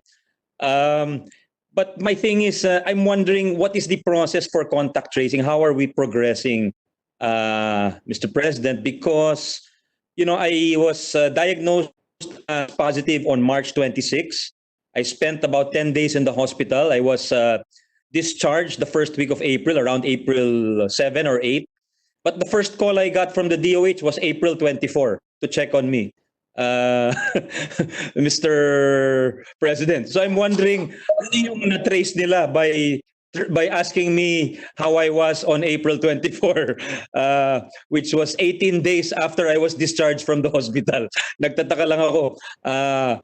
I'd like to know in broad strokes, as far as you know, Secretary Carlo, what is the event that sets it off, and is the exchange of information? Kasi ang crucial dito, agencies with which possess the information are sharing with each other. So is there a central repository of information? And what is the process of sharing, like with the private? It was easy before when you only had RITM doing the testing, then they give the information to DOH can do the testing and contact tracing because it's very centralized. But in this case, where you have 30 institutions doing the testing, what is the flow of information? Would you be able to tell us that, Secretary? Yes. So as of the moment, Mr. President, Senator Angara, yung contact tracing has now been given to DILG. So siya na po yung in charge sa contact tracing. But even before that, bumuo na po tayo ng mga composite teams. That is by virtue of IATF Resolution number 12. Then eventually, gumawa rin po tayo ng resolution na mandating data sharing between DOH and DILG para mas mapabilis po yung contact tracing. And then pangatlo, we used an app. It's called the Stay Safe app. So through the IATF, we also endorsed through DOST and the ICT to partner with some private partners to create an app to help us in contact tracing. So yung Stay Safe app. So using the composite teams, using the data sharing between DOH and DILG, plus the Stay Safe, yun po yung mga mechanisms natin to enhance yung contact tracing efforts po natin. So it's DILG talaga, siya yung ano diyan, pinaka-ulo ng contact tracing efforts. And the private institutions are part of those task forces? Like let's say Medical City or St. Luke's or Makati Med? No, Mr. President. So basically, kung meron pong positive na case, syempre alam agad ng DOH at ina-alert agad yung DILG to conduct the contact tracing. But ang composite teams kasi is made up of different agencies, but it's DILG talaga siya yung namumuno doon sa contact tracing efforts natin. But siguro if you imagine, it's really a joint effort between the Department of Health and DILG. So you share the information, DILG contacts, uses the LGU mechanism to look for the persons or identify the persons who are in close proximity to the patient. So kunyari na-identify si patient, dapat alamin ng DILG saan nakatira yan, then i-contact natin yung LGU down to the barangay unit para malaman kung sino yung mga kapitbahay yan at sino yung mga maaring mga then you contact that person and then that person will identify kung sino yung naging ano sa kanya, yung kung sino yung mga tao na naging close contact niya. Thank you, Sec. Are you very confident about the DOH network of information?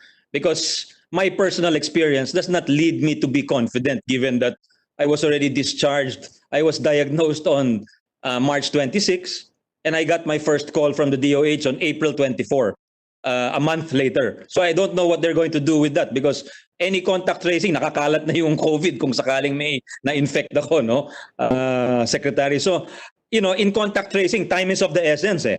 Diba? So are you confident that private hospitals, once they test someone who is positive, that information is relayed in real time to the DOH, and the DOH relays that in real time to the LGUs and the DILG so that they can do the real work of contact tracing? That's my question, Secretary. Well, syempre, we rely on the assurances made by yung mga kasama namin sa gobyerno, no? But siguro, as an anecdote, when in my case naman po, when Secretary Anyo was diagnosed with COVID-19, I got a call immediately na kasi kasama ako dun sa close contact niya. So, speaking from personal experience, I was impressed na natawagan ako agad. But again, because you have a different experience, then Sinong tumawag sa Sec? someone from the Taguig LGU. Okay. And then in fact, the Taguig LGU was offering to send a team to test me. Sabi ko naman, I'm asymptomatic, so I don't need to be tested. So I begged off na from testing. Sabi ko, I'll just wait for kung may symptoms ako. But they were ready to send an ambulance and people to test me if I wanted. But that's my personal experience. Yeah. And then again, let me share, Sec, no? I got a call from the LGU of Makati, from both the mayor and from the barangay where I live in, here in Makati. And they were contact tracing me before the DOH was doing it. But the problem is, it was clear to me that the DOH and the LGUs had no contact with each other, because the LGU was still contact tracing me, but it did not know that I was already in the hospital at that time. So clearly there are gaps in the network of information, which makes our contact tracing largely ineffective, Secretary, I'm sorry to say, no? So I think you really have to look at the flow of information with respect to contact tracing. It has to be quick, it has to be real time. Otherwise, we don't close down, we don't clamp down on the risk in the same way maybe countries like Singapore and South Korea have done so, because they do it with technology. Tayo, medyo manual pa tayo. Tapos parang, I think there has to be a person or an agency on top of all these agencies who are supposed to share information. Kumbaga parang second round sweeping of the information. Otherwise, a lot of things will fall in the gaps, especially if you're talking about private institutions. You're talking about 30, and then in Secretary Dizon's presentation, you're going to move up to 80 institutions in your ideal scenario nationwide who are going to be doing testing. What's the point of doing the testing if you're not going to trace all these people and you're not going to trace all of their contacts? There's no point there, because all of these steps testing, tracing, isolating, and quarantining. These three crucial, they're all part of one single strategy. Pag may butas dyan, parang, our reaction will be largely hampered, Mr. Secretary. So sana you can assign someone to look at that effort sa contact tracing, because we can have as many teams as what we want, pero sabi nga nila garbage in, garbage out, di ba? If you don't get good information and it's not real-time information, your actions may be too late already. So yun lang ang point ko, no? And I'm sure kami dito sa Senate will be happy to help you in case you need any help from us. Okay, thank you, Mr. Senator. Mr. President, just to explain, I got a message from the Department of Health. What happened kasi daw before, and I presumably this is when you got infected, Senator Angara. Before, the process was from the institution, they informed the LGU through their local, particularly their local epidemiological surveillance unit. Then from that LGU, they send the information to the Epidemiology Bureau. Then the Epidemiology Bureau to the contact tracers. Then the contact tracers will contact the patient and the close contacts. But right now, because of the composite teams, mas simple na po. From the institution straight to the composite team, then diretso sa pasyente. So it's a 3-step process right now, whereas before it was 1, 2, 3, 4, 5 steps. Could you repeat the 3 steps, Sec, please? So from the institution or yung testing or laboratory, straight to the composite team. Then the composite team na yung DILG, DOH, bale, and then straight to the patient. So ganun lang kasimple. So because of the composite team, it's faster na now. It's faster na now. How often do the institutions report to the teams the information? Is it daily or many times in a day, for instance? I would think because of technology, sir, I think immediately siguro after they get the results, then straight they give it straight to the composite team. Yeah, I'll just give you an example. No, according to the DOH report today, there are about 12,900 or so COVID positive cases. But I've read in another report that there's 17,000 if you include the ones tested by other institutions outside of the DOH. So I don't know if there's real-time reporting. Siguro, let's try to strengthen the real-time reporting, Sec, because may knock-on effect yun on the contact tracing. Di ba? Pag delayed tayo, delayed din yun. Yes, Mr. President. Yes. Anyway, I don't want to belabor that. No, my point is really just to point out that the weaknesses in our system, and hopefully we can address it going forward, Sec. No, yeah, I'd like to move on to another one, which I hope you can also help me. Malamang this should be better addressed to the DOH. But this pertains to the case of Cebu, which has seen a number of outbreaks in a number of sitios. And I was reading today about a new outbreak in Sitio, Alaska, where they have 600 new cases. And my question is, does the IATF know was it from an OFW, for instance, and what gave rise to this? How come we were not able to trace it earlier? And yeah, I'll let you answer that first. And I have follow-up questions. I'm not particularly sure about Sitio, Alaska. I don't have the data, Mr. Okay, President. I'll just ask it again tomorrow. Maybe the DOH could get back to us tomorrow, Sec, if you don't mind relaying that. No? I will. My question is pertaining again to Cebu, or for the Vicente Soto Memorial, which is the favorite hospital of our beloved Senate President because it bears a good name.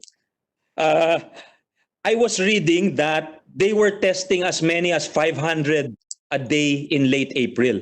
But from May 13 to 14 and 15, the testing declined to less than 50 on each of those days.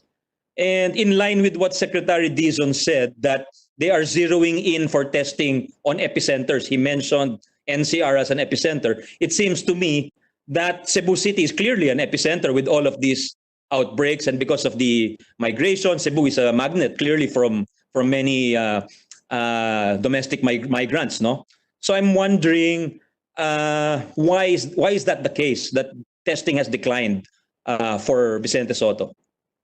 let me check what happened there, Mr. President. But could be a you know, like in RITM. Speaking from experience, RITM nag-lessen up siya because of the infections that happened. No, there are also some case sometimes the needs to be.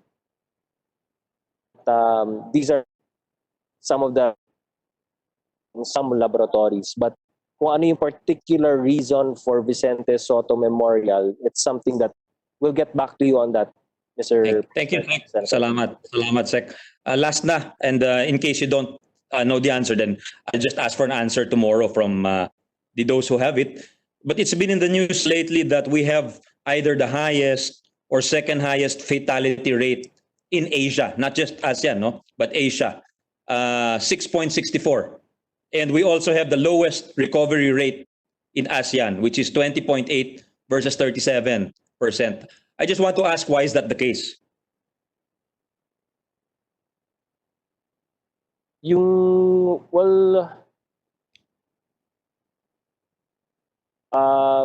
ano yung sa fatality rate naman po natin, I think we've been improving in terms of improving yung from mortality rate that was high before.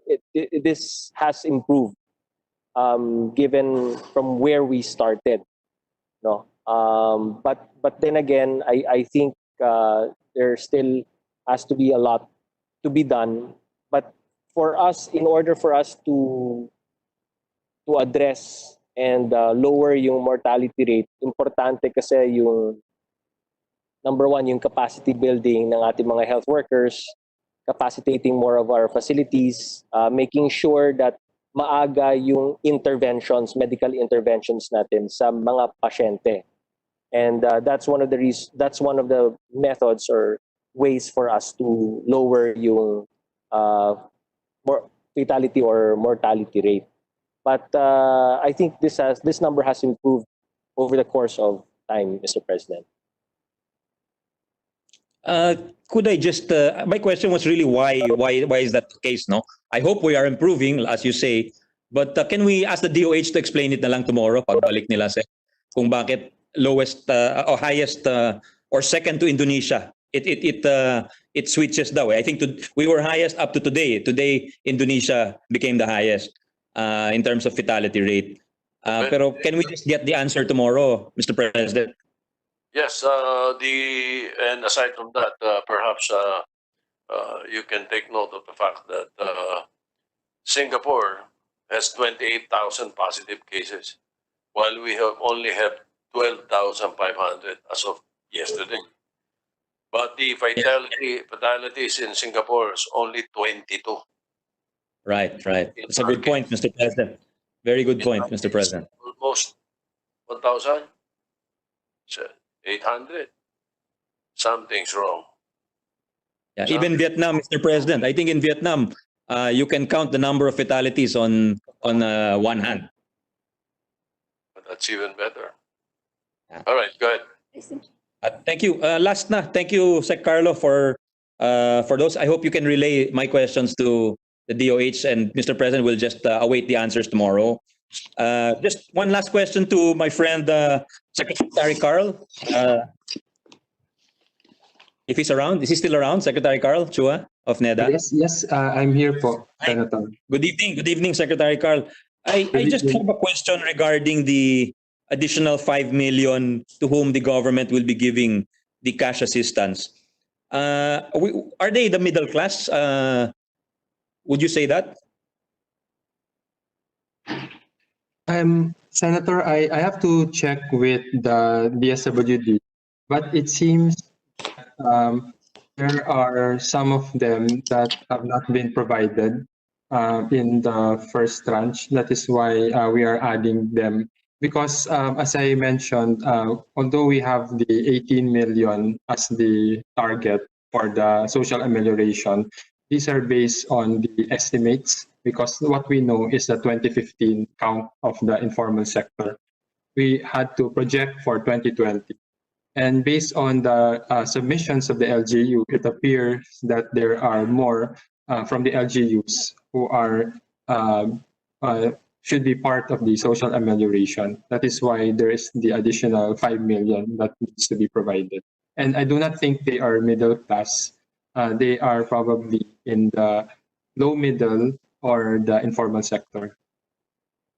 See, thanks, Sec Carl. Would you have an idea of what their income is? These 5 million people. I do not have an idea, but just to give everyone the when we designed the social amelioration program for the poorest 18 million, our basis for that is our Listahanan 2015 and the latest labor force survey, which suggests that 73% of workers work in the informal sector. Are no work, no pay, and are not part of any registry, like the BIR registration or the SSS registration. That is how we arrive. The problem, as you know, is that we know the name of 15 million of them, but this is outdated, 2015 listahanan. As of 2020, there was no update to that. That is why we rely on the goodwill and the reports of the LGUs. And if they say that there are so and so number of low income, then we try to accommodate as many subject to the budget. Hopefully in the near future, we will no longer have that problem once we roll out national ID. Yeah, I just pursuing the questions of Senator Bato. Ano yung sinabing phase na it's the biggest system something? I didn't quite understand it. You Okay. mentioned something. Yes. Right? You're bidding out something. Thank you, sir. Let me just step back. When I came in, I was updated of the status of the national ID. The registration kits have been procured. Number two, the ABIS or the automated biometric information system has been procured. Number three, the servers in partnership with the DICT is ready. So now we are on number four. Number four is the systems integrator. It is the parang the core or the central processing unit or the heart of the entire ID system. We advertised it last Friday. It was, I think, May 15. And it will run for the next 2 to 3 months. And we hope to get the best bidder to provide that service. The last part of the procurement is the card, the ID card, and the BSP is helping us on that. So that is the process. Once we have everything in place, so matatapos na, then we can begin the registration. And of course, we will have to do it in a very health conscious manner, my PPEs, my masks and gloves, and so on. What exactly are we? What service exactly are we procuring, Secretary? And right. Does it come with any hardware or software? What does it involve? Correct. We are basically procuring a consultancy contract to customize an open source software developed in India so that it can be used in the Philippine context. So the good thing about this is we are not developing from scratch. We are buying an open source software called the MOSIP, designed in India by the same people who also designed and advised the Aadhaar of India. And once we have procured this, it will be developed, and that will be like the system to ensure that the IDs once given are deduplicated. So ibig sabihin, unique, kasi that is a key to a national ID, uniqueness, and can be authenticated. So once we have that system developed, and the BSP is parallel with us in the procurement of the IDs, the ID card, then we would be ready to begin registration towards the end of the year. And to speed up the impact, we will register the head of the family or household so that by next year, all families, all 15 million families without IDs will have an ID and can get a bank account. So that is a target. And then after that, we will register their spouses and kids and other members. Senator Sani, time is up. Yeah, thank you. That's also my last question, Mr. President. Thank you, Sec Carl, Sec Carlo. Thank you. Hi, Mr. President, just to add to the answer kay Senator Angara regarding yung mortality rate. Thank you, Mr. President. Just to prove that we've actually significantly improved in terms of our mortality rate. Yung mortality doubling time natin has become significantly longer. Dati, our doubling time was 4 days. Now it's 6.3 days. And in fact, what we want to do is breach the 7-day level. And hopefully, yung ating pagsasali dun sa ating mga WHO clinical trials, pati yung clinical trials ng Avigan, will also help some of those patients na magiging kasama dun sa clinical trials natin. So we're trying to breach that 7-day mortality time doubling rate and go even beyond 7 days, Mr. President. All right, thank you. But Mr. President, could I still ask for an explanation as to why we were the highest? Was it because our hospitals were crowded, or I think we still need to analyze the problem rather than saying we're just improving. And we do this together as a government without putting blame, but with a view to how to improve. Yes, Mr. President. That's why, like I said, yung improving the health system capacity talaga is something that's really key. And the health system capacity involves healthcare workers, medical professionals, facilities, medical equipment, supplies, medicines, all of that. The whole system. But Salamat, Sec. Salamat. I will relay the concern to the Department of Health. Salamat po. Salamat. Yes. The gentleman from Zambales, Senator Richard Gordon, is recognized. You're next. You have 10 minutes. Mr. President, I would rather take my turn tomorrow because none of the people that I would like to ask a question from is no longer around. I just want to say that I think there's a lot of things that we really have to discuss, and I thank you. I thank our colleagues and those from the government for recognizing the Red Cross. I just want to add this, and I'd like to repeat it tomorrow. We forgot that the Coast Guard has been doing most of the heavy lifting. The Philippine Coast Guard has been doing the swabbing. It's not a perfect bunch, but nonetheless, they try, they expose themselves. And yet, even if they do make mistakes, I still appreciate them. It delays the system somehow, but nonetheless, it's something better than we not having them. And I think they should be given the kudos and the recognition that they deserve, Mr. President. So tomorrow, I'd like to ask my questions. Yes, we will list you in the early birds tomorrow. Yes. Next, thank you, Senator Gordon. Senator Francis Pangilinan. Yes, Mr. President.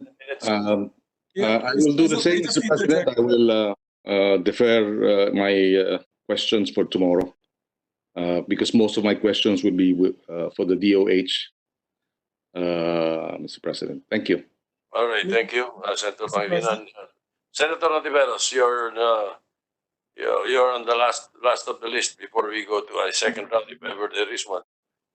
If you do not want Senator Gatchalian and I to go home before the curfew. Senator Ontiveros, you're recognized. Salamat, Mr. Chairman. Kasama po ninyo, I've been listening with great interest the past 5.5 hours. And karamihan kasi ng mga tanong ko para rin sa DOH. So magpapalista rin po ako sa inyo para bukas. Kung tama po yung bilang ko, pang-anim ako na pang-anim or pang-pito na nagpa-defer ngayong gabi para bukas. So aasahan ko na lang po, Mr. Chair, na tatawagin niyo ako ng pang-anim o pang-pito. Okay, pang-pito, Mr. Chairman. Salamat po. The list goes Revilla, Po, Marcos, Go, Gordon, Pangilinan, Ontiveros, Cayetano. And then we'll start again with those physically present and then the senior officials. But we go into the second round if ever there is one. Minority Leader, are you still on? Mr. President. Mr. President, yes. This is Senator Zubiri, Mr. President. Senator Zubiri, yes. I won't make a second round. I will not. I want you to go home early to your wife and Sherwin to his bed because I know he sleeps at 9 o'clock. But Mr. President, I just want to congratulate once again Senator Richard Gordon, the chairman of the Red Cross, the Philippine Red Cross. He has made all of us Red Cross volunteers very proud. He has worked tirelessly day and night. Even warning him, no? Me together with Senator Franklin Drilon would endlessly call him and badger him to go home to my Ninang Kate, but he still goes to his office, labors and toils the days and the nights to be able to come up with these testing centers. And Mr. President, I just want to say, Is that what he told you? no, Mr. President, actually he has not told me this. It's been reported to me. Yes. So he did not tell you that Kate does not want him to enter the house. That's why he has to go back to the Red Cross. Well, my Ninang Kate is constantly in contact with my wife, and she complains about the absence of her husband due to the testing centers that he's setting up all over the Philippines. Mr. President, I just want to give recognition where recognition is due, and the numbers speak for itself. 40% of the testing in the Philippines comes from the Red Cross. And Mr. President, I would just like to say also, even the DOF, no, the DFA secretary just tweeted, Secretary Locsin, that he loves Senator Dick Gordon. He just said it because he's in charge of 40% of testing in our republic. So congratulations is in order to our chairman. I saw the tweet also, yes, Secretary Locsin. We will expect him here tomorrow. Senator Gordon, yes, Senator Gordon, before we ask the President Pro Tem if he has a second round. Senator Gordon. Just a little reaction, Mr. President. The success of the Red Cross is really the success of all the hardworking people that I really ran ragged, intimidate, cajole, chastise, and we really have to, and they have really performed marvelously. It's really more than 45%, and I don't want to say that here anymore because res ipsa loquitur, Mr. President. And just to assure my good friend Senator Zubiri, we are going to line up about, this is the schedule that we're putting up in all kinds of, all the stages right now. We will have the capacity to have 42,000 tests a day, Mr. President. After Manila, we just finished Manila and we hit 8,000 tests, including Manila, and we should be hitting 12,000 here, but there's a curve, a learning curve. And then we will be going to Olongapo, to Subic, 2,000 tests. We're already finished there. We will just test with the RITM. Clark, we will also be testing there. Also, we're finished. Thanks to DCDA's cooperation, especially Vince Dizon, who's been spectacular, been doing a yeoman's work, Mr. President, along with General Galvez and the others. Then we go to Cebu, almost finished there. Over the weekend, we will be finished in Cebu, Mr. President, where we will try to put in 4,000 tests. In Bacolod, we're in the middle of the construction, but in the next week, it should be finished. We'll have 2,000 tests there. In CDO, we'll be starting. And in Zamboanga, we have already started, thanks to DPWH, who helped us. Most of the time, the laboratories are done by volunteers, Mr. President. In this case, Zamboanga is very, very threatened by migration from other places. So it's already mid-construction. All the machines are already here. Surigao, we will have that, Mr. President, thanks to the Zamoras. And of course, we will either have it in Jensan or Davao del Sur or Davao del Norte. We're not yet ready there, but also in Isabela, we will be putting up one there, and a prospect also in Pasay, which are already started. The designs are already finished, as well as Quezon City. Mr. President, we will have 4,000 capability there. So the Red Cross is really pushing very, very hard. Thank the Lord for giving us the vision and the energy and drive for all our volunteers and staff, and for all those who help us raise the resources so that we can do it. Tomorrow, I will mention all of them. Thank you, Mr. President. Mr. President, if I Thank you, Senator Gatchalian. I'll just add, Mr. President, and I've seen Senator Gordon set up this lab from scratch and single-handedly. I remember talking to him early part of April, and the Red Cross lab was still in formulation. But to my surprise, in 45 days, he managed to put up a lab that is now 45% the capacity of the whole Philippines. And the Red Cross now is the single biggest laboratory, COVID laboratory, much bigger than the government, all of the government hospitals combined. So it's really a feat of setting up a huge lab all in 45 days. And kaya nga pinakita ho ni Senator Gordon, kung kaya, kung gusto, kaya, at kung may determinasyon, kaya po. At yun po sanang nakita ho natin sa ating pamahalaan dahil ang pribadong sektor pa ho ang nanguna para mag-set up po ng mga ganitong labs. So congratulations, Senator Gordon. I'm also a Red Cross governor, so I'm very proud that Red Cross leading the way in making sure that we have ample testing for our people. Mr. President, just one last point. Mr. President. I just want to say that we have great cooperation from the government. Like I said, Vince Dizon has been spectacular. Of course, General Galvez has been a quiet, as you say, a snappy general who's doing the work. We have cooperation from the National Defense. We had chartered 2 PAL flights until the government allowed us to use C-130. In fact, we left some machines in China. But at the same time, Mr. President, there are a lot of other people. The Coast Guard in particular, I'd like to mention Admiral Garcia, Mr. President, who is retiring soon.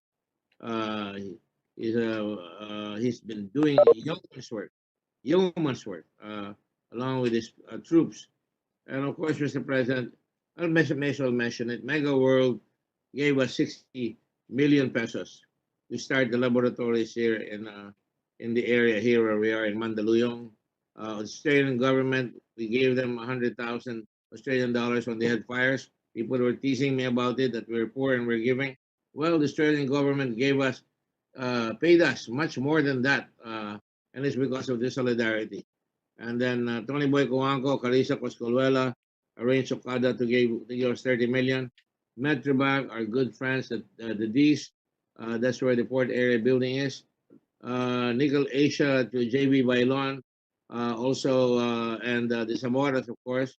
Security Bank, my classmate there, and of course, Freddie D. They contributed not only a laboratory, but also the 3 ambulances that we have. Negative pressure, we have 6 now, the only negative pressure ambulances in the country.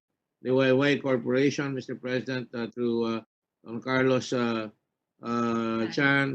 Pure Gold, Lucio Co, the Lucio Tan Group, Mr. President, in Batangas, and I'm sure we can put up 4 in Batangas.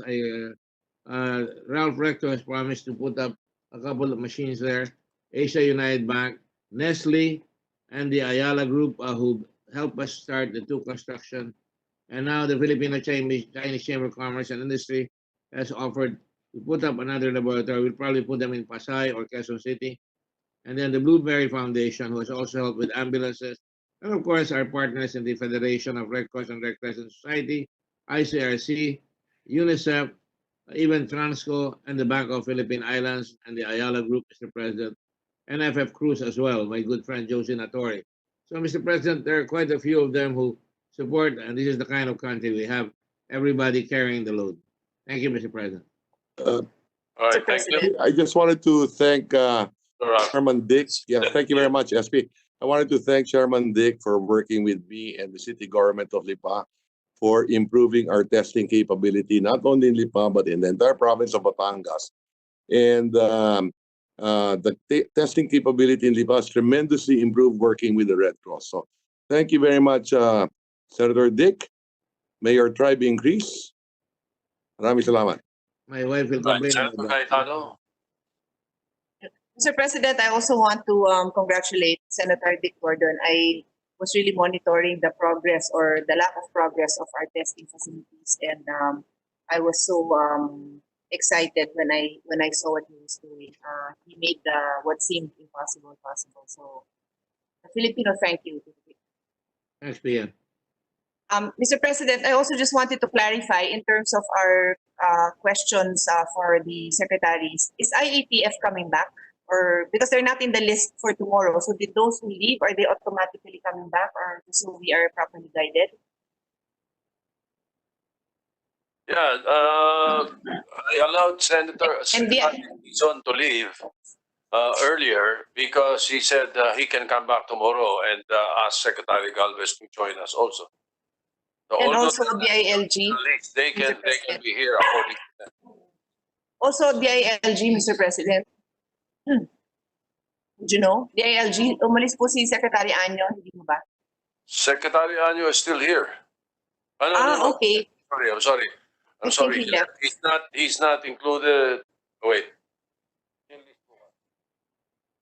DILG will not be here tomorrow. All right, Mr. President, may I just